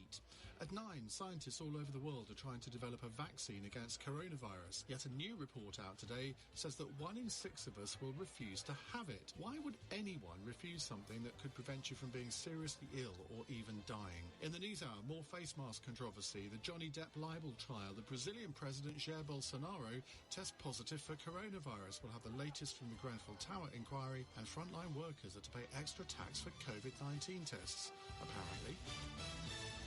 On your radio, on Global Player, and Play LBC. leading Britain's conversation, this is LBC. From Global's newsroom, I'm Tim Humphrey. The Brazilian president has tested positive for COVID-19, a disease he's previously dismissed as a little flu. Jair Bolsonaro has repeatedly played down its severity. 1.6 million Brazilians have been diagnosed with coronavirus. Only the US has seen more cases. World Health Organization Director General Dr. Tedros Adhanom Ghebreyesus says he's worried about the spread of the disease there. Not only Brazil, the whole Latin America doesn't look good. Cases are on the rise, deaths are on the rise. We're concerned. The Health Secretary has paid tribute to the care sector after Boris Johnson appeared to blame it for not following procedures during the coronavirus outbreak. The Prime Minister has faced criticism for comments he made yesterday. The National Care Association insists staff were left to deal with it in their own way while the attention was on the NHS. In the House of Commons, Matt Hancock tried to clear up exactly what the Prime Minister meant. The Prime Minister was explaining that because asymptomatic transmission was not known about, the correct procedures were therefore not known, and we've been constantly learning about this virus from the start and improving procedures all the way through. The Health Secretary confirmed the coronavirus infection rate in Leicester has decreased since it was put into lockdown. A textile firm in the city has been issued a notice to improve COVID-19 risk control measures as part of investigations into workplace safety there. Local lockdown restrictions in Dumfries and Galloway have been lifted. It means limits on non-essential travel for those living in certain postcode areas no longer apply. Scientists say all chains in the infection in the area have been identified and controlled. Johnny Depp has started giving evidence at his High Court libel case against The Sun. The newspaper claimed the actor had been violent towards his now former wife, Amber Heard, something he denies. He says it was her who assaulted him, and she made him out to be a horrible monster. The Royal Collection Trust is asking staff to take voluntary redundancies. The charity, which runs attractions including Windsor Castle and the Queen's Galleries, predicts losses of £30 million as a result of the coronavirus lockdown. In the city, the FTSE 100 closed down 96 at 61.90. The pound buys $1.26 and €1.11. And the weather, rain moving south tonight in England and Wales. It will be drier in Scotland with a low of 5. Mostly cloudy with rain across the southern half of the UK tomorrow. Drier and brighter further north and in Northern Ireland, and a high of 18. From Global's newsroom, you're up to date. This is LBC from Global, leading Britain's conversation with Ian Dale. Hello, very good evening. It's 3 minutes past 7 on LBC. Coming up in the news hour, face masks, why we should wear them in all public settings. We'll have the latest from the Grenfell inquiry, which is back underway. We'll look ahead to Rishi Sunak's mini-budget tomorrow, that's what I'm calling it anyway. And the Brazilian president, Jair Bolsonaro, has tested positive for coronavirus. We'll also have the latest from the Johnny Depp libel trial. He's been in the High Court today. And there's been a surge in bike sales. All that coming up on the news hour. Call 0345 6060 973. Tweet at LBC. Text 84850. Ian Dale on LBC. One of the UK's most senior scientists has suggested that refusing to wear a mask in public during the COVID-19 epidemic should become as socially unacceptable as drink driving or not wearing a seatbelt. Tom Hanks has been saying the same thing today, by the way. Professor Sir Venki Ramakrishnan, who is president of the Royal Society, called for everyone to be required to wear a mask in all indoor public settings rather than only on public transport, and criticised confused messaging from the government. New research has shown that the UK's uptake of the practice is way behind that of other countries, with the benefits no longer in doubt. Professor Melinda Mills is lead author of one of the Royal Society's reports on face masks. There's been this sort of mantra that we don't have enough scientific evidence. So at the British Academy and the Royal Society, we thought, well, let's do a systematic review and look into this. And, what we found is there is scientific evidence, but SAGE and some of the, other policymakers were, treating evidence as very narrow, saying we have to look at these randomized control trials, like, whether a pill works or not. And face masks and coverings aren't a pill. They're a behavior. So we have to look at the behavior of people. And what we found is they protect you as a wearer from getting the virus, but most importantly, when you're asymptomatic, they protect others as well. So, those are two strong reasons about why you should wear them. The advice should really be clear, and that's why we're really calling on strongly to say, make a recommendation, give us a mandate. What do we need to wear? When do we need to wear it? And how do we need to wear it? Obviously when people are now, things are opening up, people are going into shops, they can't maintain that 2-meter distance. Many countries such as Canada and Italy in the US and Scotland as of Friday are saying when you go into a shop, put on a mask because you won't be able to engage in that social distancing. People need direction and clarity. Now, this comes as the government is set to launch a new public information campaign in England to encourage face coverings being worn properly, covering both the nose and the mouth. Meanwhile, the row has continued over care homes after Boris Johnson appeared to suggest too many care homes didn't properly follow coronavirus procedures. England's Health Secretary Matt Hancock defended the Prime Minister in the Commons today. Care homes have done amazing work. And the Prime Minister was explaining that because asymptomatic transmission was not known about, the correct procedures were therefore not known, and we've been constantly learning about this virus from the start and improving procedures all the way through. And I pay tribute to the care homes in this country who've done so much to care for the most vulnerable throughout this crisis. Now, there's also concerns that frontline workers could be asked to foot the bill for coronavirus testing. Yes, you did hear that right. Well, we're joined by our Westminster correspondent, Ben Kentish. Ben, just on that, what's the story there? Ian, it's because the advice to employers is that when they pay for one of their employees to have a test, it counts as what's called a taxable benefit in kind, meaning technically the employee is liable to pay income tax on that benefit. It's similar to if your employer pays for you to go on a training course, for example, technically. But of course, this would include NHS workers, care home workers, and others who are being on the front line of the battle against this virus and potentially being tested maybe several times even in a week. And so the concern is, and this was raised in the House of Commons today by Mel Stride, the chair of the Treasury Select Committee, that the people who are needing the most tests, because they are on the front line in this battle, are going to have to pay for it themselves. Now, Rishi Sunak, the Chancellor, said he would look at that very quickly. It sounds really like a technicality, Ian, and I would be surprised if the government didn't take some action on this. But clearly, it is not a great look and not a situation that ministers, I think, will want to find themselves in for long. And the non-apology that hasn't happened today, if you see what I mean. Is Boris Johnson under real pressure on this? He is, I think, because, of course, the care sector reacted with what can only be described as fury, Ian, to that comment. One of their industry leaders calling the comments cowardly this morning. Clumsy and cowardly, so it gives you some sense of the anger. His spokesman was asked over and over again at our briefing with the spokesman here today if there would be an apology. None was forthcoming, and what Number 10 say is that Boris Johnson was saying that care homes were unable to follow the procedures because so little was known about the virus at that time, which sounds somewhat different to if you read what he actually said yesterday. But yes, there is real anger. And I think part of the problem that ministers face on this, Ian, is, of course, this is an issue that is going to be at the heart of questions about the government response for many months to come, at the heart of any public inquiry into the response to this epidemic. And the anger, the fury that we've seen in the care sector in response to those comments isn't really going to bode well when it comes to the inevitable blame game of just what went wrong in care homes. Now, much debate about face masks today, the government being accused of mixed messaging by the Royal Society.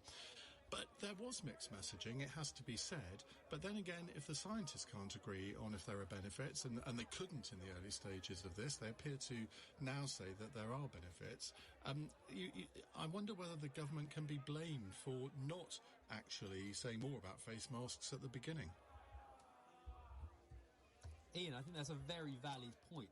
Very interestingly, what you had was the Royal Society and the Royal Academy, two of the leading scientific organisations in this country, effectively suggesting the government on this matter could have tried to follow the science too much. Now, that sounds very bizarre. What do I mean by that?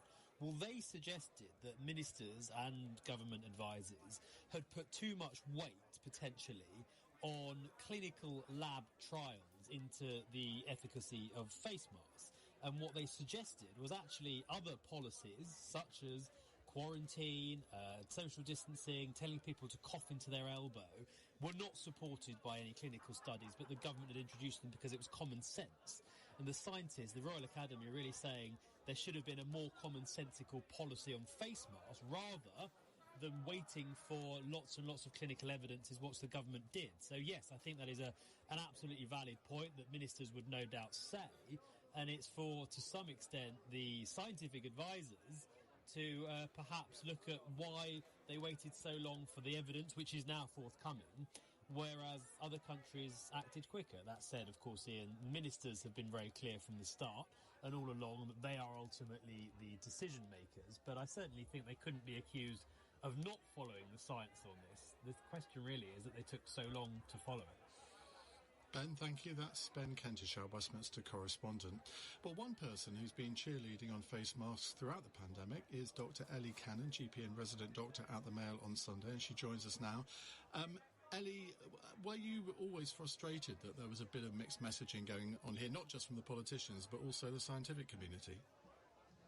Yes, it has been incredibly frustrating. I think not only the mixed messaging, but what I would describe as very woolly messaging. So we suggest you consider wearing a face covering, and it wasn't particularly clear. And obviously the wearing of masks did a complete U-turn between March, April and May. I was told as a doctor to tell patients, to tell the public in my broadcasting, don't wear a mask. We need the masks as PPE. Don't wear a mask. People will touch them. People will fiddle with them.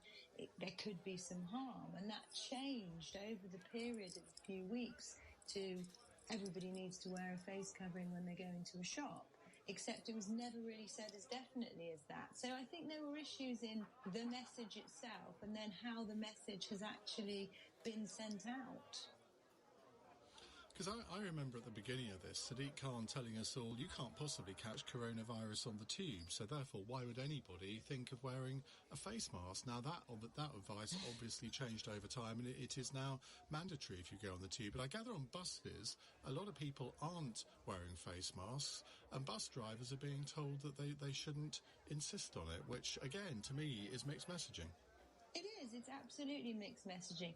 Listen, it's fair enough, something which Ben just alluded to, which is that the science evolves and changes, and within health and within medicine and science, not everybody's going to agree. And also things are going to change as our knowledge evolves. But I think we have to remember that we never ever had any evidence for social distancing, for coughing into the elbow, for any of these things. So literally to stick a barrier in front of your nose and mouth, whether it is your front door or a plastic screen or a hand or indeed a face covering or a mask, had to make some sense. There was clearly no downside to that. And I personally believe that the downside everybody was worried about was the lack of PPE. Now, I get daily emails from various companies offering me face coverings, face masks. Some of them rather beautiful, I have to say. I even looked at commissioning for the many podcast face masks, but then I decided that nobody would want Jackie Smith or myself on their faces. So now you apparently can tell us how to run up your own face mask. Yes, you can. You don't even need to be able to sew, which is good because I can't sew. You basically need a square cloth of material. It's quite hard to do this on the radio. Some elastic bands, and you sort of fold it in the corners, and you can sort of put it together. People can look on my Twitter feed to see how to do it. It's very straightforward. You don't really need anything. I mean, look at Johnny Depp and Amber Heard today, both walking into court wearing pirate bandanas across their faces, which I thought was very appropriate. You know, you don't need a face mask. You just need something in front of your face. A scarf is fine, anything. You can even buy West Ham United face masks, I see, but they're rather expensive. Ellie, thank you very much indeed. That's Dr. Ellie Cannon, GP and resident doctor at the Mail on Sunday. Well, the Grenfell inquiry has been urged to be on the right side of history and not to ignore the impact poverty and institutionalised racism had on the disaster. 72 people were killed in the fire in June 2017. Proceedings have resumed for a second day after being placed on hold due to the coronavirus pandemic. LBC's Mike Hughes has more. As proceedings opened, the inquiry was reminded of how recent events concerning the coronavirus pandemic and the killing of George Floyd in the United States all had links to racial inequality. Leslie Thomas QC, representing a group of survivors and bereaved families, said there were parallel themes with the tragedy, adding that race and state obligation are at the heart of all three cases. Legal submissions to the inquiry suggest 57 people who died in the fire in June 2017 were from a BA-ME background.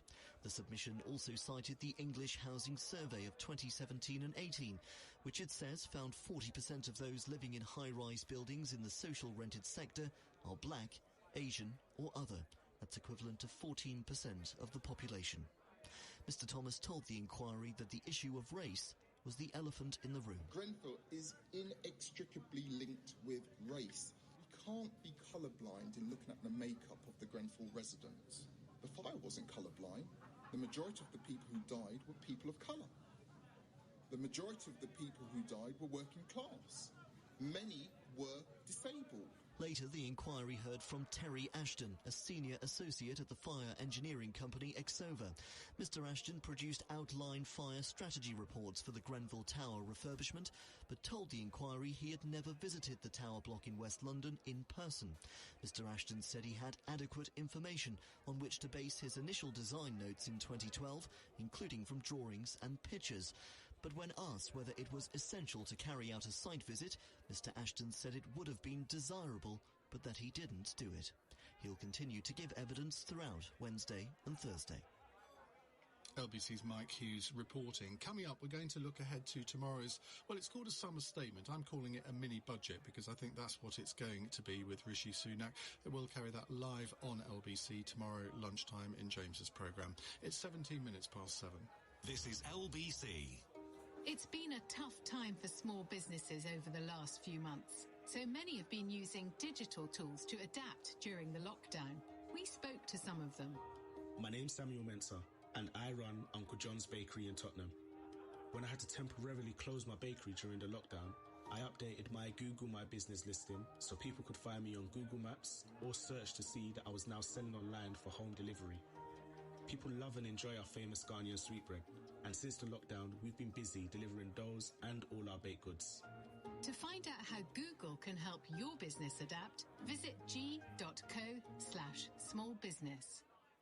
Step aside, ma'am. I'll rescue your cat from that medium-sized tree. Unfortunately, Pension B can't make you superhero confident, but we can transfer most old pensions together into one simple online plan that's managed by one of the world's largest money managers for pension peace of mind. Ma'am, could you call the fire brigade, please? Be pension confident. Download the app or visit pensionbee.com to sign up. Authorised and regulated by the Financial Conduct Authority. Capital at risk. Normally, I'd be recording this in a fancy sound studio with a mocha frocka skinny latte. Instead, I'm in my bathroom. Technology means I can wander around my house reading this script, and people can take a wander around yours with Purple Bricks virtual viewings, or they can safely view it in person if you prefer. Do you want a cup of tea, love? Can I get a mocha frocka skinny latte? Beg your pardon? Tea's fine, thank you. Book your free valuation with Purple Bricks. Fixed fee payable on instruction or after 10 months. Viewing service cost extra. There's nothing like meeting face-to-face. And there's nothing like Zoom to make that happen. Zoom lets you connect and do business across town or around the world. Zoom ties together all of your communication needs into one easy platform for video conferencing, phone calls, group chat, webinars, and your conference rooms. Connect easily from anywhere. Your mobile phone, your laptop, or conference room. Zoom is how business gets done. Get your free account at zoom.com today. Meet happy with Zoom. Ian Dale on LBC. 19 minutes past 7. Big day tomorrow for the Chancellor, Rishi Sunak. He's going to give his summer statement laying out schemes to support the economy as it attempts to recover from its coronavirus-induced collapse. I did see one bit of good news today, that Toyota had their best car sales in June for many years, which is a bit counterintuitive, isn't it? Boris Johnson has already announced £5 billion of infrastructure spending, saying the UK will build its way out of the slump. And the statement will apparently build on this with a focus on protecting jobs and young people. So what might we expect? Well, Poppy Trowbridge will know all about the processes of drafting such a statement as a former special advisor to Philip Hammond when he was Chancellor. She's now Managing Director of Hawthorne Advisors and joins us now. Poppy, very good evening. Hi, Ian. Hi. Now, do you think everything is already set in stone, or is this one of those statements where things can change at the last minute? I think it's set in stone because I think the Prime Minister chiseled the stone in August last year before he was even really in situ. I mean, these two have worked in lockstep together on their approach and their political platform on the spring budget, which everyone's forgotten by now because it came just before the coronavirus epidemic really hit the UK. So I think a lot of it is set in stone, and you can see from some of the briefing, the insulation story today, the focus on green jobs and environmental green finance, so to speak, always been one of both Rishi Sunak and the Prime Minister's interests. So I think this is largely sewn up. But of course, so the key thing is, sorry to interrupt, but the key thing is, of course, can he resist the temptation to pull a rabbit out of his hat? Can he resist the flourish? Because there is always, I might as well say, an institutional pressure to do that. But I would say probably this time the answer is yes, because he and the Prime Minister seem to be so close in their policy thinking that there isn't as much temptation to outshine the PM on this occasion. Obviously, we've had the announcement of the 1.57 billion for the creative industries. Do you think there are other sectors that there are going to be big announcements on? And what about the 3 million self-employed and freelance people who've kind of slipped through the net? Listen, I have no inside knowledge, of course, but one thing we do know is that the Chancellor's under enormous pressure to tailor his support, which was a pretty blunt instrument when it was introduced in March. And he's been under pressure not only from workers in those industries, as we've seen in relation to the sort of creative industries, but also from members of his own Conservative Party. So I think what we might see tomorrow is some more, number one, tailoring of the support to help industries that we don't think are going to have the opportunity to get back on their feet this year. Number two, he's going to have to manage expectations that this kind of spending can't go on forever, but of course manage expectations that he's not going to withdraw the support unexpectedly. And finally, I expect him to attempt, although unsuccessfully in the long term, to hold the line, hold the message on balancing the books that, in the end, we're all going to have to row together to pay for this. You and I both know a lot can get in the way before that happens. This is a fundamental change in Conservative governance. Poppy, thank you very much. That's Poppy Trowbridge, former Special Advisor to Philip Hammond, Managing Director of Hawthorne Advisors.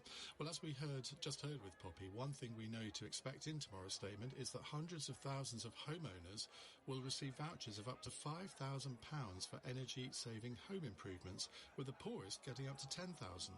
Rishi Sunak is due to set out a £2 billion grant scheme in England for projects such as installation as part of a wider £3 billion plan to cut emissions.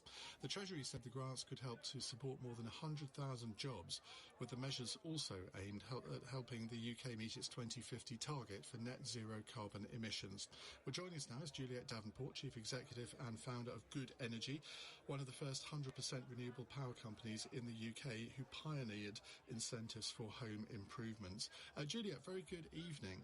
Good evening. Now, a lot of people are saying that, and this is, I think, the Labour attack line, that this is too little too late. It's an easy thing to say, but the £2 billion isn't as much as other countries are spending on home insulation projects, is it? No, it's not. But I do think it does show that the government is listening to the pressure that's been put on it by the industry, but also sort of the wider economy to say this should be a green recovery. And we should be trying to lead in terms of doing things for householders, for parts of the economy, to build new jobs and to look to lower carbon emissions long term. So I do think it's a good first step. But it's not, we need to go further, obviously. This can't be the end of the road. Now, is this all about protecting jobs or creating new jobs? So I think it's a combination of the two. I mean, the thing is a lot of the capability that you need to install these kind of measures are part of the building trade.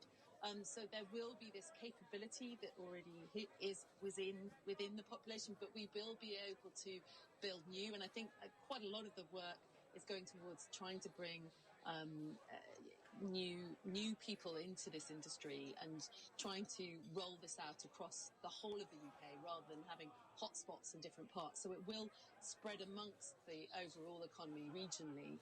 And so I think actually this is probably not a bad place to start in terms of making sure we're getting new jobs into the economy in these areas. Australia had a similar scheme to this, and they had to abandon it because they had several people who just come into the sector died installing the insulation materials because they didn't have the proper training. And I just wonder if you institute a big scheme like this and have a lot of people coming in getting new jobs, whether there aren't some dangers in this as well. So I think obviously there needs to be detailed health and safety guidelines that anybody that is training in this sector needs to be well trained. It shouldn't just be that you can put something on the side of your van and off you go. I mean, there is, under the previous schemes that we've seen launched by government, supported government, for example, when solar panels, that's quite a complex technology you need to get on somebody's roof. There was a whole accreditation process that any installer had to go through. And I am assuming that you would need to be able to access these grants. There would be a certain level of capability that you would need to have as an installer. So I think we've got some experience in the UK where we can avoid that trap. But obviously it's a watch out, and we need to make sure that nobody is killed during this process. Juliet, thank you. That's Juliet Davenport from Good Energy. Somebody else with Good Energy is Andy Sylvester, Deputy Editor at City AM. He's going to give us an update on the main business stories of the day, starting off, Andy, with Deutsche Bank. Yeah, absolutely. The fallout from the Epstein case, of all things, leading the business kind of conversation this evening. The bank faces a $150 million fine for its engagement with Jeffrey Epstein and its processing of several transactions, which New York prosecutors have described as suspicious. Deutsche have distanced themselves from all these transactions. They say they deeply regret ever having him as a major private client, but frankly, Deutsche are not the only ones that have relationships with Jeffrey Epstein. And as this story develops, now that obviously Ghislaine Maxwell is discussing, shall we say, her role in proceedings with police, you may well see more city figures dragged into it. Now, apparently, we're all getting on our bikes, according to Halfords. Yeah, Norman Tebbit, of course, famously told people to get on your bike and go find a job. I was going to mention that, and I thought you're too young to even know it, so I didn't. Well, I am, but, I do my best. I do my best. Yes, so we've been getting on our bikes, and it means that Halford are able to give jobs to people. Sales down at the Giant, kind of all things to all men store, but bike sales have been the thing that's kept them going, and they are hoping that in the second half of the year, as life starts to move back to normal, that obviously those bike sales stick around, but also sales of everything else they sell in those stores will tick up. Investors in the stock market are still not wildly impressed with the numbers, but it's certainly an indication of the fact that there are going to be changes to business models and changes to things people sell as a result of the pandemic. And the ones that are going to be rewarded are going to be the ones that pivot quickly enough and start to recognise where those sales are going to be over the coming months. Now, Reach, who are the publishers of the Mirror Group newspapers, amongst others, they're cutting 550 jobs. Is that going to, presumably, will affect the Mirror?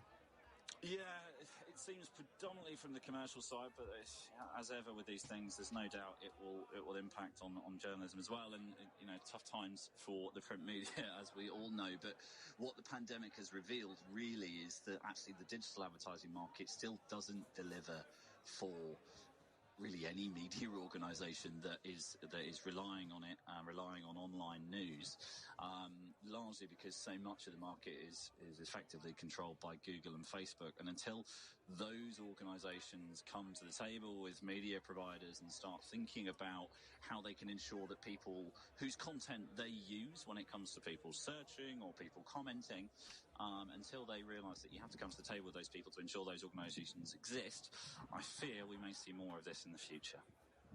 And just very briefly, what's the city hoping for from tomorrow's mini-budget?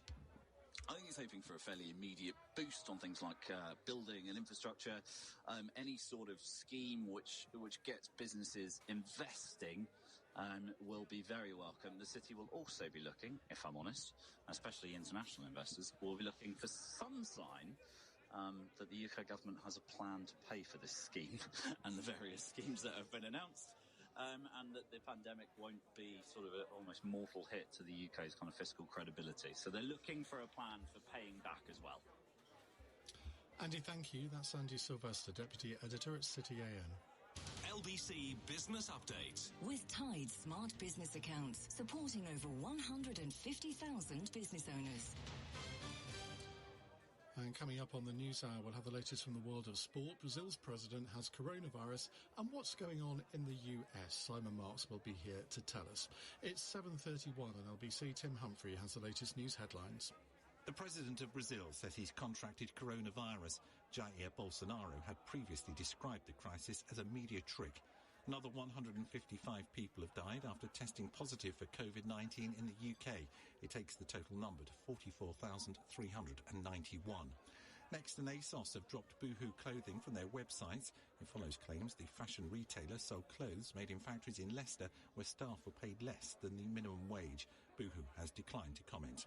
And the weather, rain moving southwards tonight in England and Wales. It will be drier in Scotland with a low of 5. LBC. Moving around London at the moment is a real worry. My top priority is keeping my family safe, so we always hail a black cab. The partition keeps us all totally segregated from the driver, and sitting on the back seat, they're over 2 metres away from us. It's like our own mobile protective bubble. And with contactless payment, it's even safer. That's why we're black cab customers. Why risk anything else with these two pickles? Did you know that bacteria from gum disease may cause Alzheimer's? The GAIN clinical study is testing an investigational drug that may halt the progression of Alzheimer's by reducing damage caused by bacteria that travel to the brain. St Pancras Clinical Research is seeking volunteers aged 55 to 80 with Alzheimer's to participate in the GAIN study. To find out more, please contact St Pancras Clinical Research at stpancrasclinicalresearch.com. That's stpancrasclinicalresearch.com. It's been a tough time for small businesses over the last few months, so many have been using digital tools to adapt during the lockdown. We spoke to some of them.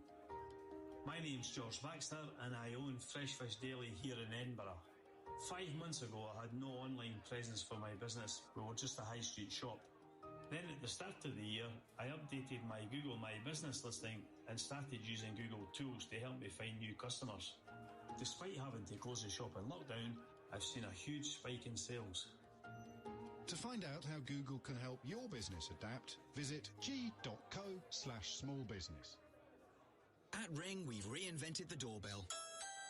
So no matter where you are, or what time of day, you can watch over your home and the things you care about. Ring Video Doorbell streams HD video and two-way talk straight to your phone, so you can speak to whoever's at your door from anywhere. Delivery. Oh, great. Can you leave it round the back, please? Sure, no problem.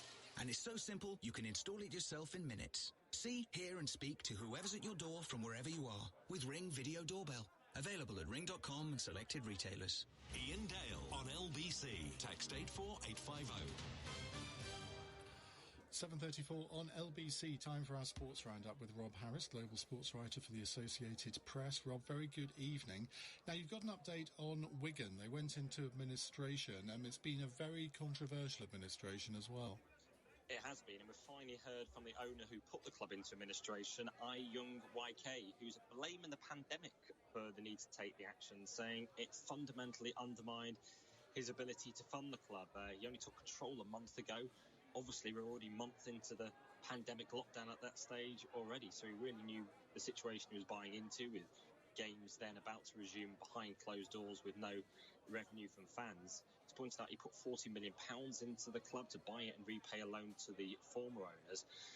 We've actually heard in the last couple of minutes from the Football League themselves, who say they fundamentally disagree with the comments from the owner today, blaming the pandemic for undermining his ability to fund the club. He said the EFL are saying that while it's clear COVID-19 has presented financial challenges to the game, evidence of the required source and funding required needs to be looked into, because it was made clear as part of the process of the change of control. Wigan are facing a 12-point penalty for entering administration, but we now know from the administrators they are appealing against that. They've also had to make 75 people redundant, and the search is on for a buyer. Hopefully for fans of the club and the players, there is best news on that front, because 15 non-disclosure agreements have been sent out. 3 of them have been returned with proof of funds for £10 million. Now, news from the world of gymnastics. Yeah, some very shocking allegations from gymnasts about abuse and bullying in the sport.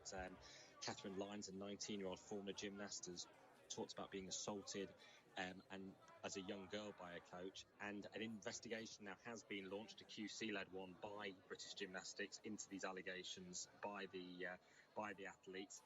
And there are these concerns about this culture of fear that's existed within gymnastics, which also we've heard from in other sports in recent years as well. And UK Sport, who are the government agency that distributes Olympic funding, say that the treatment of young athletes has been shocking and upsetting. Now, not long to wait before England play West Indies in the first test. Yeah, tomorrow international cricket finally resumes, because it's not just the first test in this country this summer. We've not had any cricket around the world for months at the top level. It also marks the return of international sport to Britain as well, that we've got this fixture. And of course, it's a start as captain, standing captain at least, for Ben Stokes. And one of the big issues that's been talked about in the build-up to the first test is the Black Lives Matter movement, and they will be wearing that on their shirts. But Stokes said he stopped short of saying if the players are going to take a knee or not tomorrow before the start of play, but he is saying there will be some sort of gesture. At the same time, being the Welsh Cricket Board, of saying they've had to face some uncomfortable truth around the diversity and the need to increase diversity in the sport. Well, I first got interested in cricket when England played the West Indies. I think it was in 1976, when you had all of those magnificent fast bowlers playing for the West Indies, when they were really dominating world cricket. So I have cleared my diary tomorrow. I'm going to spend virtually the whole day, apart from watching Rishi Sunak, obviously, watching the Test match. So I look forward to hearing what you... It really is, isn't it? So it finishes just before we go on air. Rob, thank you very much indeed. That's Rob Harris, global sports writer for the Associated Press. Now, Brazil's President Jair Bolsonaro says he's tested positive for COVID-19 despite repeatedly downplaying the risk of the disease. Brazil has recorded more than 1.6 million cases of coronavirus, second only to the USA. Well, joining us now from Brazil is Manuela Andreoni, freelance reporter who's been covering the pandemic for the New York Times. Very good evening, Manuela. What's been the media reaction to Mr. Bolsonaro declaring he's tested positive? Hi, Ian. Thank you for having me. The media, everyone here already thought that there was a big chance he would catch it because he had been exposing himself so much. So it wasn't a surprise, but still, it's all people can talk about for the past 2 days. And how much support does he have for his, well, I was going to call it COVID-19 strategy, but it isn't really a strategy, is it? No, it isn't a strategy. So far, even though the pandemic started here in February, we have not learned of any national plan to fight it. And the number of new cases, is it still rising each day, or has it plateaued yet? It hasn't plateaued. It's rising each day. We have over 1,000 new deaths a day and like 30 to 40,000 new cases a day. The curve keeps going up, and it seems we're in a never-ending first wave. And has the healthcare system managed to cope, particularly the hospitals? It hasn't. We have a very strong public health system that encompasses the whole country, but still it's a developing country and it's really underfunded. So a lot of people have failed to get proper health care, and now the disease is moving to the countryside, to smaller cities where the health infrastructure is even worse. We expect to see a mortality rate that is even higher. And have Bolsonaro's poll ratings been affected? Is he still as popular as he was? Well, they have been affected a little bit because the amount of people who disapprove of his government has risen from about 30% to a little over 40%, but his support base remains very solid at around 30%, very much like Trump's base in the United States. And if he was incapacitated because of COVID-19, what are the constitutional arrangements? Who would then take over running the government? Well, it would be the vice president, who's a military general. That has risen a lot of concerns because Bolsonaro's government already has put a lot of military figures in government, and Brazil had a military dictatorship that ended about 30 years ago, which Bolsonaro is a big supporter of. So a lot of people are concerned about the idea of having a general as president if he is to step down. Well, you stay safe, Manuela. Thank you very much for joining us. That's Manuela Andreoni, a freelance reporter covering the pandemic in Brazil for the New York Times. Well, I think it's high time we went from Brazil to the United States, and it's time for an update from the US now with LBC's Washington correspondent Simon Marks. What's the latest with Mr. Trump, Simon?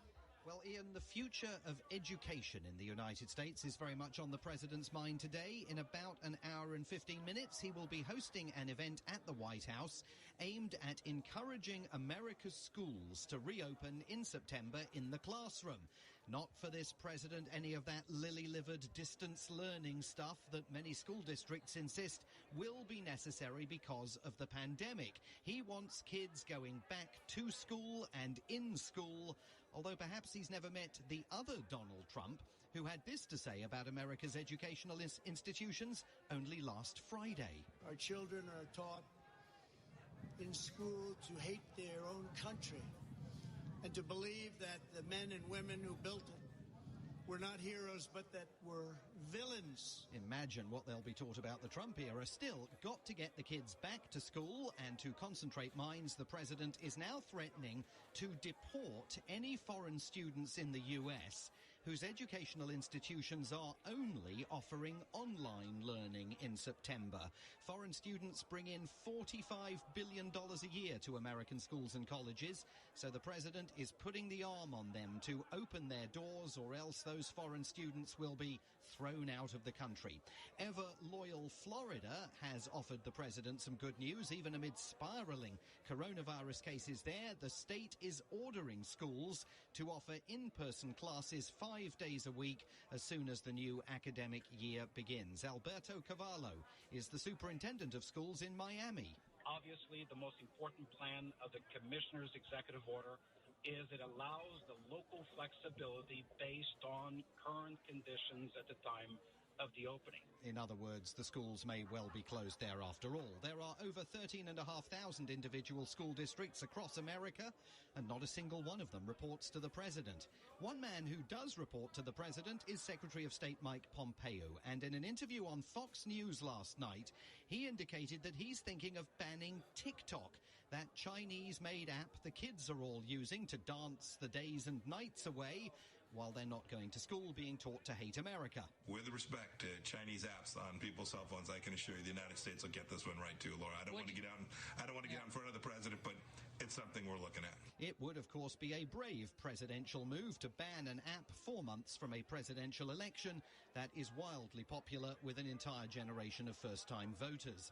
Also wildly popular in the United States, Tom Hanks, who has an entirely new role, that of COVID-19 survivor. Along with his wife, Rita Wilson, he contracted the virus in Australia several weeks ago. He's made a full recovery. He never used the president's name during an interview on NBC's Today Show this morning. But are you in any doubt about who he has in mind? It's killing people. Okay, you can argue what the numbers are. It's not killing that many. The numbers have gone down, et cetera. Yeah, that's right. It's killing people.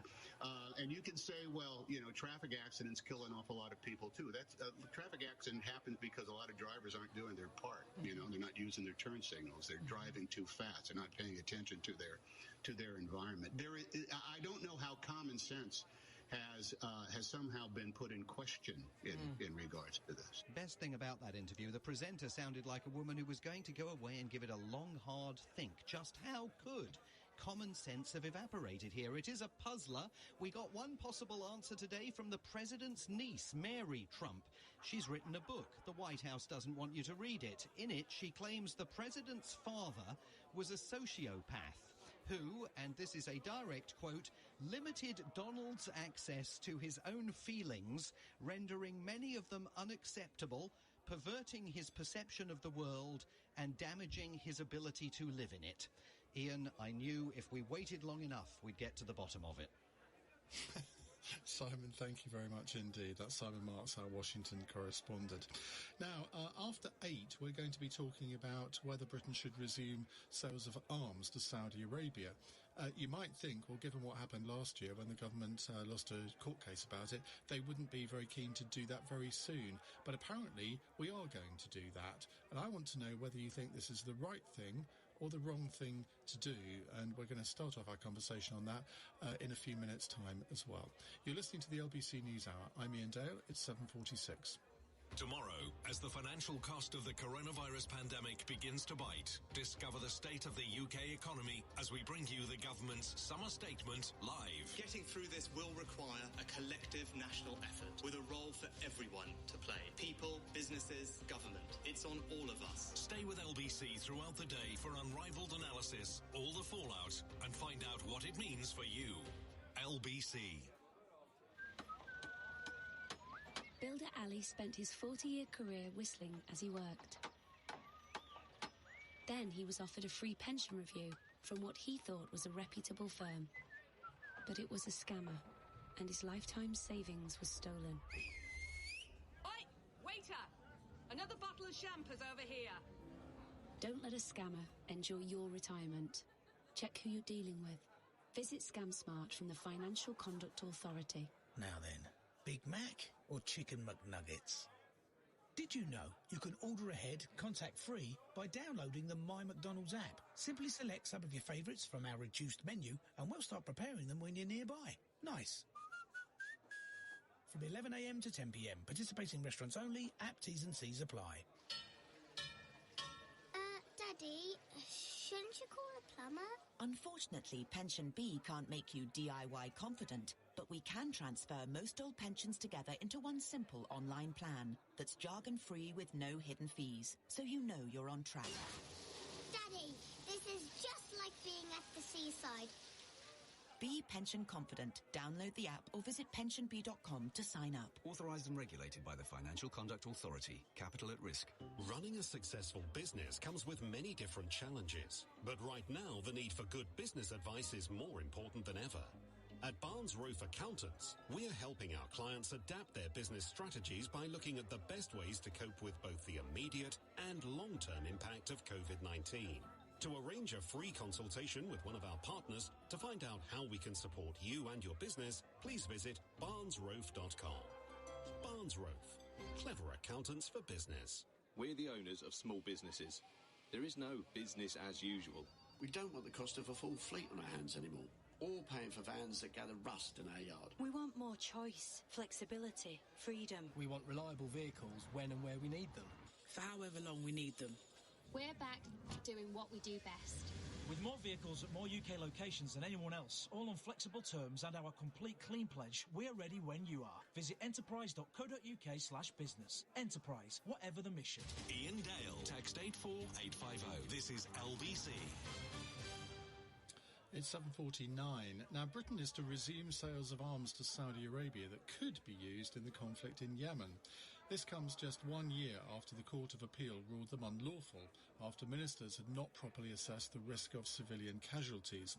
Trade Secretary Liz Truss says sales would restart, but only after an official review concluded there were only isolated incidents of airstrikes in Yemen. So that's all right then.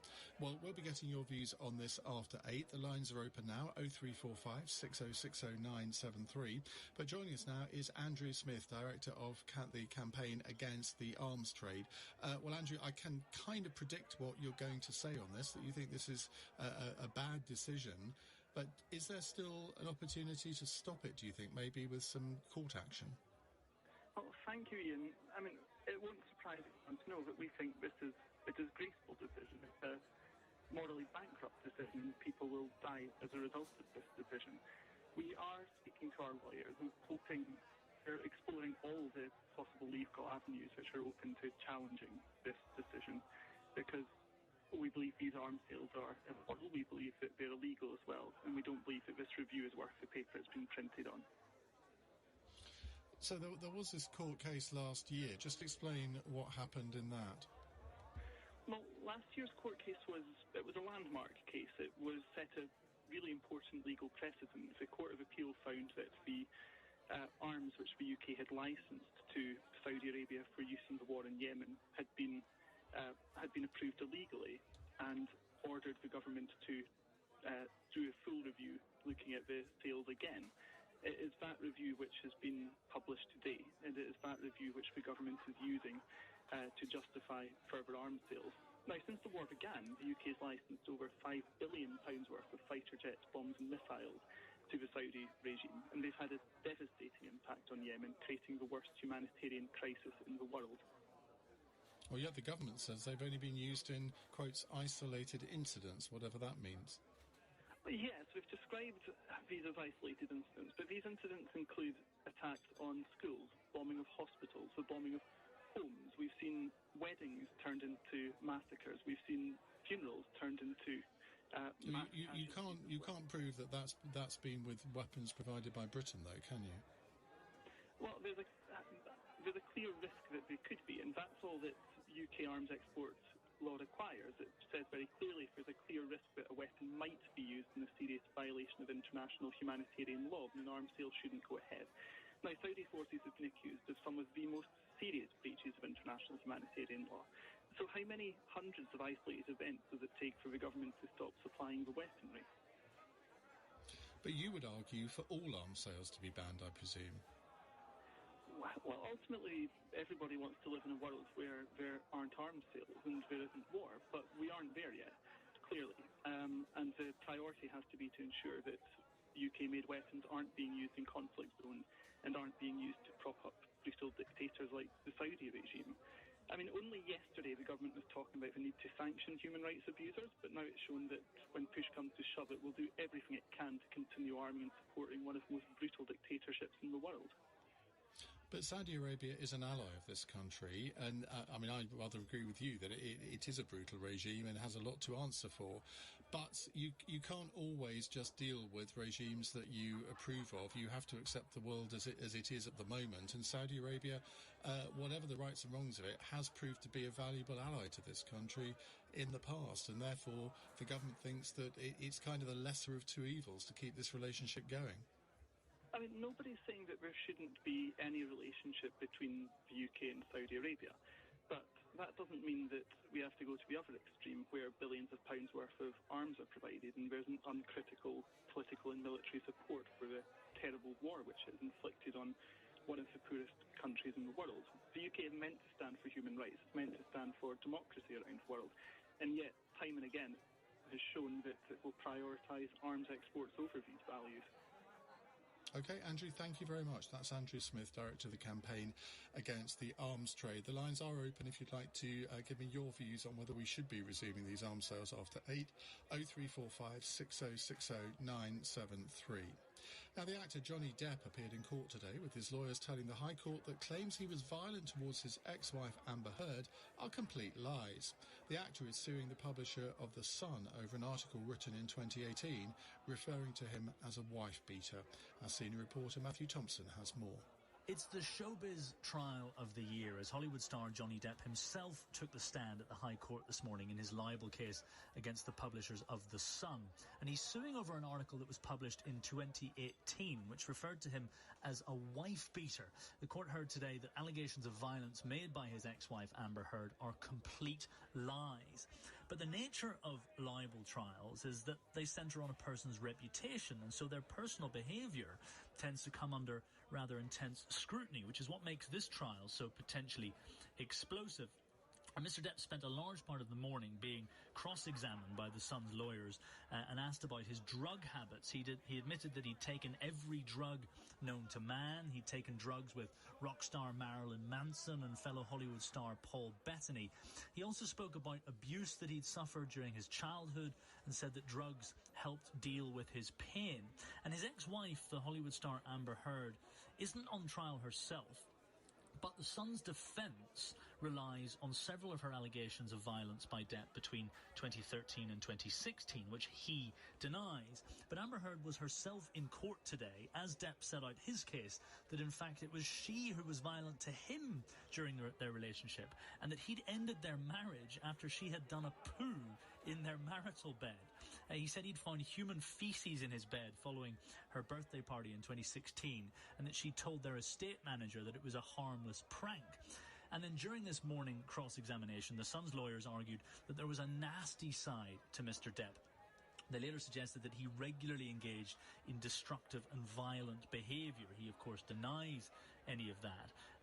But he was asked about a number of incidents in his past, including one in London back in 1999 when he apparently confronted photographers with a piece of wood and shouted expletives at them outside a restaurant. He said he was simply protecting his pregnant partner at the time, Vanessa Paradis. And the trial expects to hear from Depp's former partners, Vanessa Paradis, also Winona Ryder, who both say that Depp was never violent to them. The trial will also hear from friends of Amber Heard, who claim that they were present when Mr. Depp was being abusive. So in all, it's expected to last about 3 weeks, and if today was anything to go by, it's set to make many more headlines in that time. What a bizarre case. That's Matthew Thompson reporting. Now, as we heard earlier with Andy in the business news, Halfords has seen a surge in bicycle sales, cushioning the trading blow due to coronavirus. As people look to avoid public transport due to the coronavirus, bike sales rose by 57.1% in the 13 weeks up to the 3rd of July.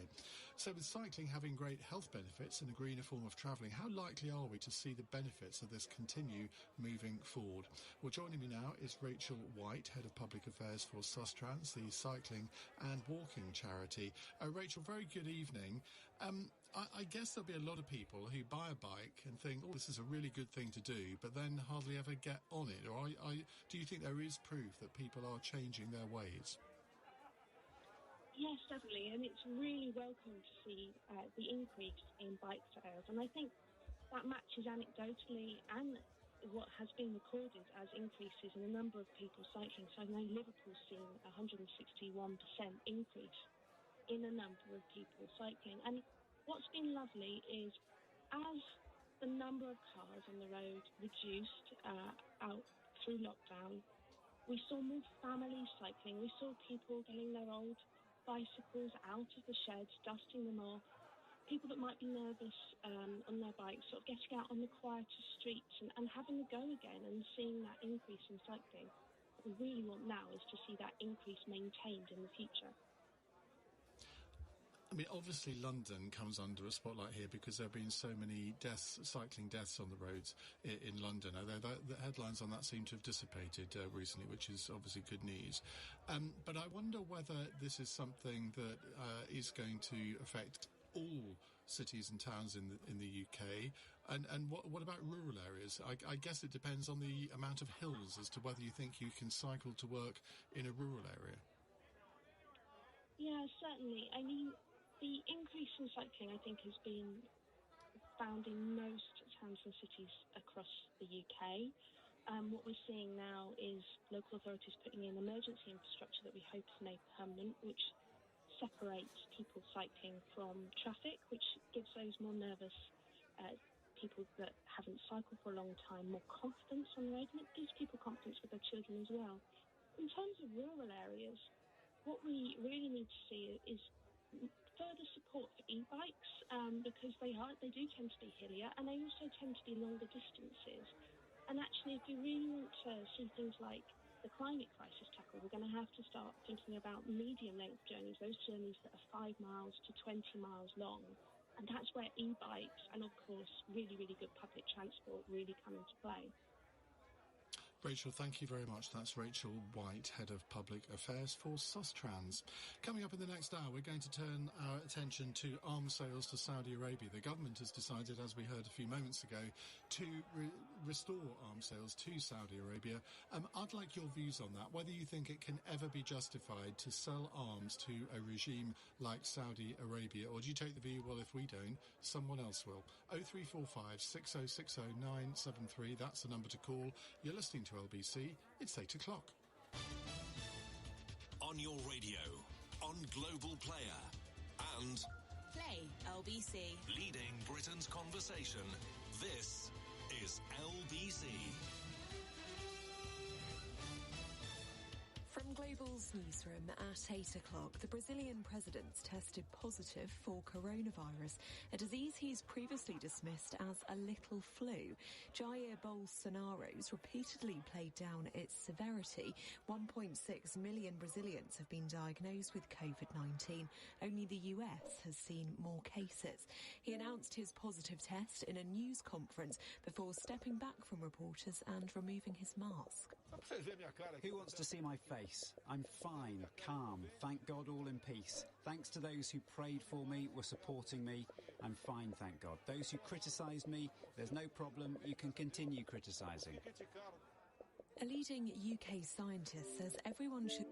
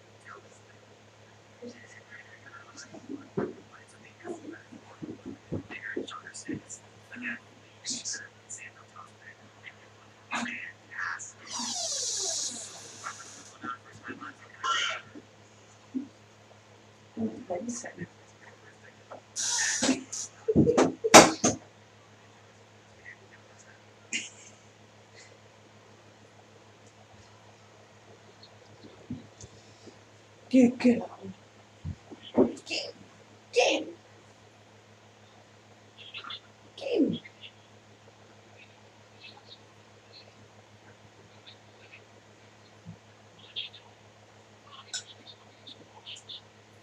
Really?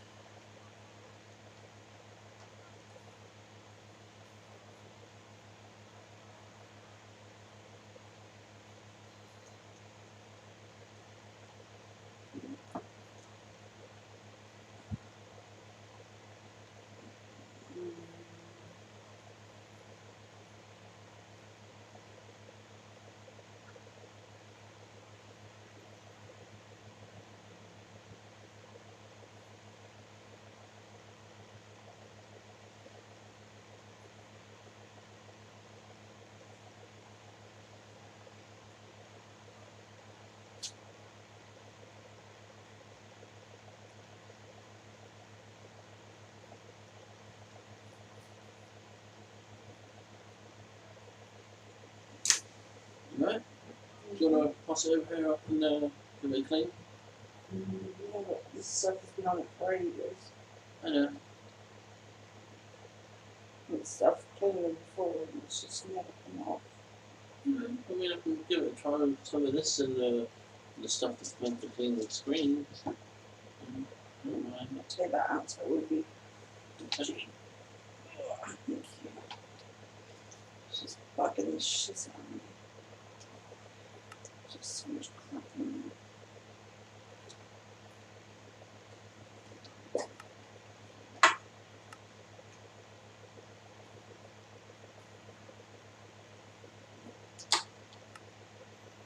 Yeah, we did that.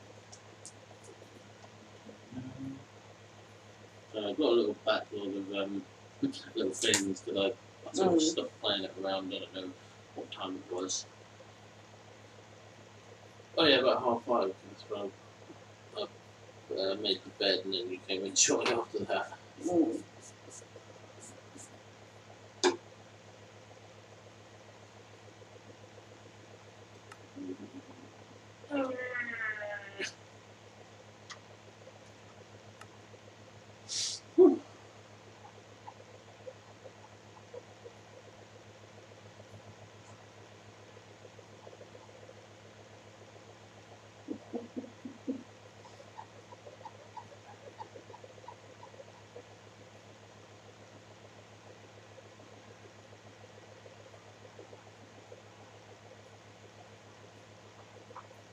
Oh, she's trying to get her squeaky toy to work. She heard that. She thought it was a squeaky toy. Oh, she thinks it's a squeaky toy. The bottle works.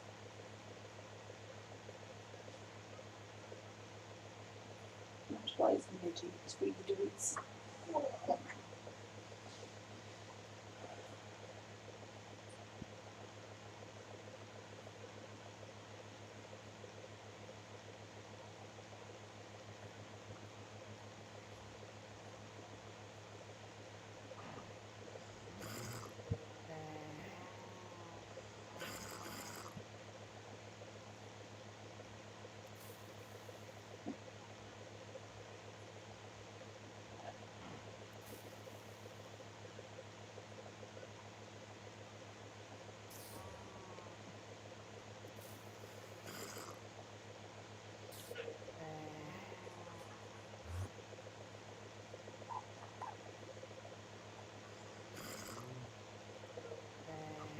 I'm not sure you will be able to do it because some of them are actual like scratches.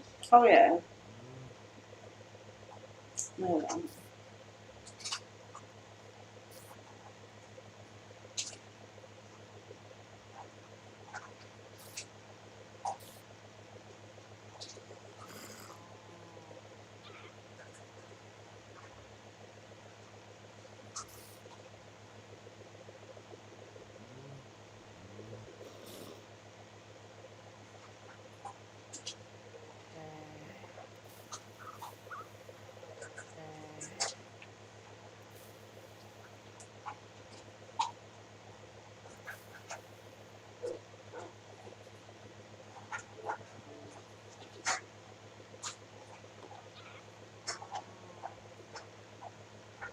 What?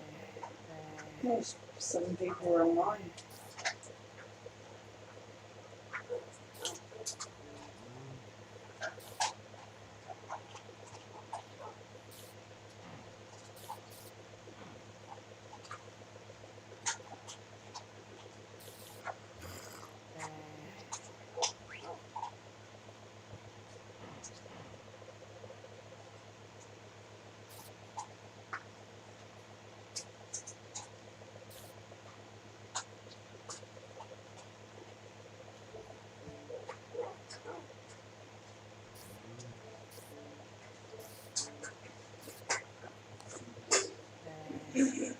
Yeah, that's the best you're going to get them.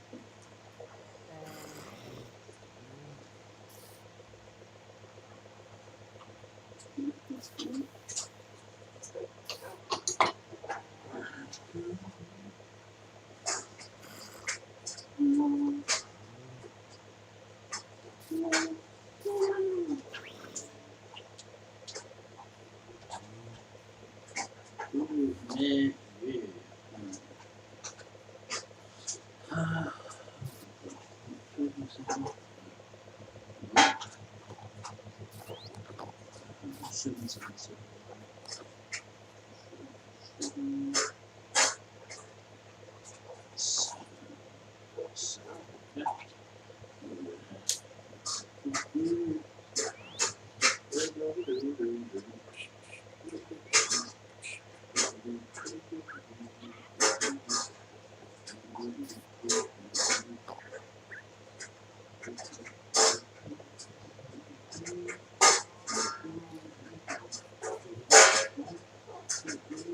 All right, now, doggy, this morning.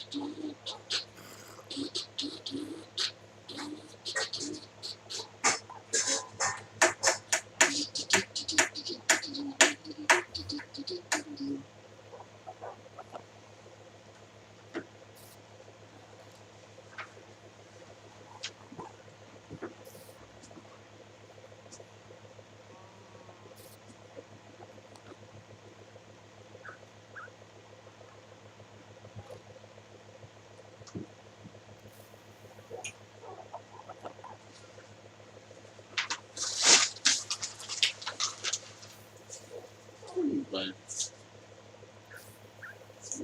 Game. Okay, I hardly see you play games where your phone is sideways, that's all. Put him up. Oh no.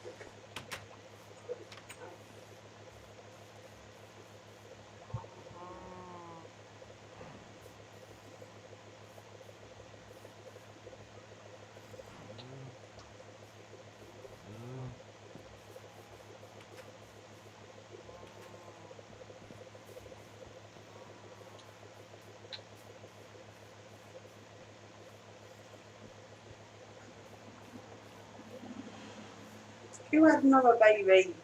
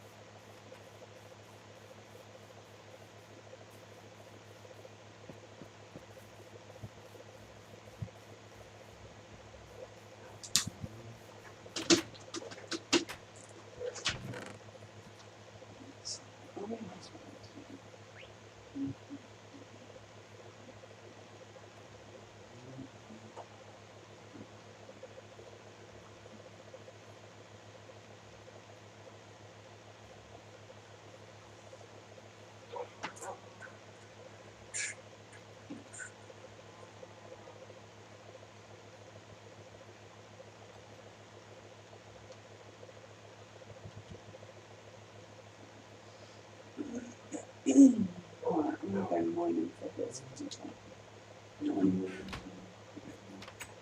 Or No, just diamonds need. Oh, one.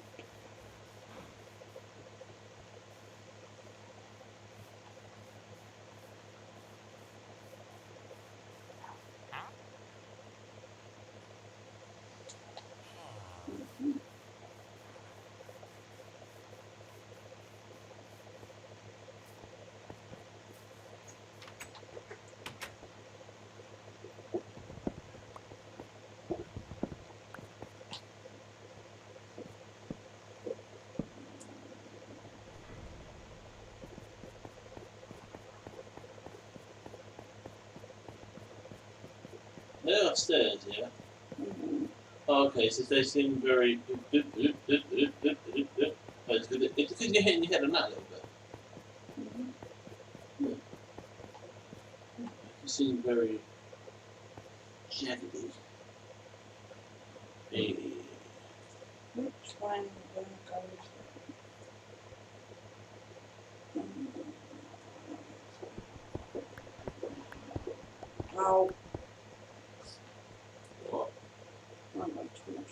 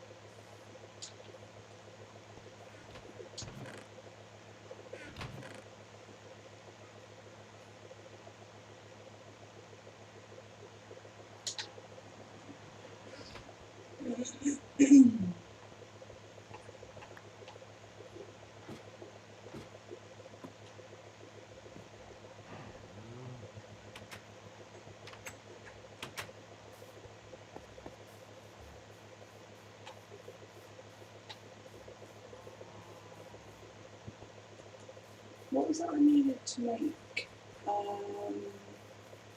enchanting table? Can't remember. Well, that was obsidian. Which I don't have.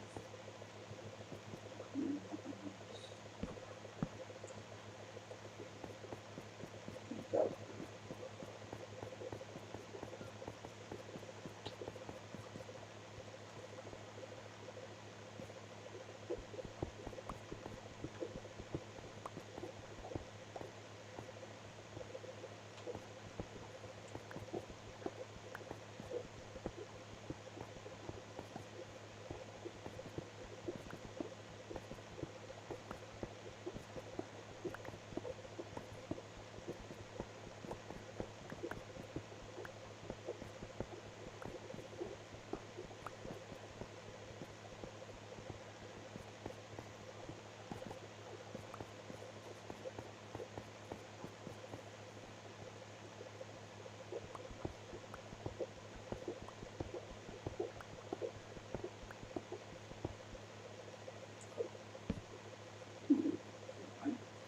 Stone.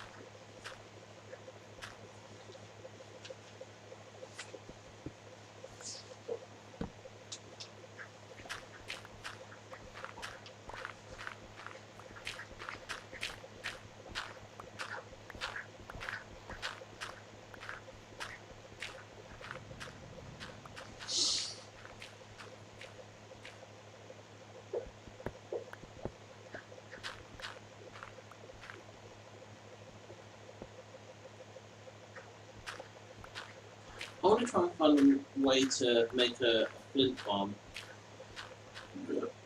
Whenever you harvest or destroy gravel, you get the gravel, but you always get a chance of getting flint. So there's got to be some way of setting up hoppers that when you hit it, everything falls into the hopper and goes into a chest. Yeah.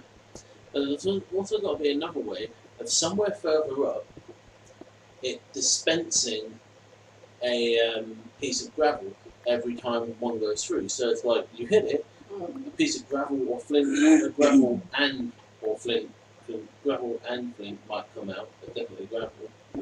But then it triggers like a redstone signal to go up to the dispenser to put it out in front of it, and then so you can just continuously doing that, trying to get more shoes.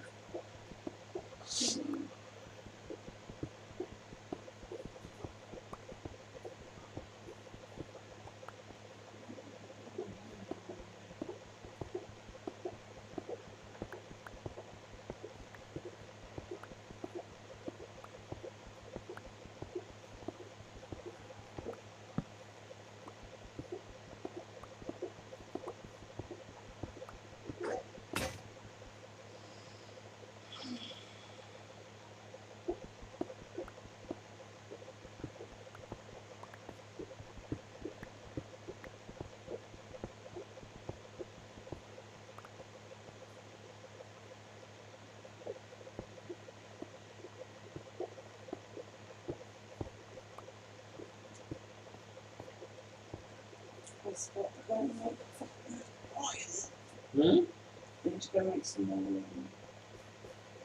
more pickaxes. Oh, it's a tree out there for a second.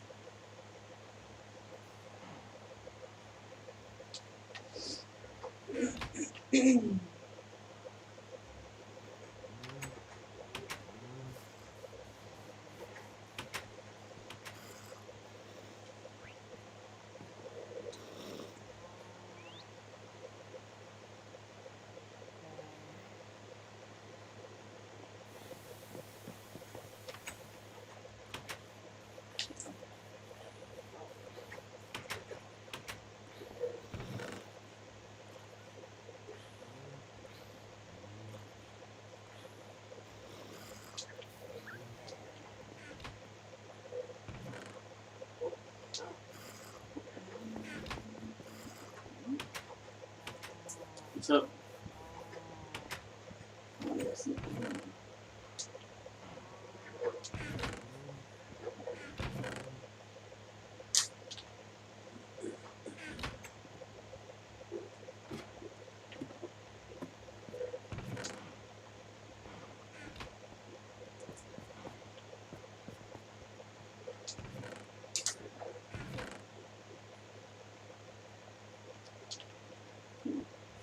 this is so cool.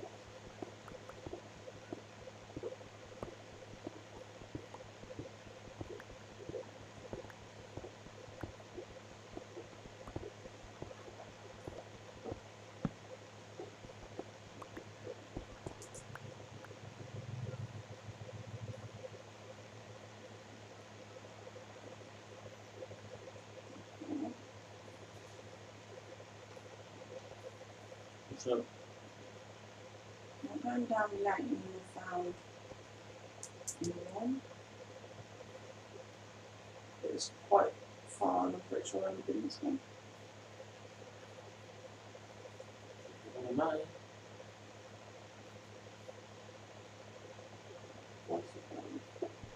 Follow it down like to where the right hand number gets lower. Okay, yeah, that way.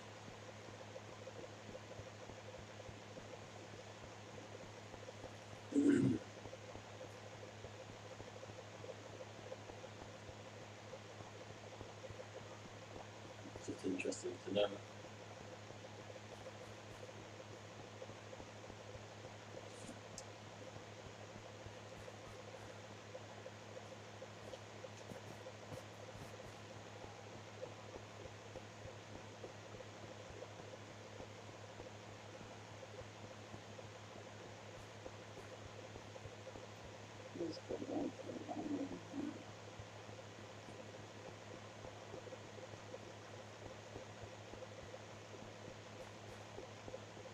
Yeah, it is.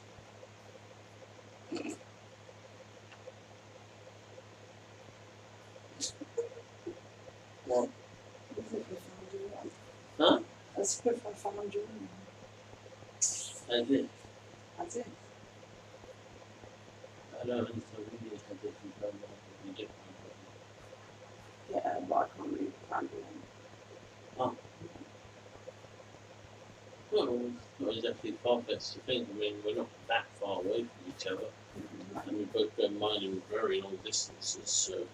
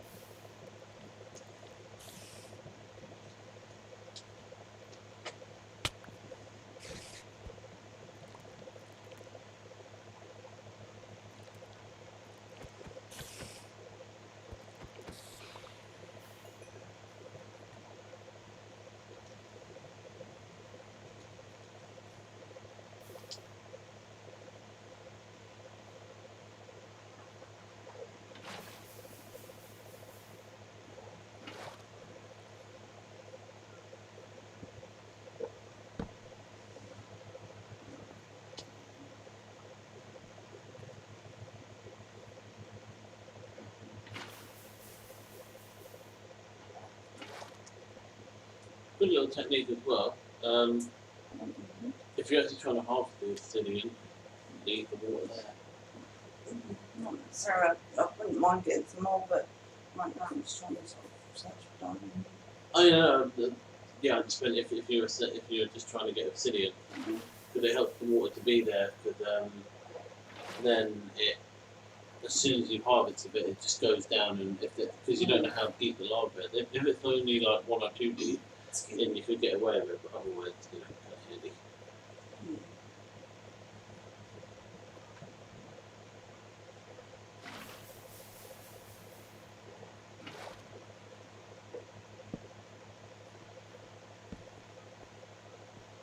Just always forget about this trick, and then I can't get like the stuff that's over the lava because I don't do it.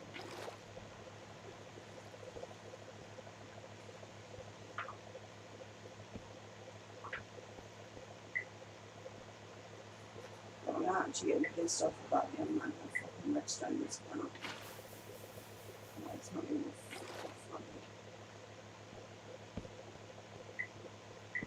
funny. It's I can get lost.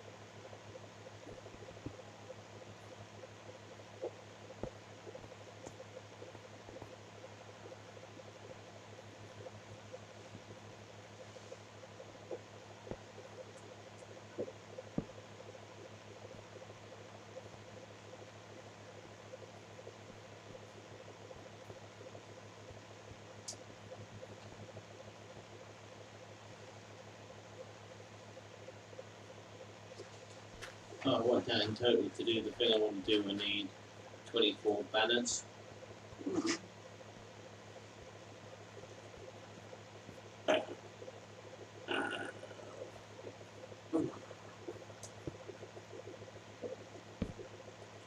The only thing I don't know is how much time I need. Well, no, I need a lot of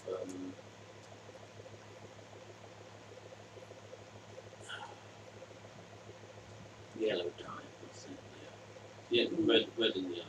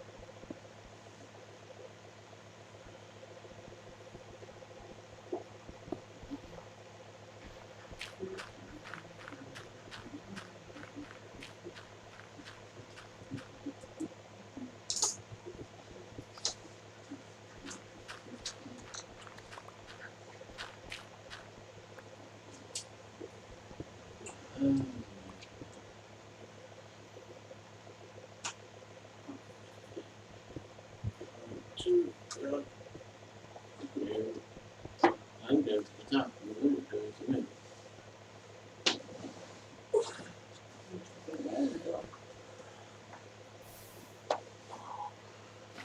That is not a fart.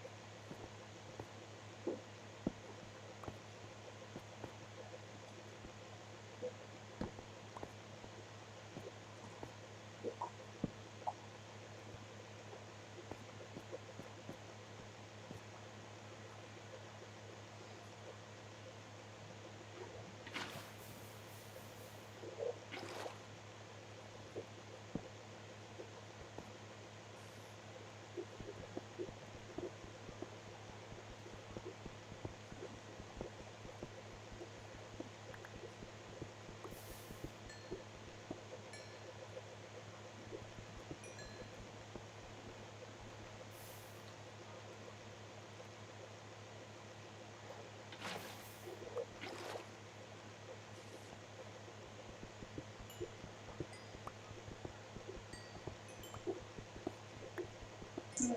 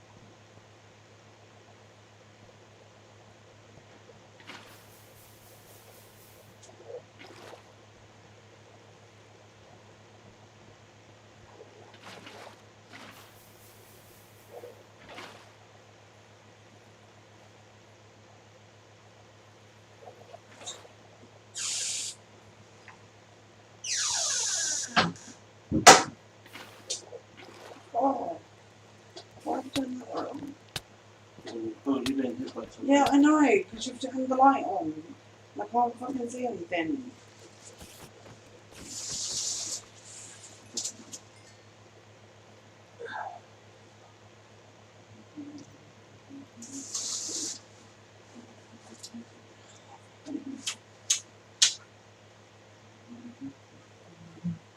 Why have you done that? Oh, shit. Why do you think I was so surprised? It's so much brighter. Mm-hmm.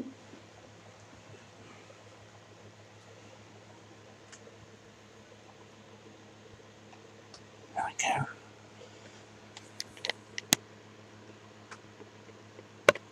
Mm-hmm.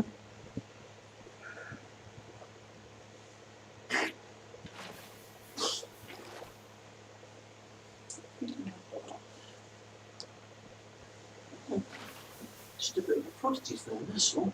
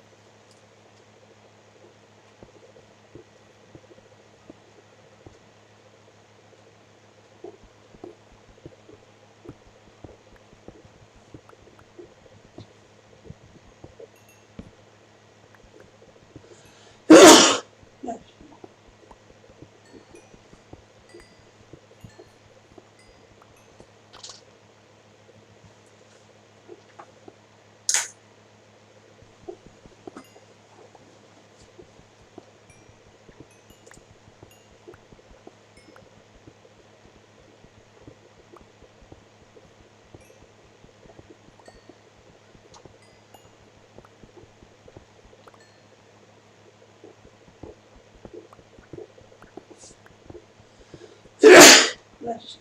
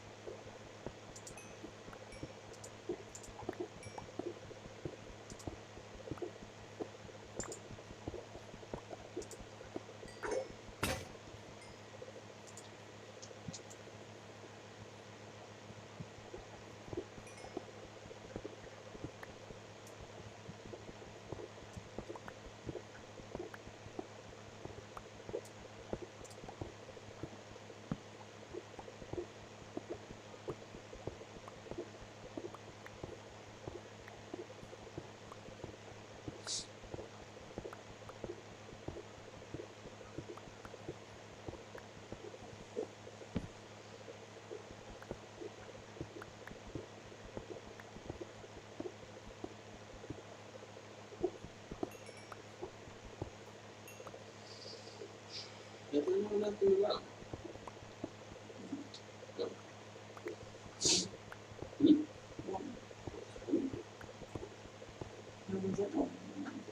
No, curse comes on every now and then.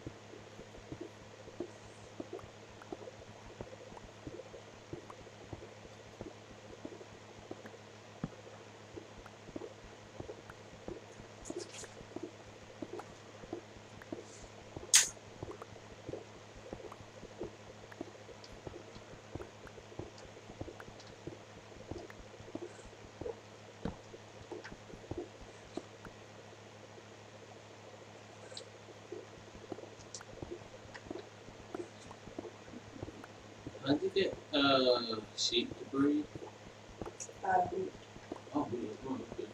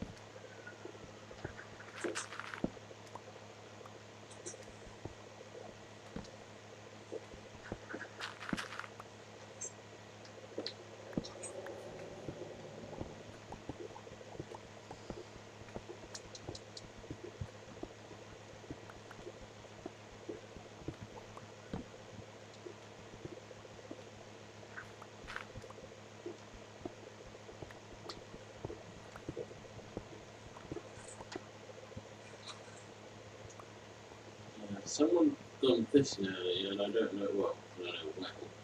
Someone gone fishing earlier. There's a lot of loot in the fish bin. I don't know. I don't know if it's like if someone's just gone there to get some XP or someone.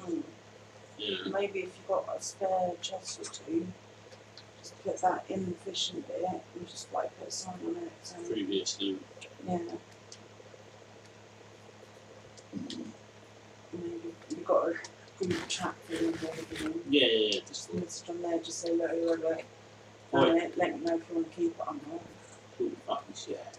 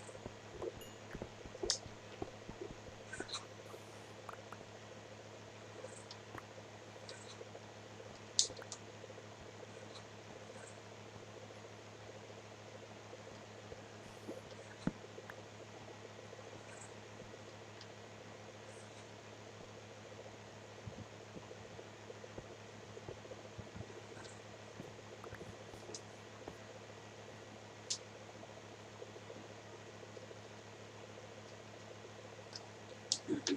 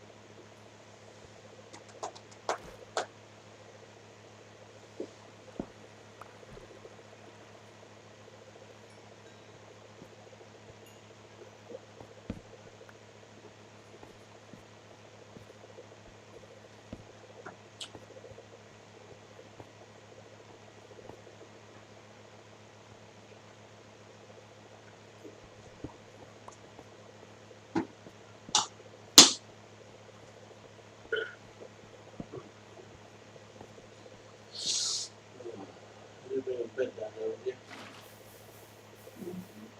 Hmm?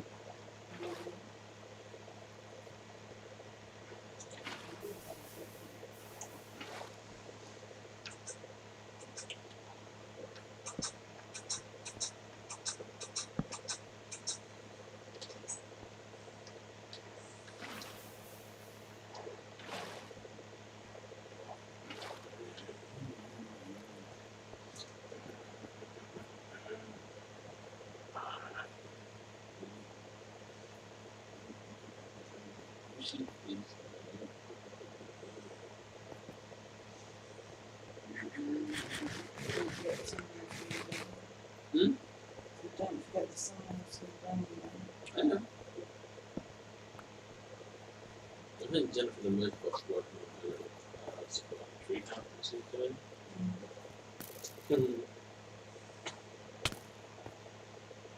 Actually, no sleeping.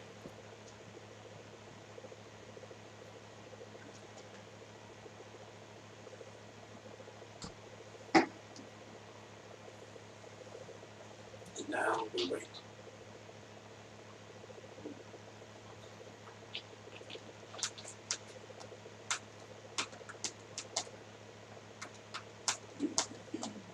Hey.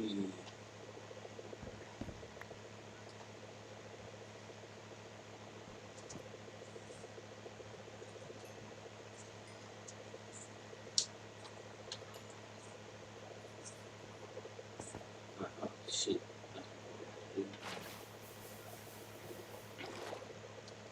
Oh, what are you doing, idiot?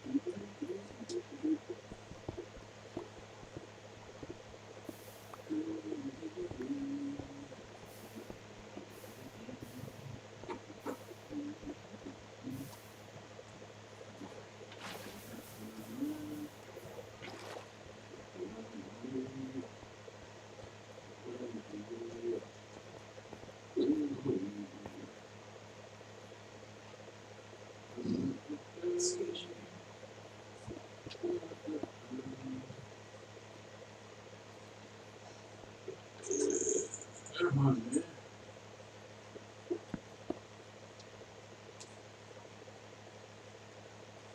And all this going on, I've got 7 years.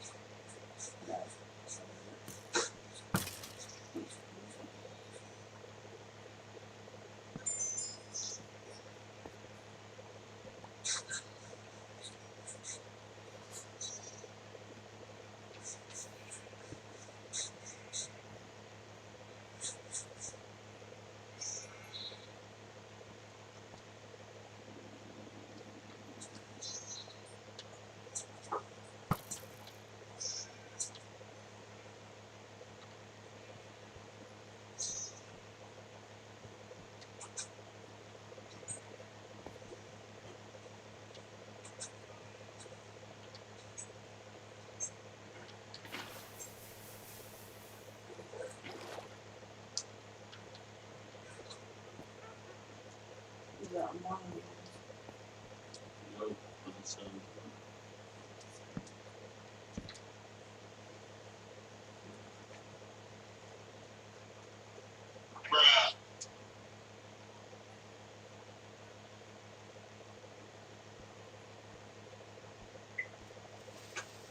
Oh shit.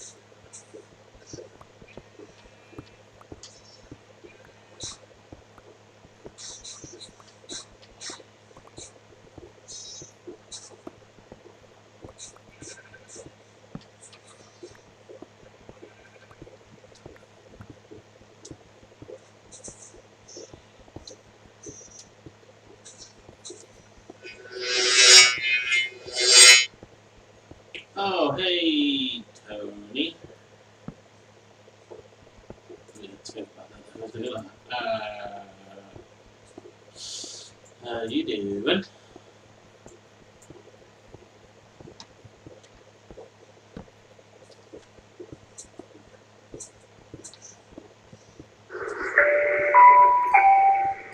Oh, thank you for the hug as well. Food on you? Oh, God, I have so many.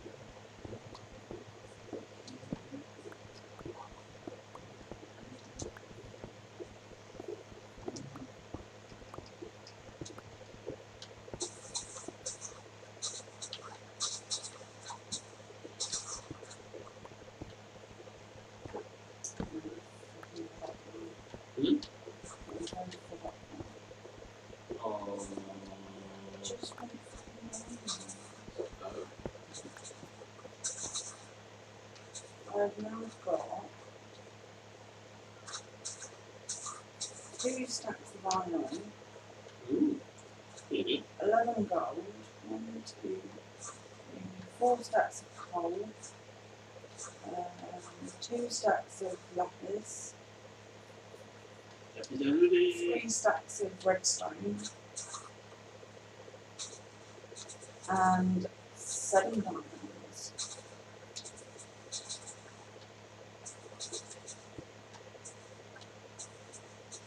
And I've gone through, I'm now on the last iron pickaxe. And I've made, I think I made like 6. I think I made 6.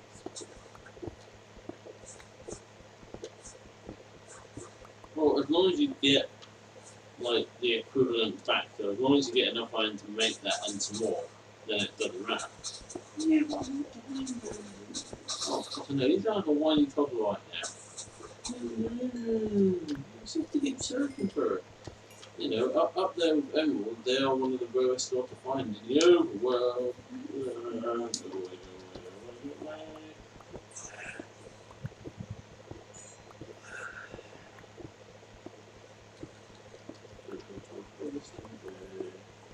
Oh, it's really there. Really dark. Can we sleep?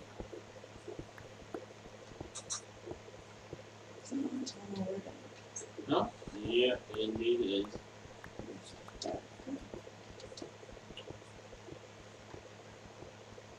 Whew. Oh, new messages. Sorry. Pizza. Hi. Sorry. The little screen where I had to scroll down on that one. That wasn't me.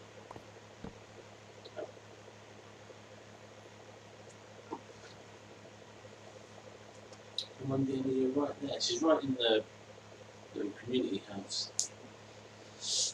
Come in. Hey.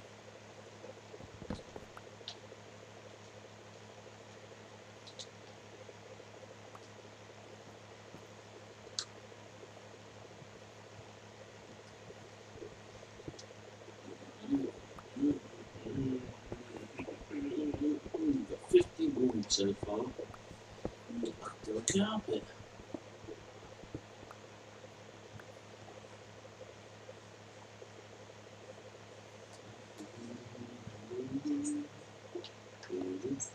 Oh, hello.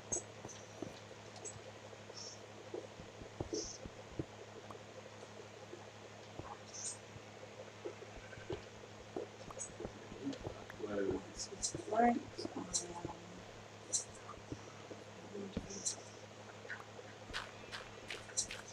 These make the day and beacons. Just look at the diamond.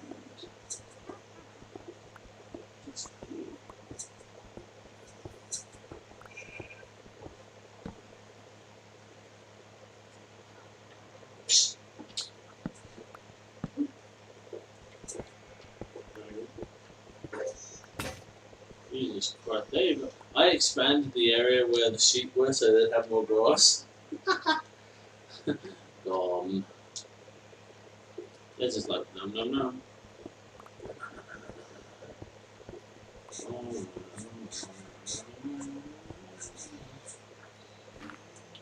Make me babies. Come on. Make them babies. Make them babies. Oh, this is weird. Make them babies.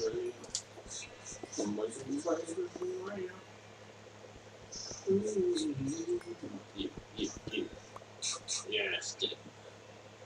And fully too many buttons.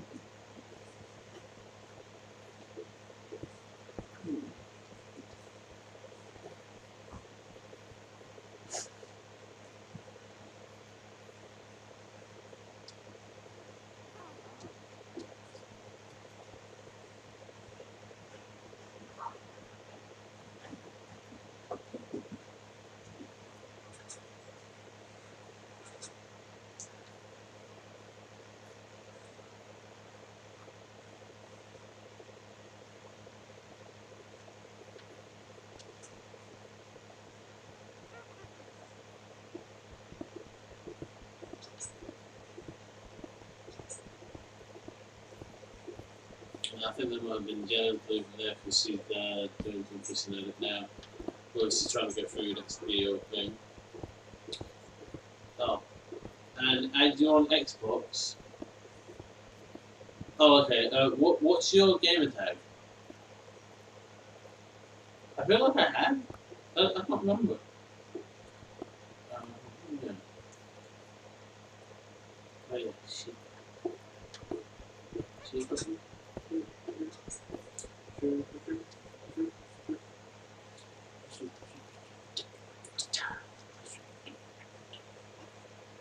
So weird hearing someone else do that.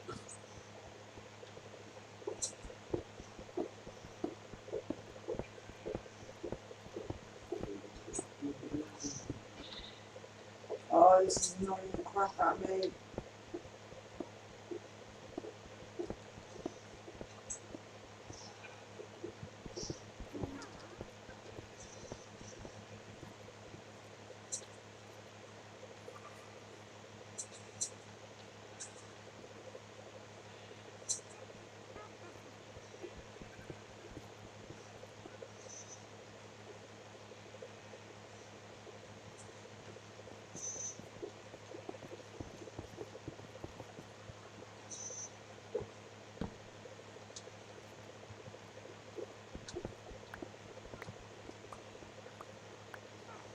Ah, found her, you motherfucker. Oh, shit, hell.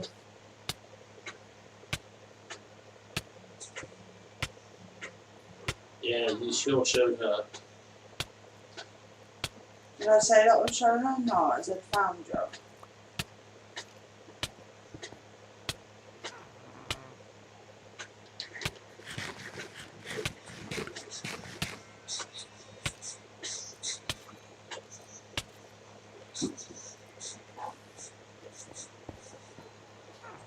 Halo purple. Oh, right, okay.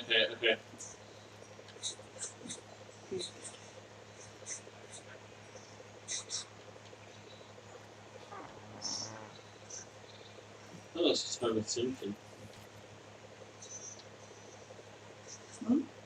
No, Marge Simpson.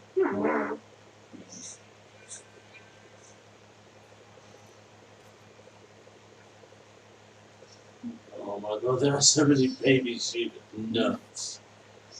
God, just fire for ground already. Oh, blimey. 7.5.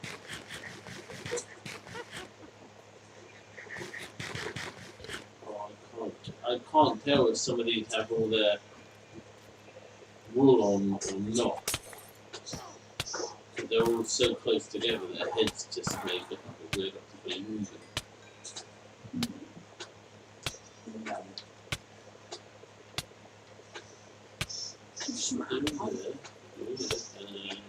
Run.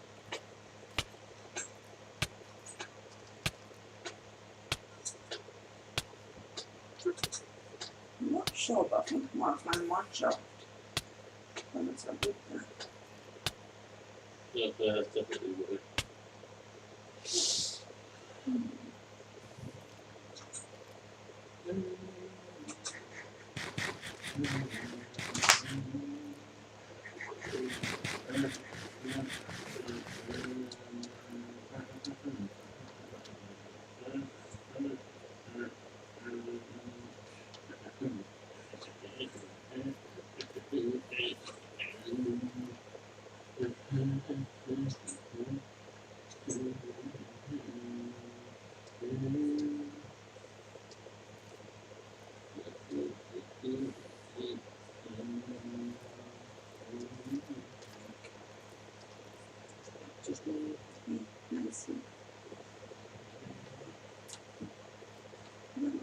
Wait. Up. Pick her up. I see. Okay. Now you cover him properly.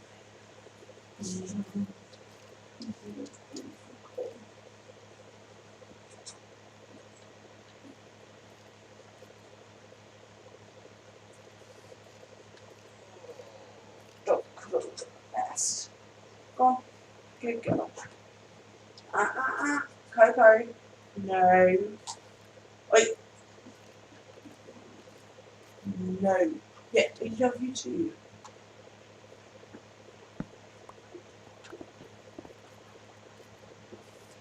Oh, yeah, I know.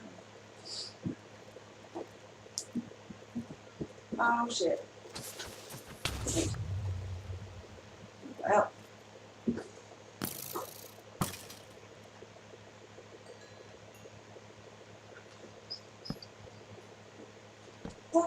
matter?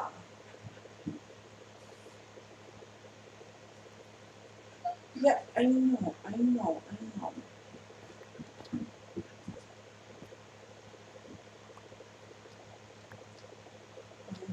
Which one had I first? I'll have to talk to if you like. Huh? You said that, and all I could see on the screen was the torch. You know exactly what I mean. I actually didn't, because I don't know what you were looking at back then. You could have been looking at something else.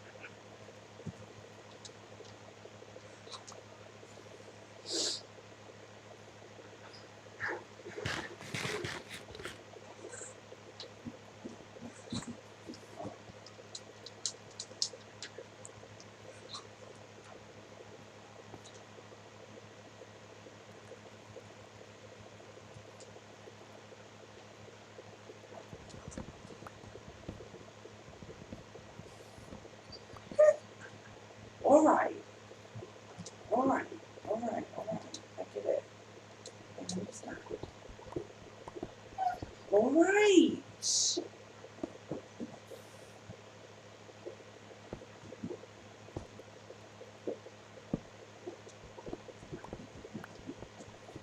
Give me 2 seconds, because I need to make this house safe.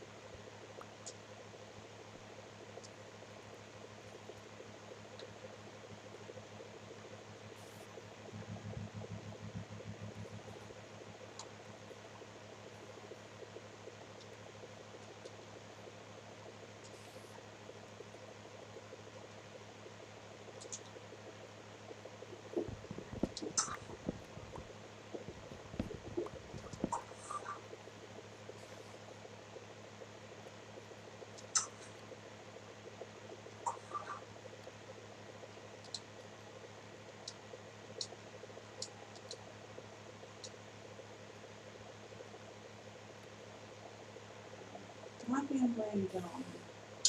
I want to make a chest.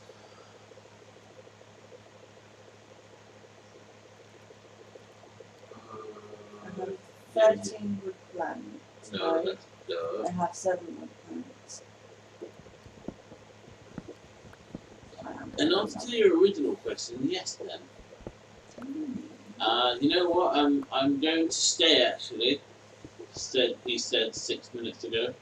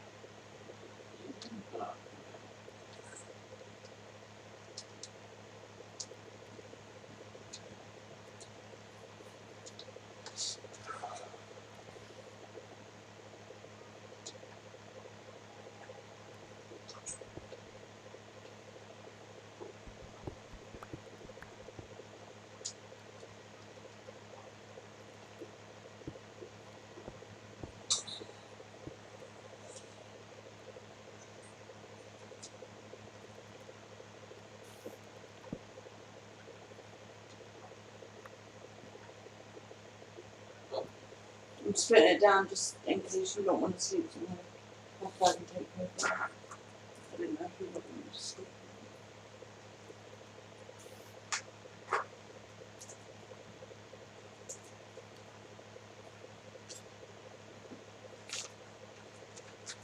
I'm just going to give you a try and read it like that.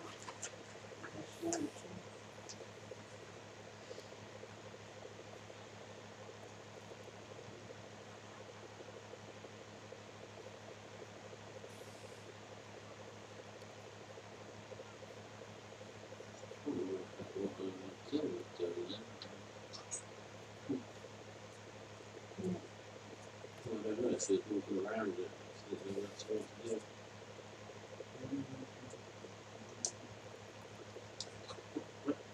Oh.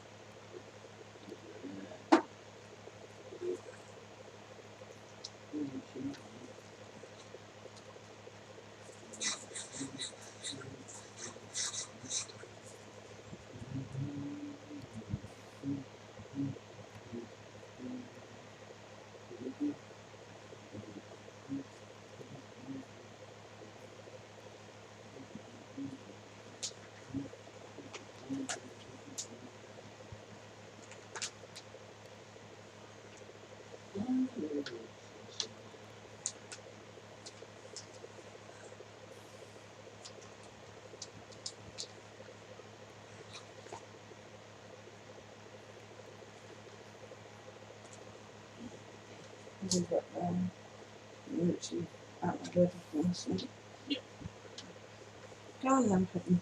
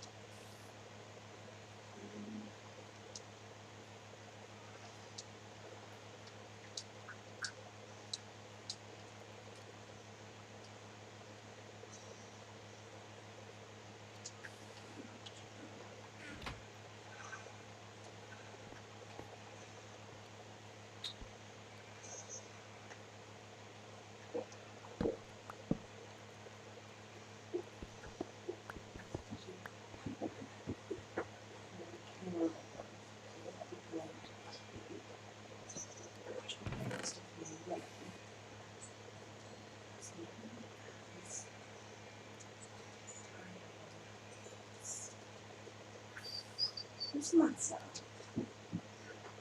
What is it? What's wrong? What's wrong with you?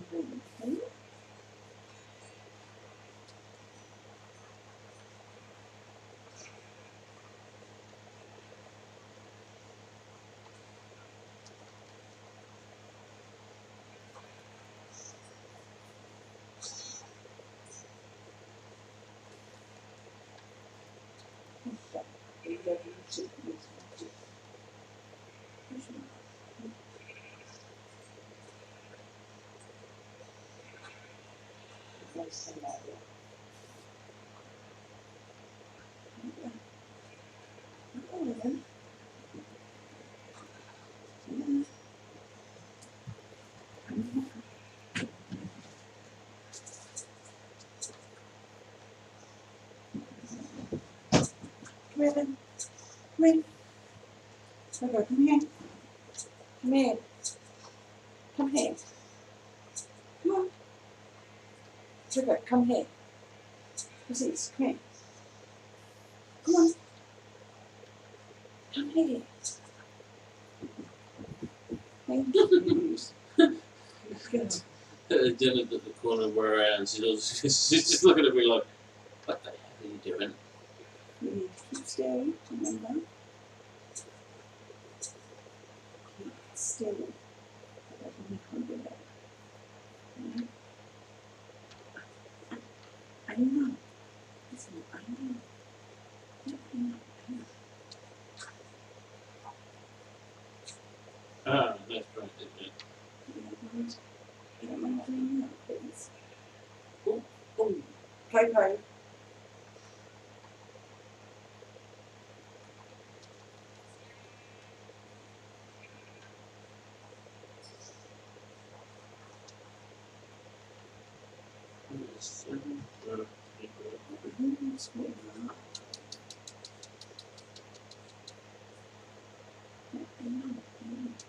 I know.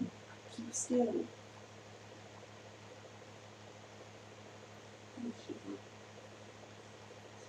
Oh, yeah.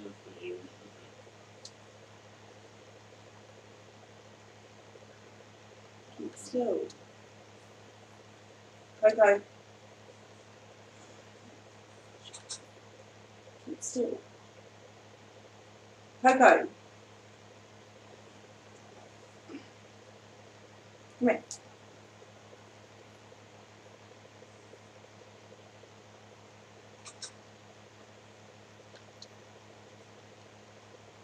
Right. Stop it. Come here. Oh my God. I apologise, Tony. Yeah, I haven't had the chat up that time. That time was my fault. Yeah, I basically need a lot of red wool. And I thought, well, hang on a second. Because if you dye one piece of white wool, you're trading one piece of dye for one piece of wool. Yeah. Whereas if you use one piece of dye on a sheet and you shear the sheet, you get sometimes 1 to 3 blocks of that coloured wool already. So I thought, hang on a second, I'll just make them that colour because I'll get more of the coloured wool that way. But now, oh no. You can still, yeah. Yeah, Mummy loves you. Yeah, Mummy loves you too.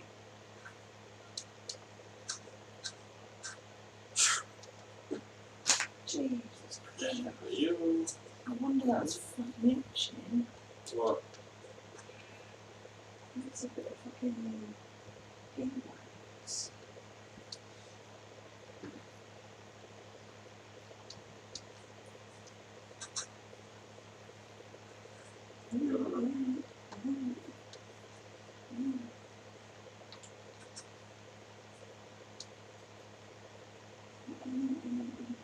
Come here.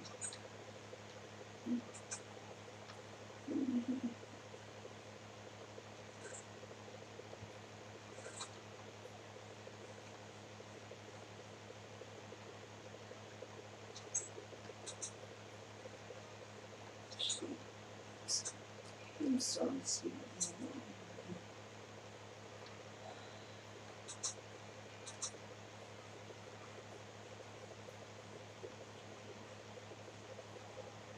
There's more regularly updates. All the turtles, save the turtles and don't go finding them. Don't worry, we don't have any plans to slaughter any turtles anytime soon or ever. So don't worry, mate, the turtles are safe. Right. Can you stand still, please?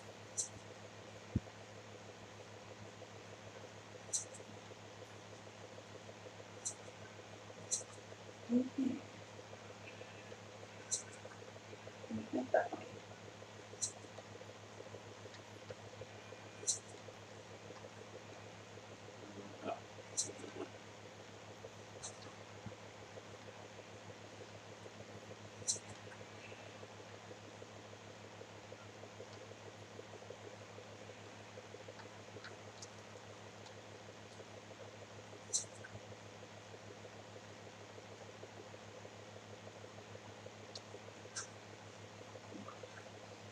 Done. That sounds okay, isn't it? Come on. That's it. You need to turn this way. That way. Good girl.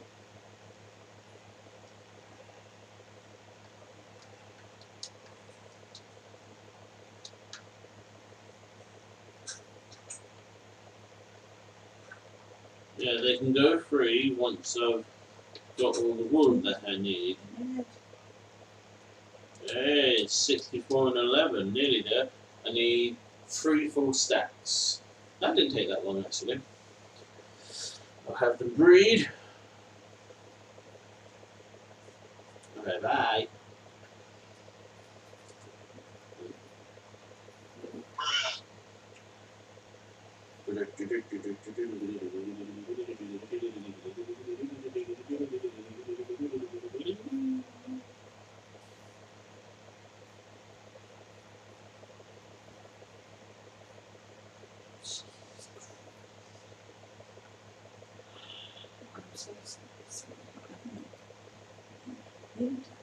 Kneel down.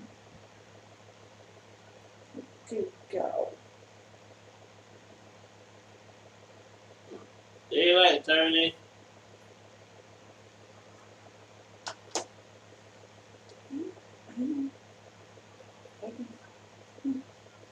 Here we go. Come on. Give me that way, please. Good girl. What on?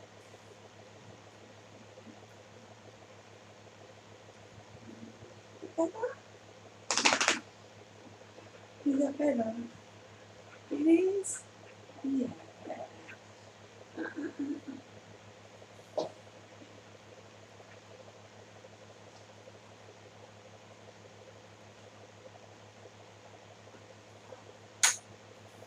Good girl, Popo. That's better, isn't it? Hey?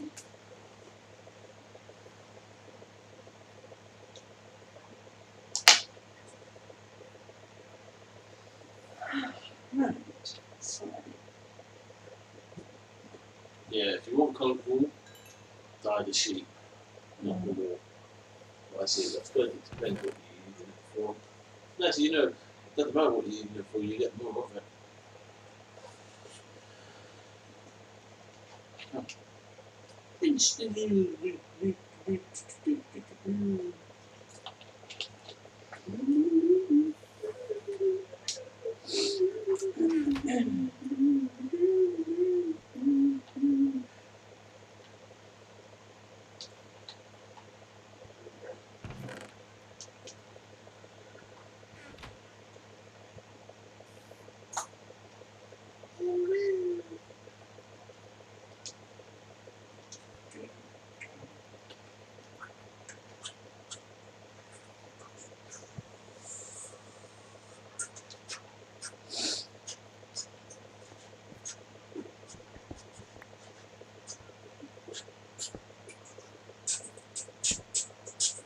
oh, fuck off. Bye. Bye bye, creeper. So why don't make some shield yet? So now I keep thinking. And don't forget you can make banners with mono shields. And there's all a website where you can design the banner how you want, and then it shows you the steps of like where to place each pattern and at what time with what dye to get the design that you've made. Right.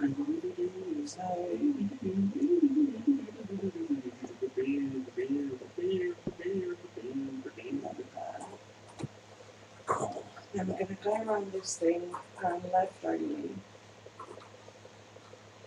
Hopefully we don't get lost, because the bit that I came up at is the bit that I've got all my stuff there. So basically, if I don't find it, I've lost all my stuff.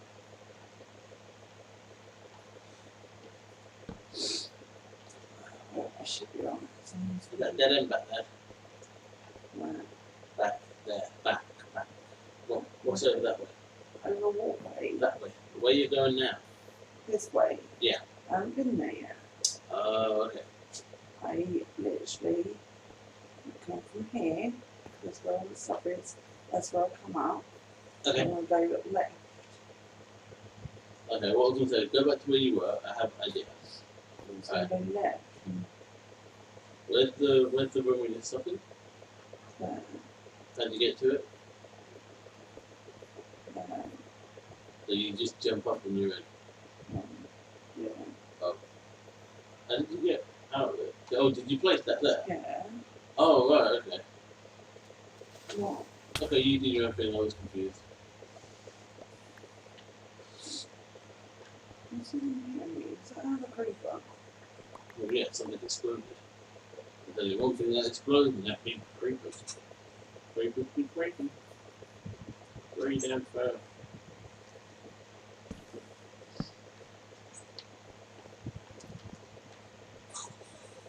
Okay, stop it.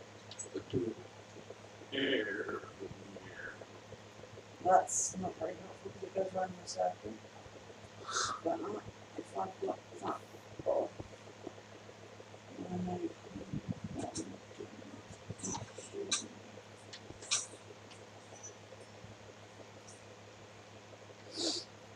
at least I can get some rows from this thing. So. What the hell? Actually, while I'm in here, I'm going to put this on. Because then I can actually hear. I hear a slime.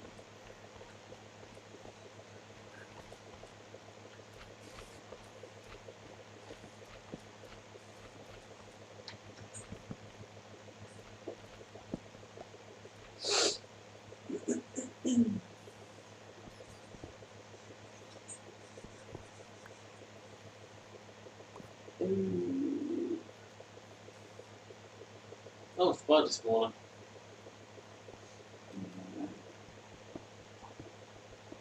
Hmm?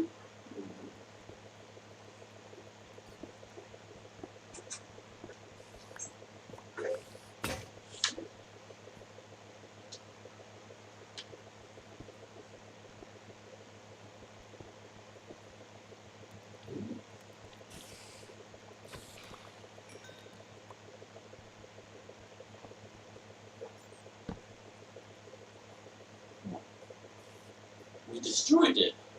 Duh. When did you destroy it?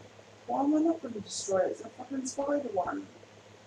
Unlimited source of stream? I don't give a shit about stream. I do. Well, you're not here.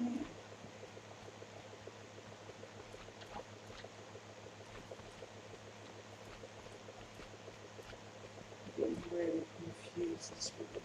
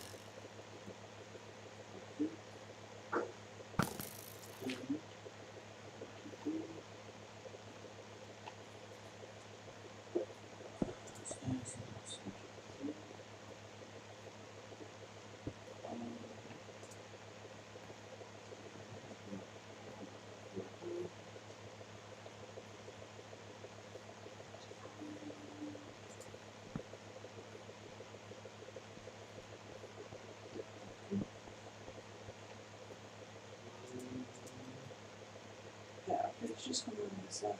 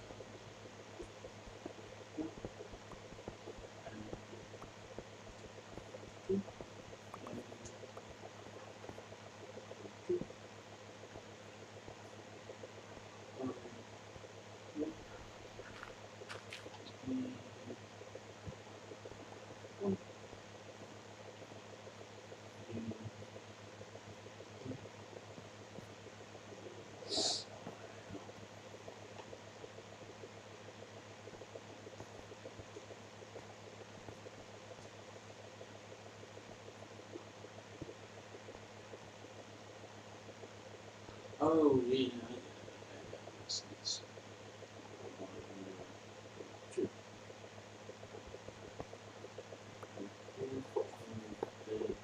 Is the critical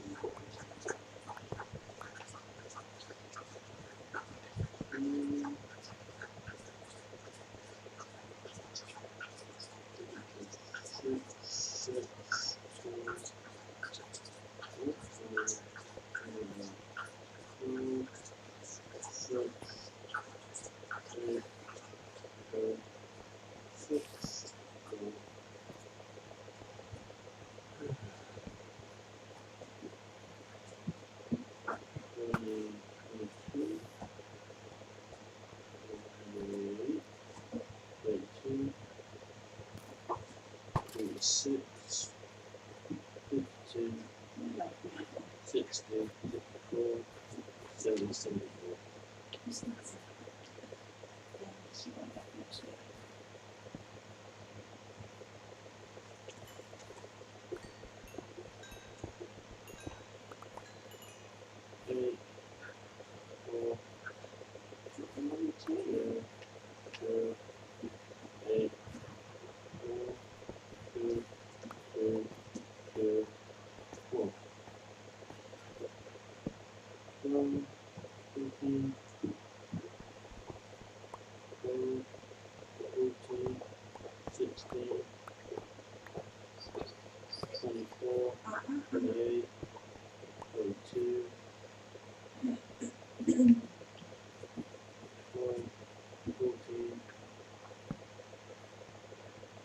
Sixteen, 24, 28, 30, 32, 34, 28.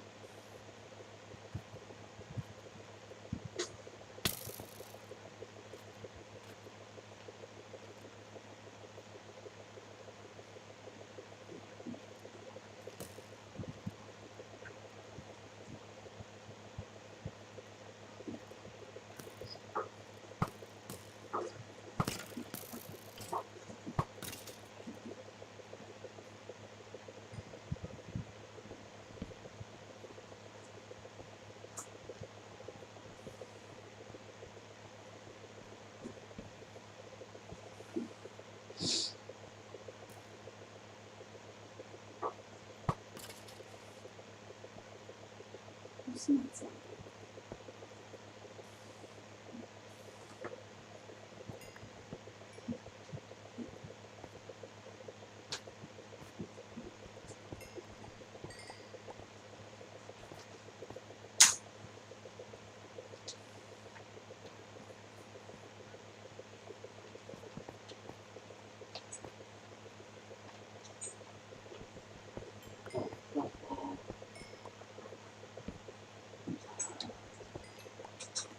Yeah, I love you. What is the matter?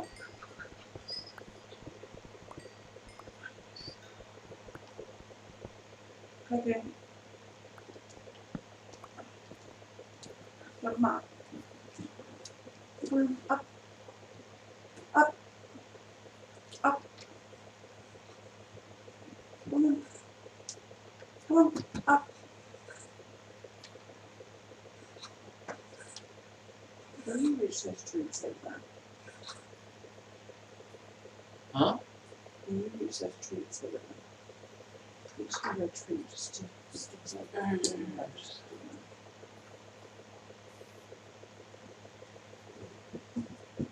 I love what she wants.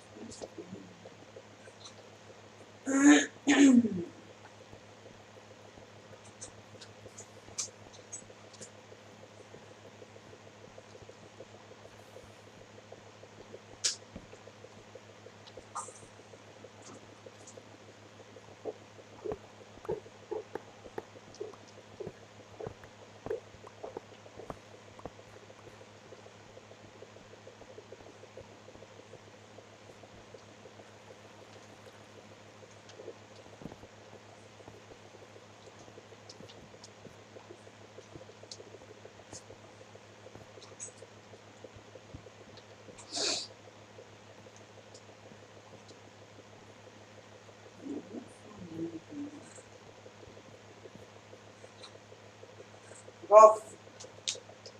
Don't worry. I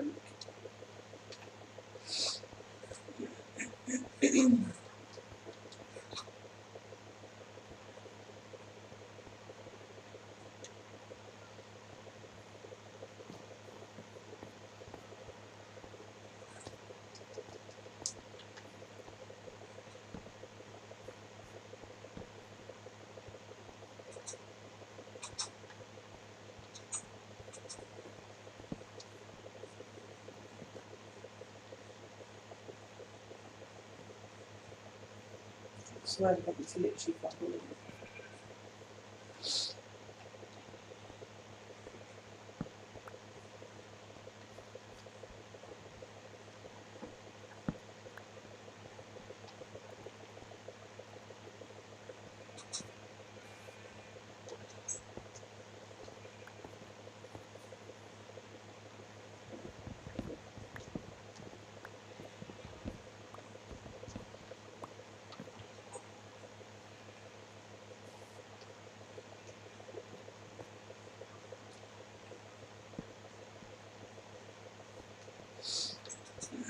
I told them. Listen to me.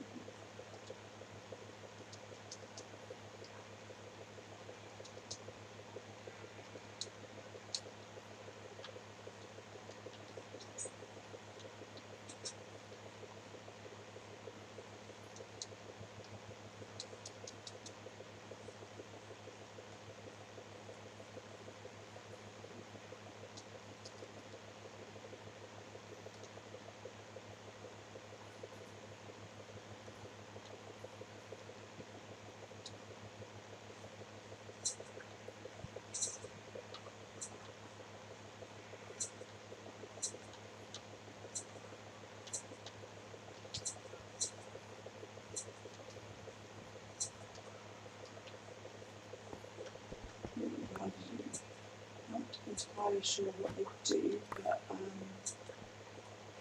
I want some detector bones.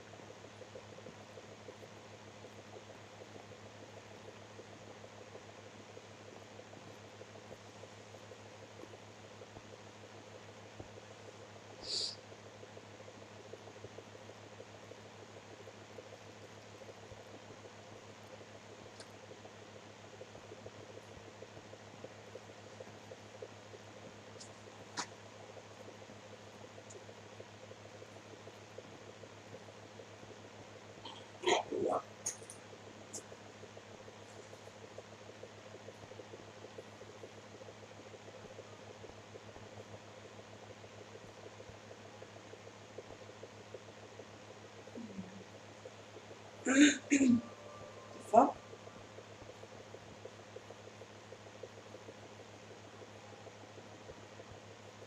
Some sort of like music or something just played. I saw a creeper around here, but I don't know where it's gone.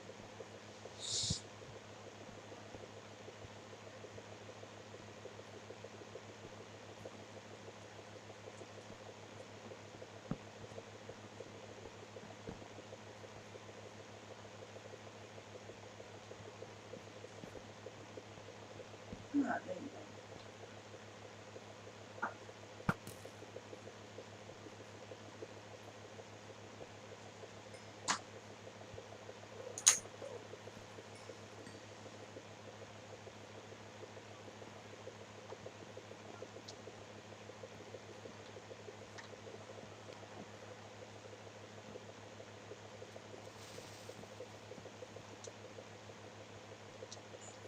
Well,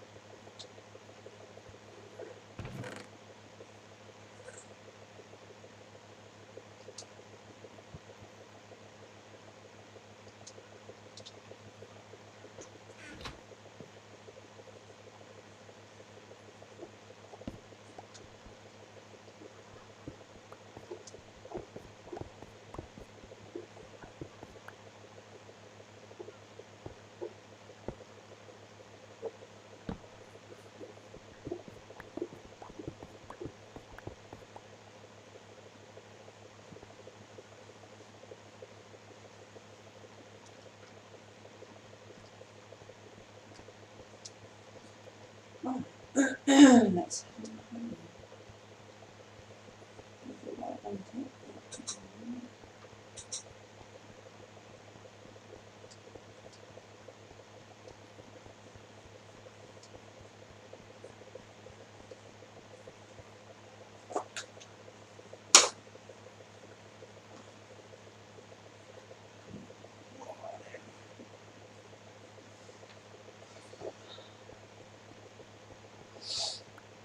Oh, I don't watch this morning. Oh, that's good. Oh yeah, I remember you said you were going to do that ages ago. Yeah, I remember you saying I'll get you some food with it. I've only just remembered now that you said it. I actually was like looking wrong.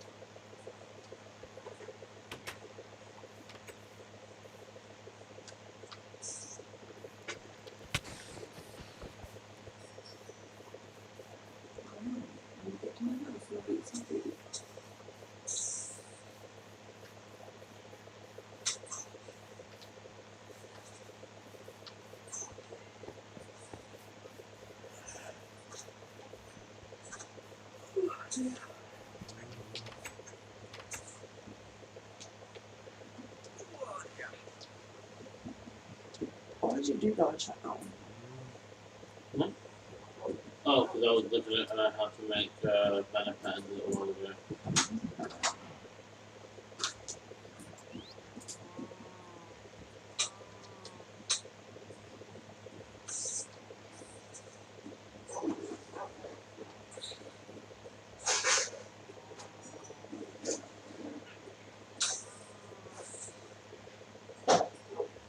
Hello, Michaela. Not quite sure how to pronounce that one, but I got it right. Hello. Didn't realise we were out of food. Virtually out of food.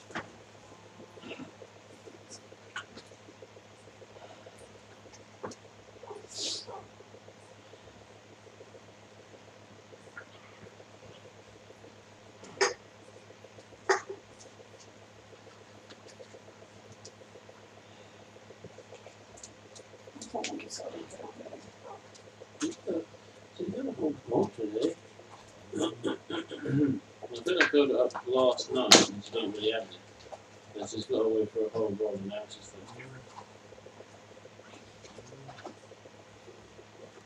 thinking. Sorry. That's long. Huh? I accidentally moved these. You jiggled it at best.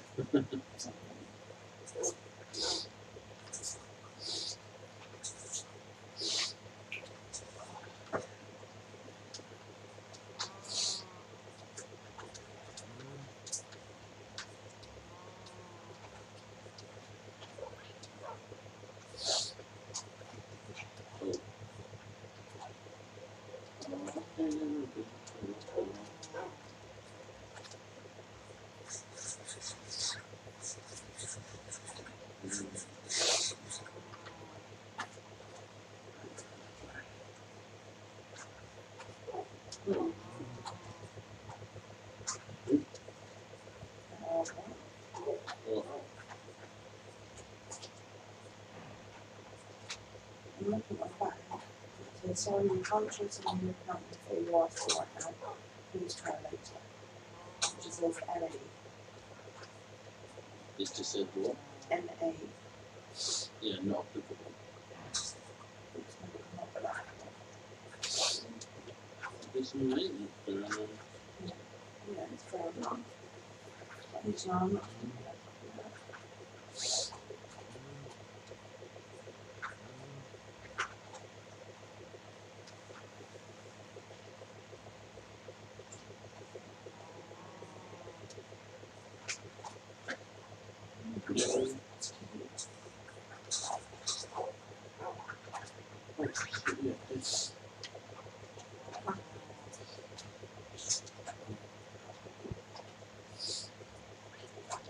One day. Oh, so every time I see a dog down the phone with me. And I realised I can grow red dye as well. Because as well as red dye to create the initial banner, I also need actual red dye to do some of the pattern markings on it. And beetroot makes red dye.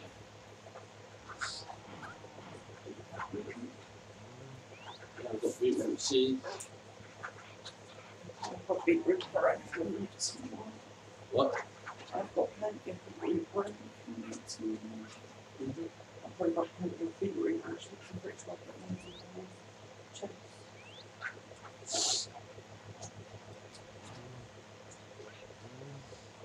The only thing I haven't worked out is not really it's lovely, but an easy way for a yellow dye. At the moment, the only way I seem to get it is from dandelions. I don't know if there's any crop or anything. What food is she got? What? What food is she got? No idea. Which was like blue. Sorry, you said what flavour and then you said blue. It's a sort of lightish kind of blue thing, again. I think it's the chicken and rice. that one. Yeah.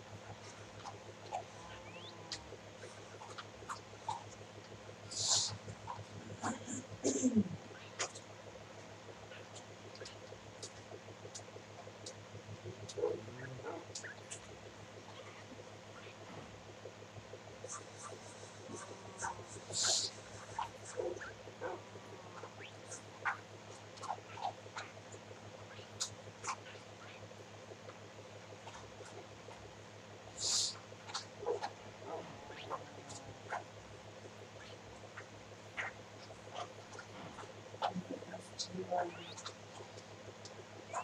Get something cool.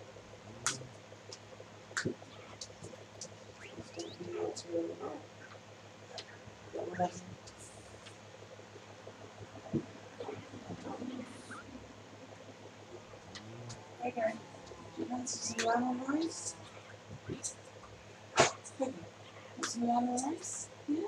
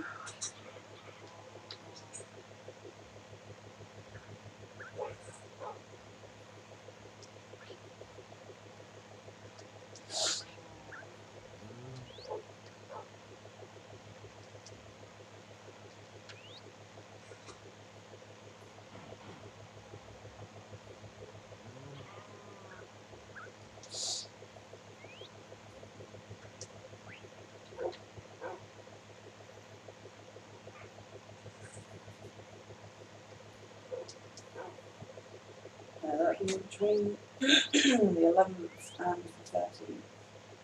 So I'll have to go on court tomorrow probably and buy this.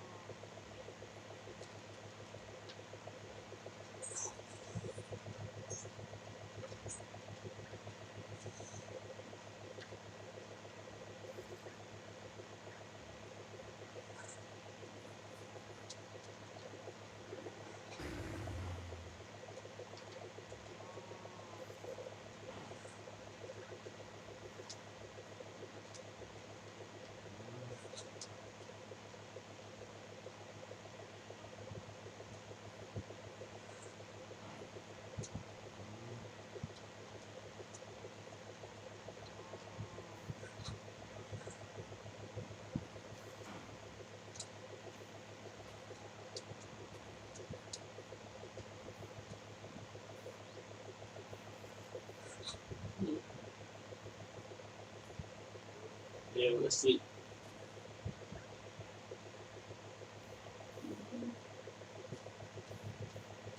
Golden eye in there. You got golden eye in there.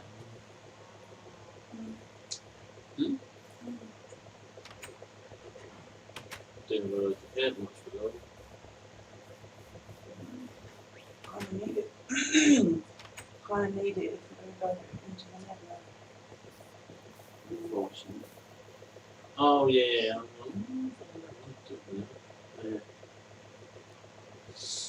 Oh. Alright.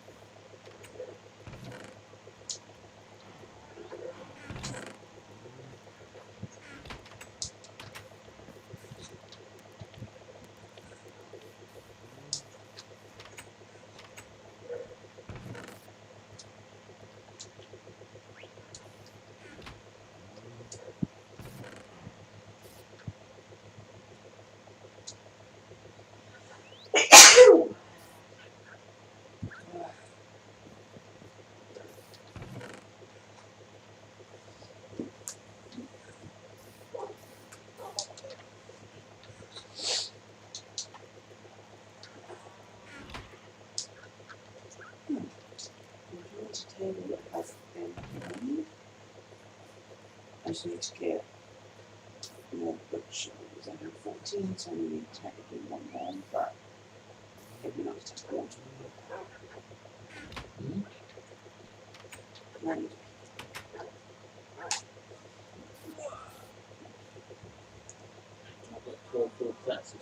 paint. Not even including the ones that are out in the field.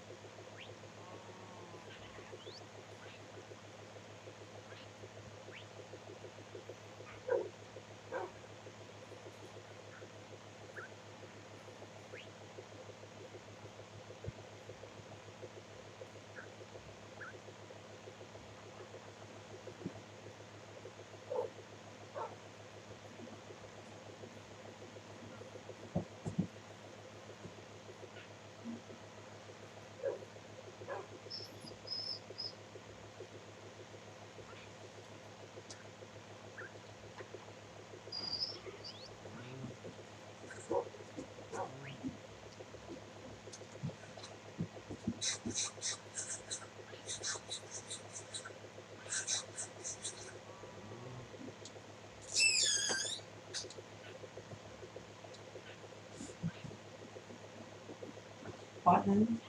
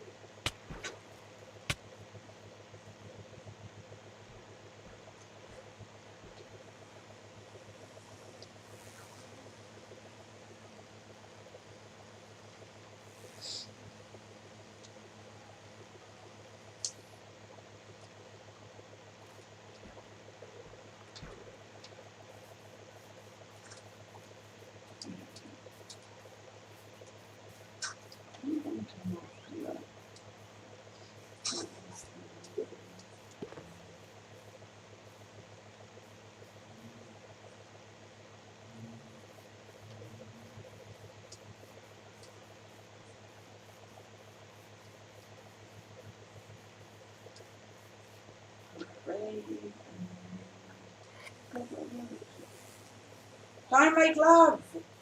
Can't stop you from being chased, but don't make love.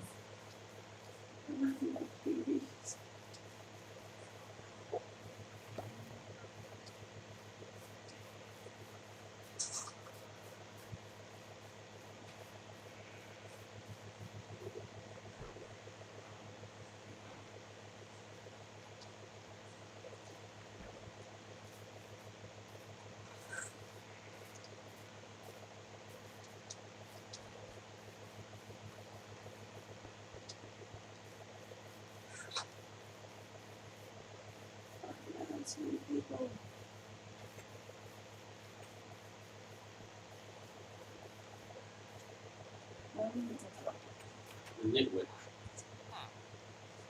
Green jacket, remember? Will all the others hate me if I kill him? Mm-hmm.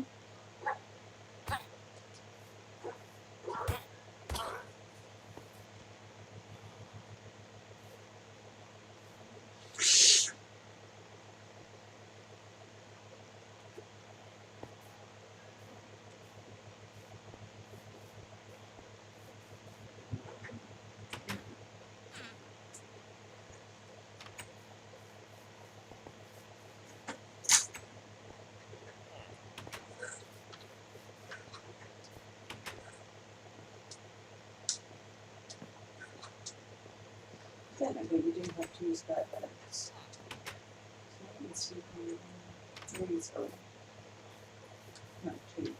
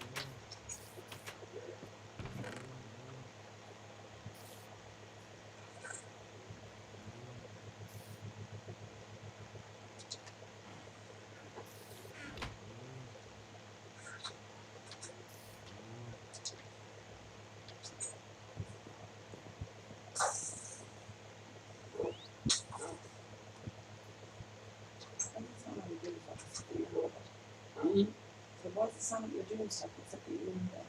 Yeah, I wouldn't bet I accidentally hit the red button.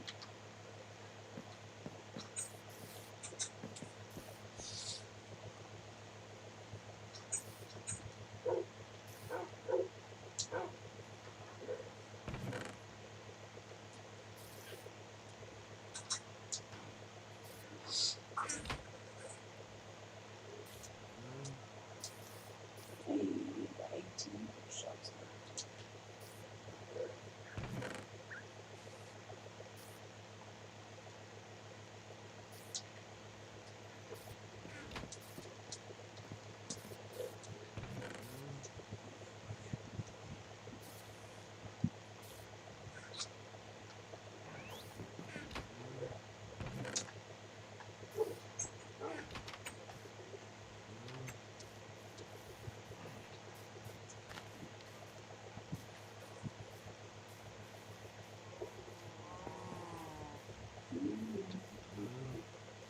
I'll come back and kill you lot apart from me.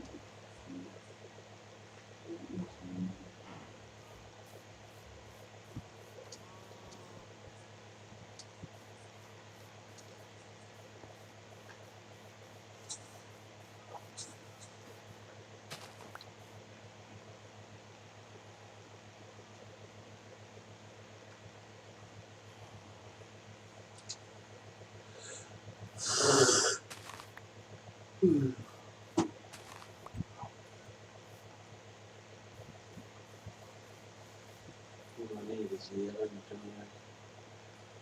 I told you. Yeah, no, I've been working through the other things and I've got 2 yellow dye now, that's what I'm saying, all I need is yellow dye. And how much do you need?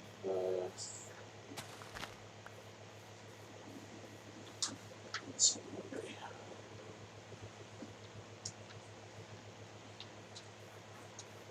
I've got like 20 odd on me and I need 70 odd, so. Sunflowers and dandelion, not just dandelions. Lots of dandelions. I hate them, so I feel who's going to get them. What? I said I've got lots of dandelions around, so feel free to come and get them, because I don't want them. So, you know, look for them.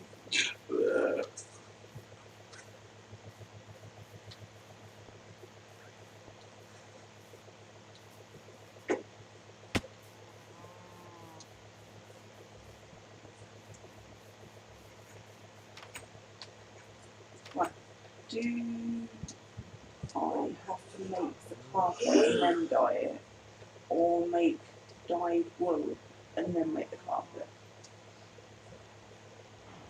What are you trying to do? Oh.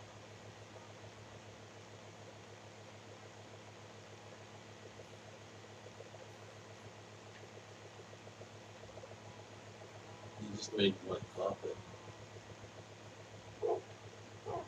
I'm trying to make pink carpet out of it. Okay, make some more pink blocks. There you go. Oh, stop. Oh, there you go. You need 2 blocks to make 3 bits of carpet tile. So you can make a straight front, or I'm guessing if you make 1 bit of blue dye.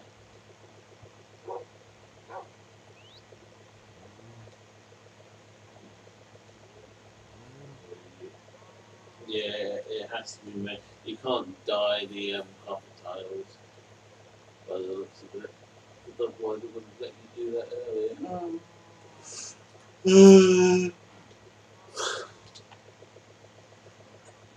If you want dye, stuff you better off dyeing your sheet. No, I just wanted some carpet bits just for the enchanting ones.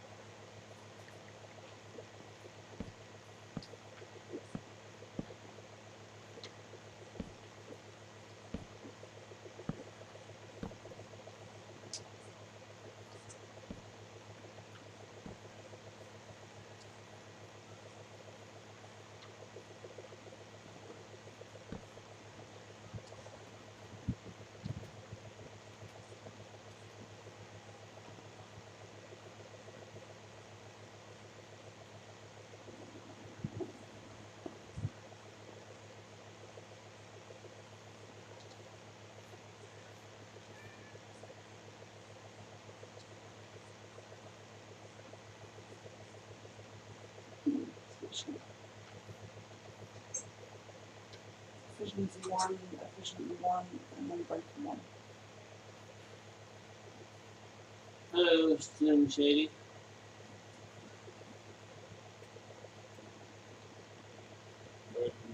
Is it because I've put it in so tight? What? Is it because I've put it in place so tight? Have a look at it again. I'll put something in there, but I can't find what's going on. No, you literally told me like twice now. Oh, no, but I mean, I can tell. Yeah, Thank you for the follow. You need to have a gap around it. Hola. Yeah, there needs to be a gap. Because if you look at the book, because you know on my one, you get those weird little symbols flowing into it.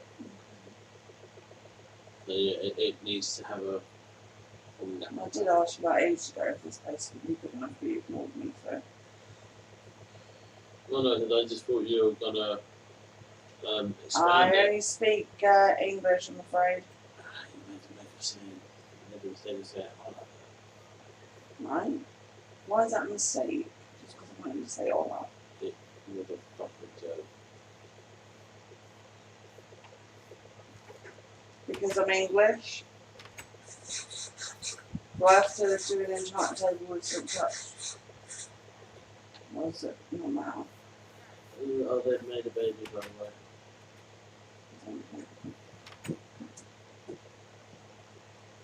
I don't speak Spanish.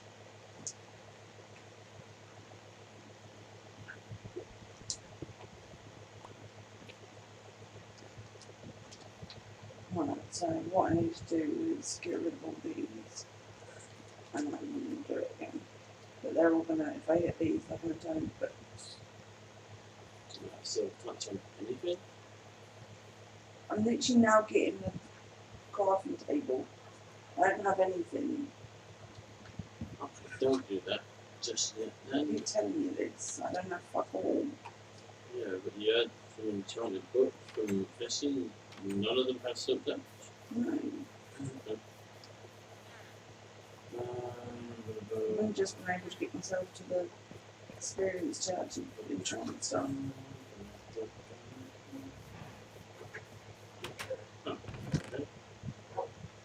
I've got a pickaxe, iron pickaxe with fortune 2 and efficiency 3 that's virtually dead in the corner. Okay. Are you able to make yourself any kind of decent axe? I've got a diamond pickaxe on me. Axe. I've got an iron pickaxe, iron axe. Oh, cool. In that case, I have a book that has Silk Touch. It's got Riptide on it as well, but Silk Touch is what we're aiming for here. So I'll give that to you, and then you can put that on there, and then you have a Silk Touch pack. Then you should be able to get the bookshelf without them converting back into book and planks. It wouldn't be so bad if you got the same amount of what you paid to make it, but yeah, that is not the case.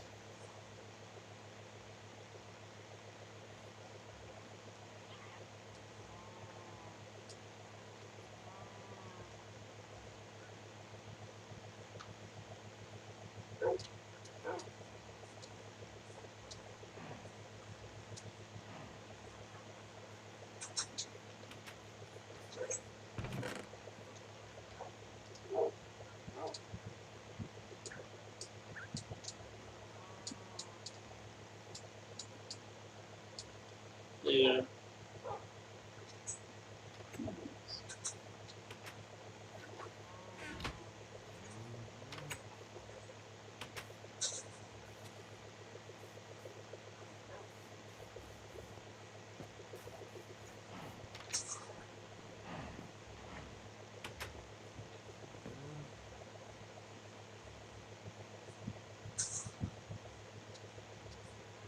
There'll be sunflowers.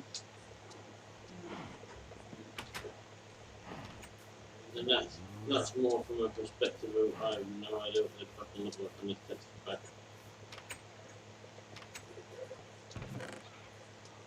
If I did see them actually.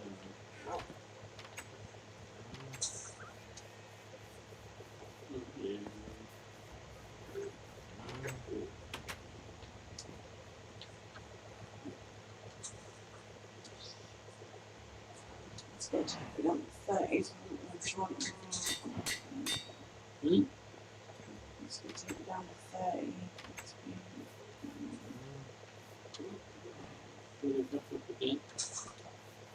It took me this long just to get to 34.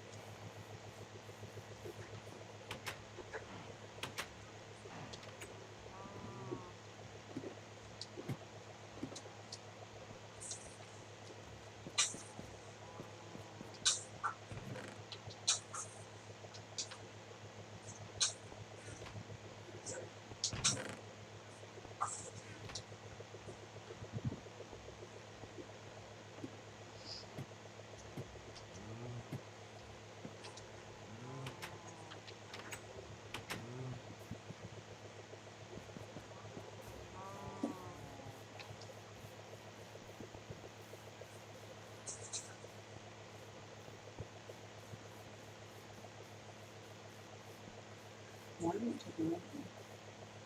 Huh? Why not take all of them? Well, no, I just got distracted by something. Did you put something on this tree? There's one, yeah. Huh? Yeah. Oh, okay. I just wondered because they look really weird.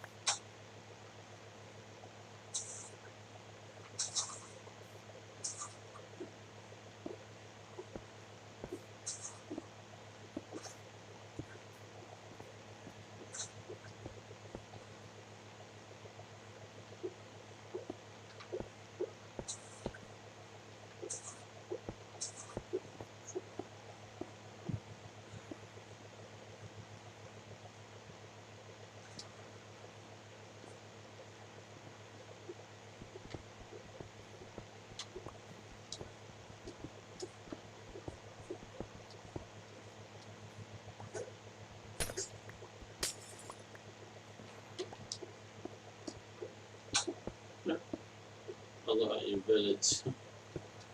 What? I got out the village by jumping in a corner.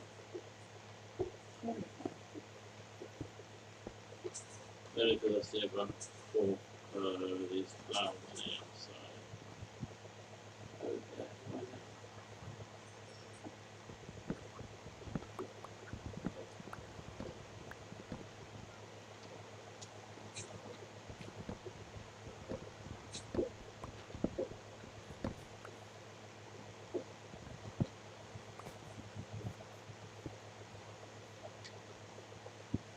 Friday I'll do a bit of that. Why not?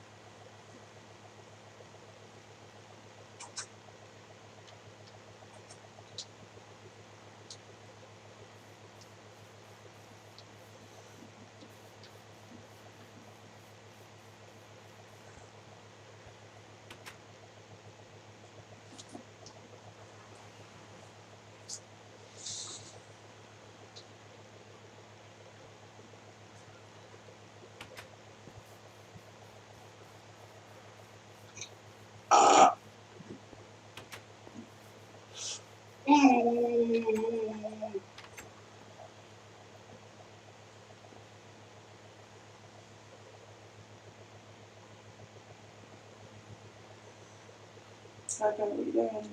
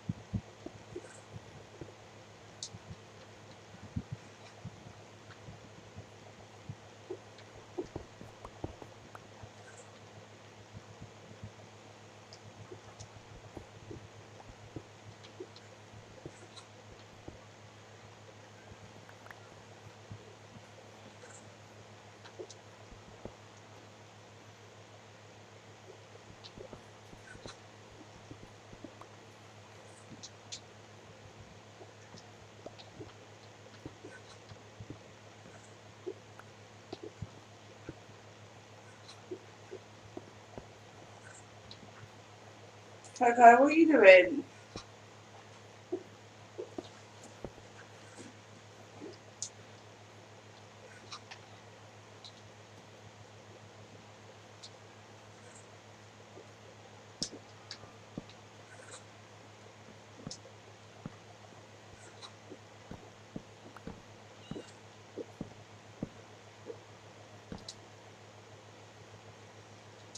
So that's better than just the notes of them. Yep.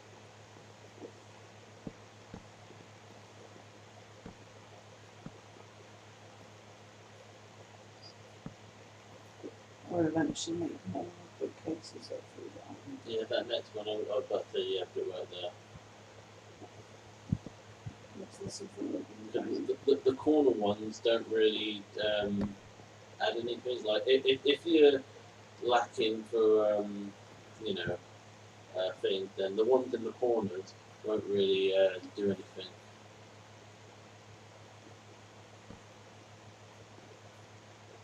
You have 15 within. Let's Yeah, find it's out. 18 then. Huh? Oh, so let's find out.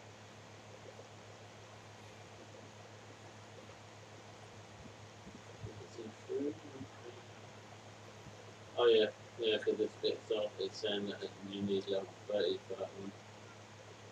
Yeah, okay.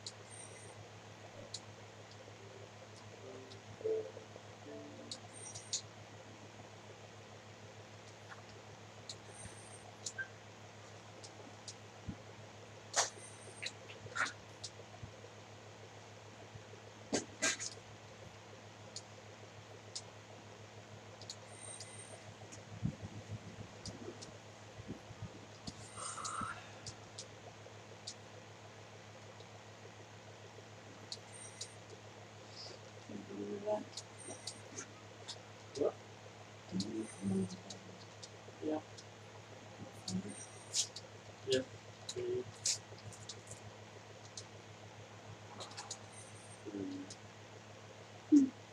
Cool.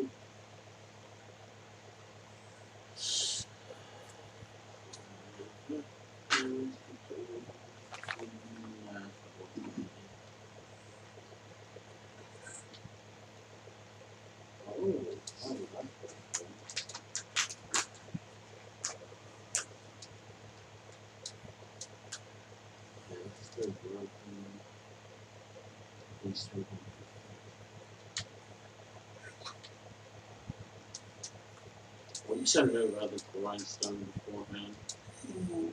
That is so handy. Because before, I would always repair stuff with, like, you know, iron or diamonds in the actual anvil. And literally, I've just saved up a bunch of broken stuff, and I've now got myself a fully restored golden chestplate, fully restored golden helmet, and 1, 2, 3, 4, 5, 6 pairs of leather boots. And I'm being funny, if you're in a bind, anything is better than nothing, so I'm chuffed. And one of the helmets had enchantments on. I don't know what level I was before, but now I'm 22. So I could have only been 21 and a half, so I really don't know. But the ones that are now sort of fully restored, I'll actually go back and put in the proper chest downstairs. So if anyone comes in and wants a bit of armour, I'll actually get something half decent as opposed to like, ooh, we've got all these broken bits. There we go. That looks a lot nicer in there now. Nice full bits. All the broken stuff I'm just going to keep upstairs and then just continuously collect it.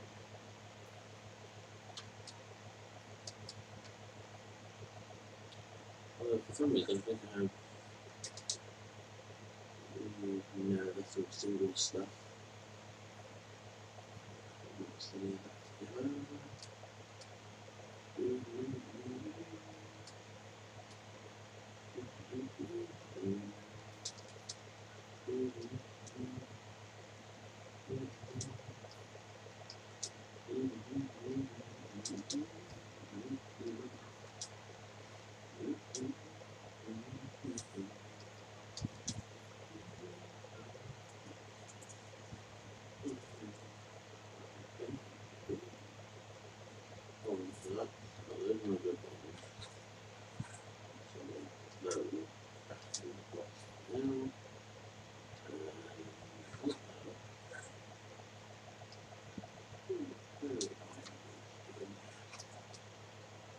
I'm wearing it.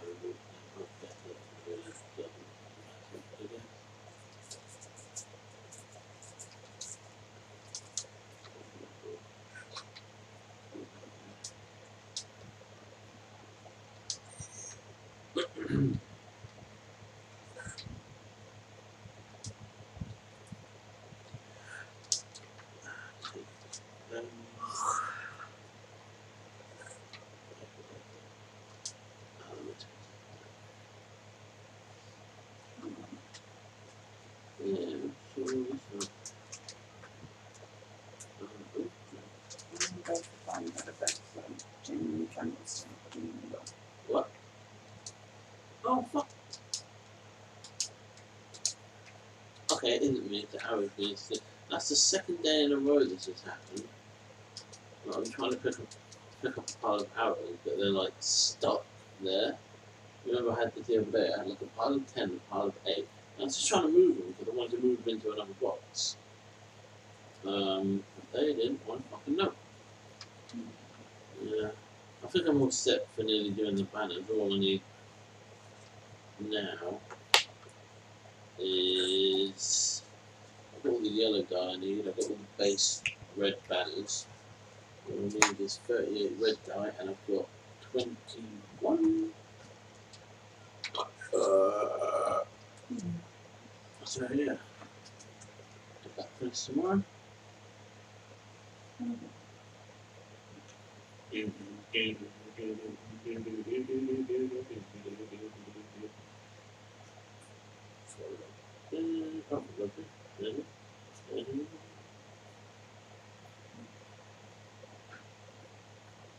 Good day.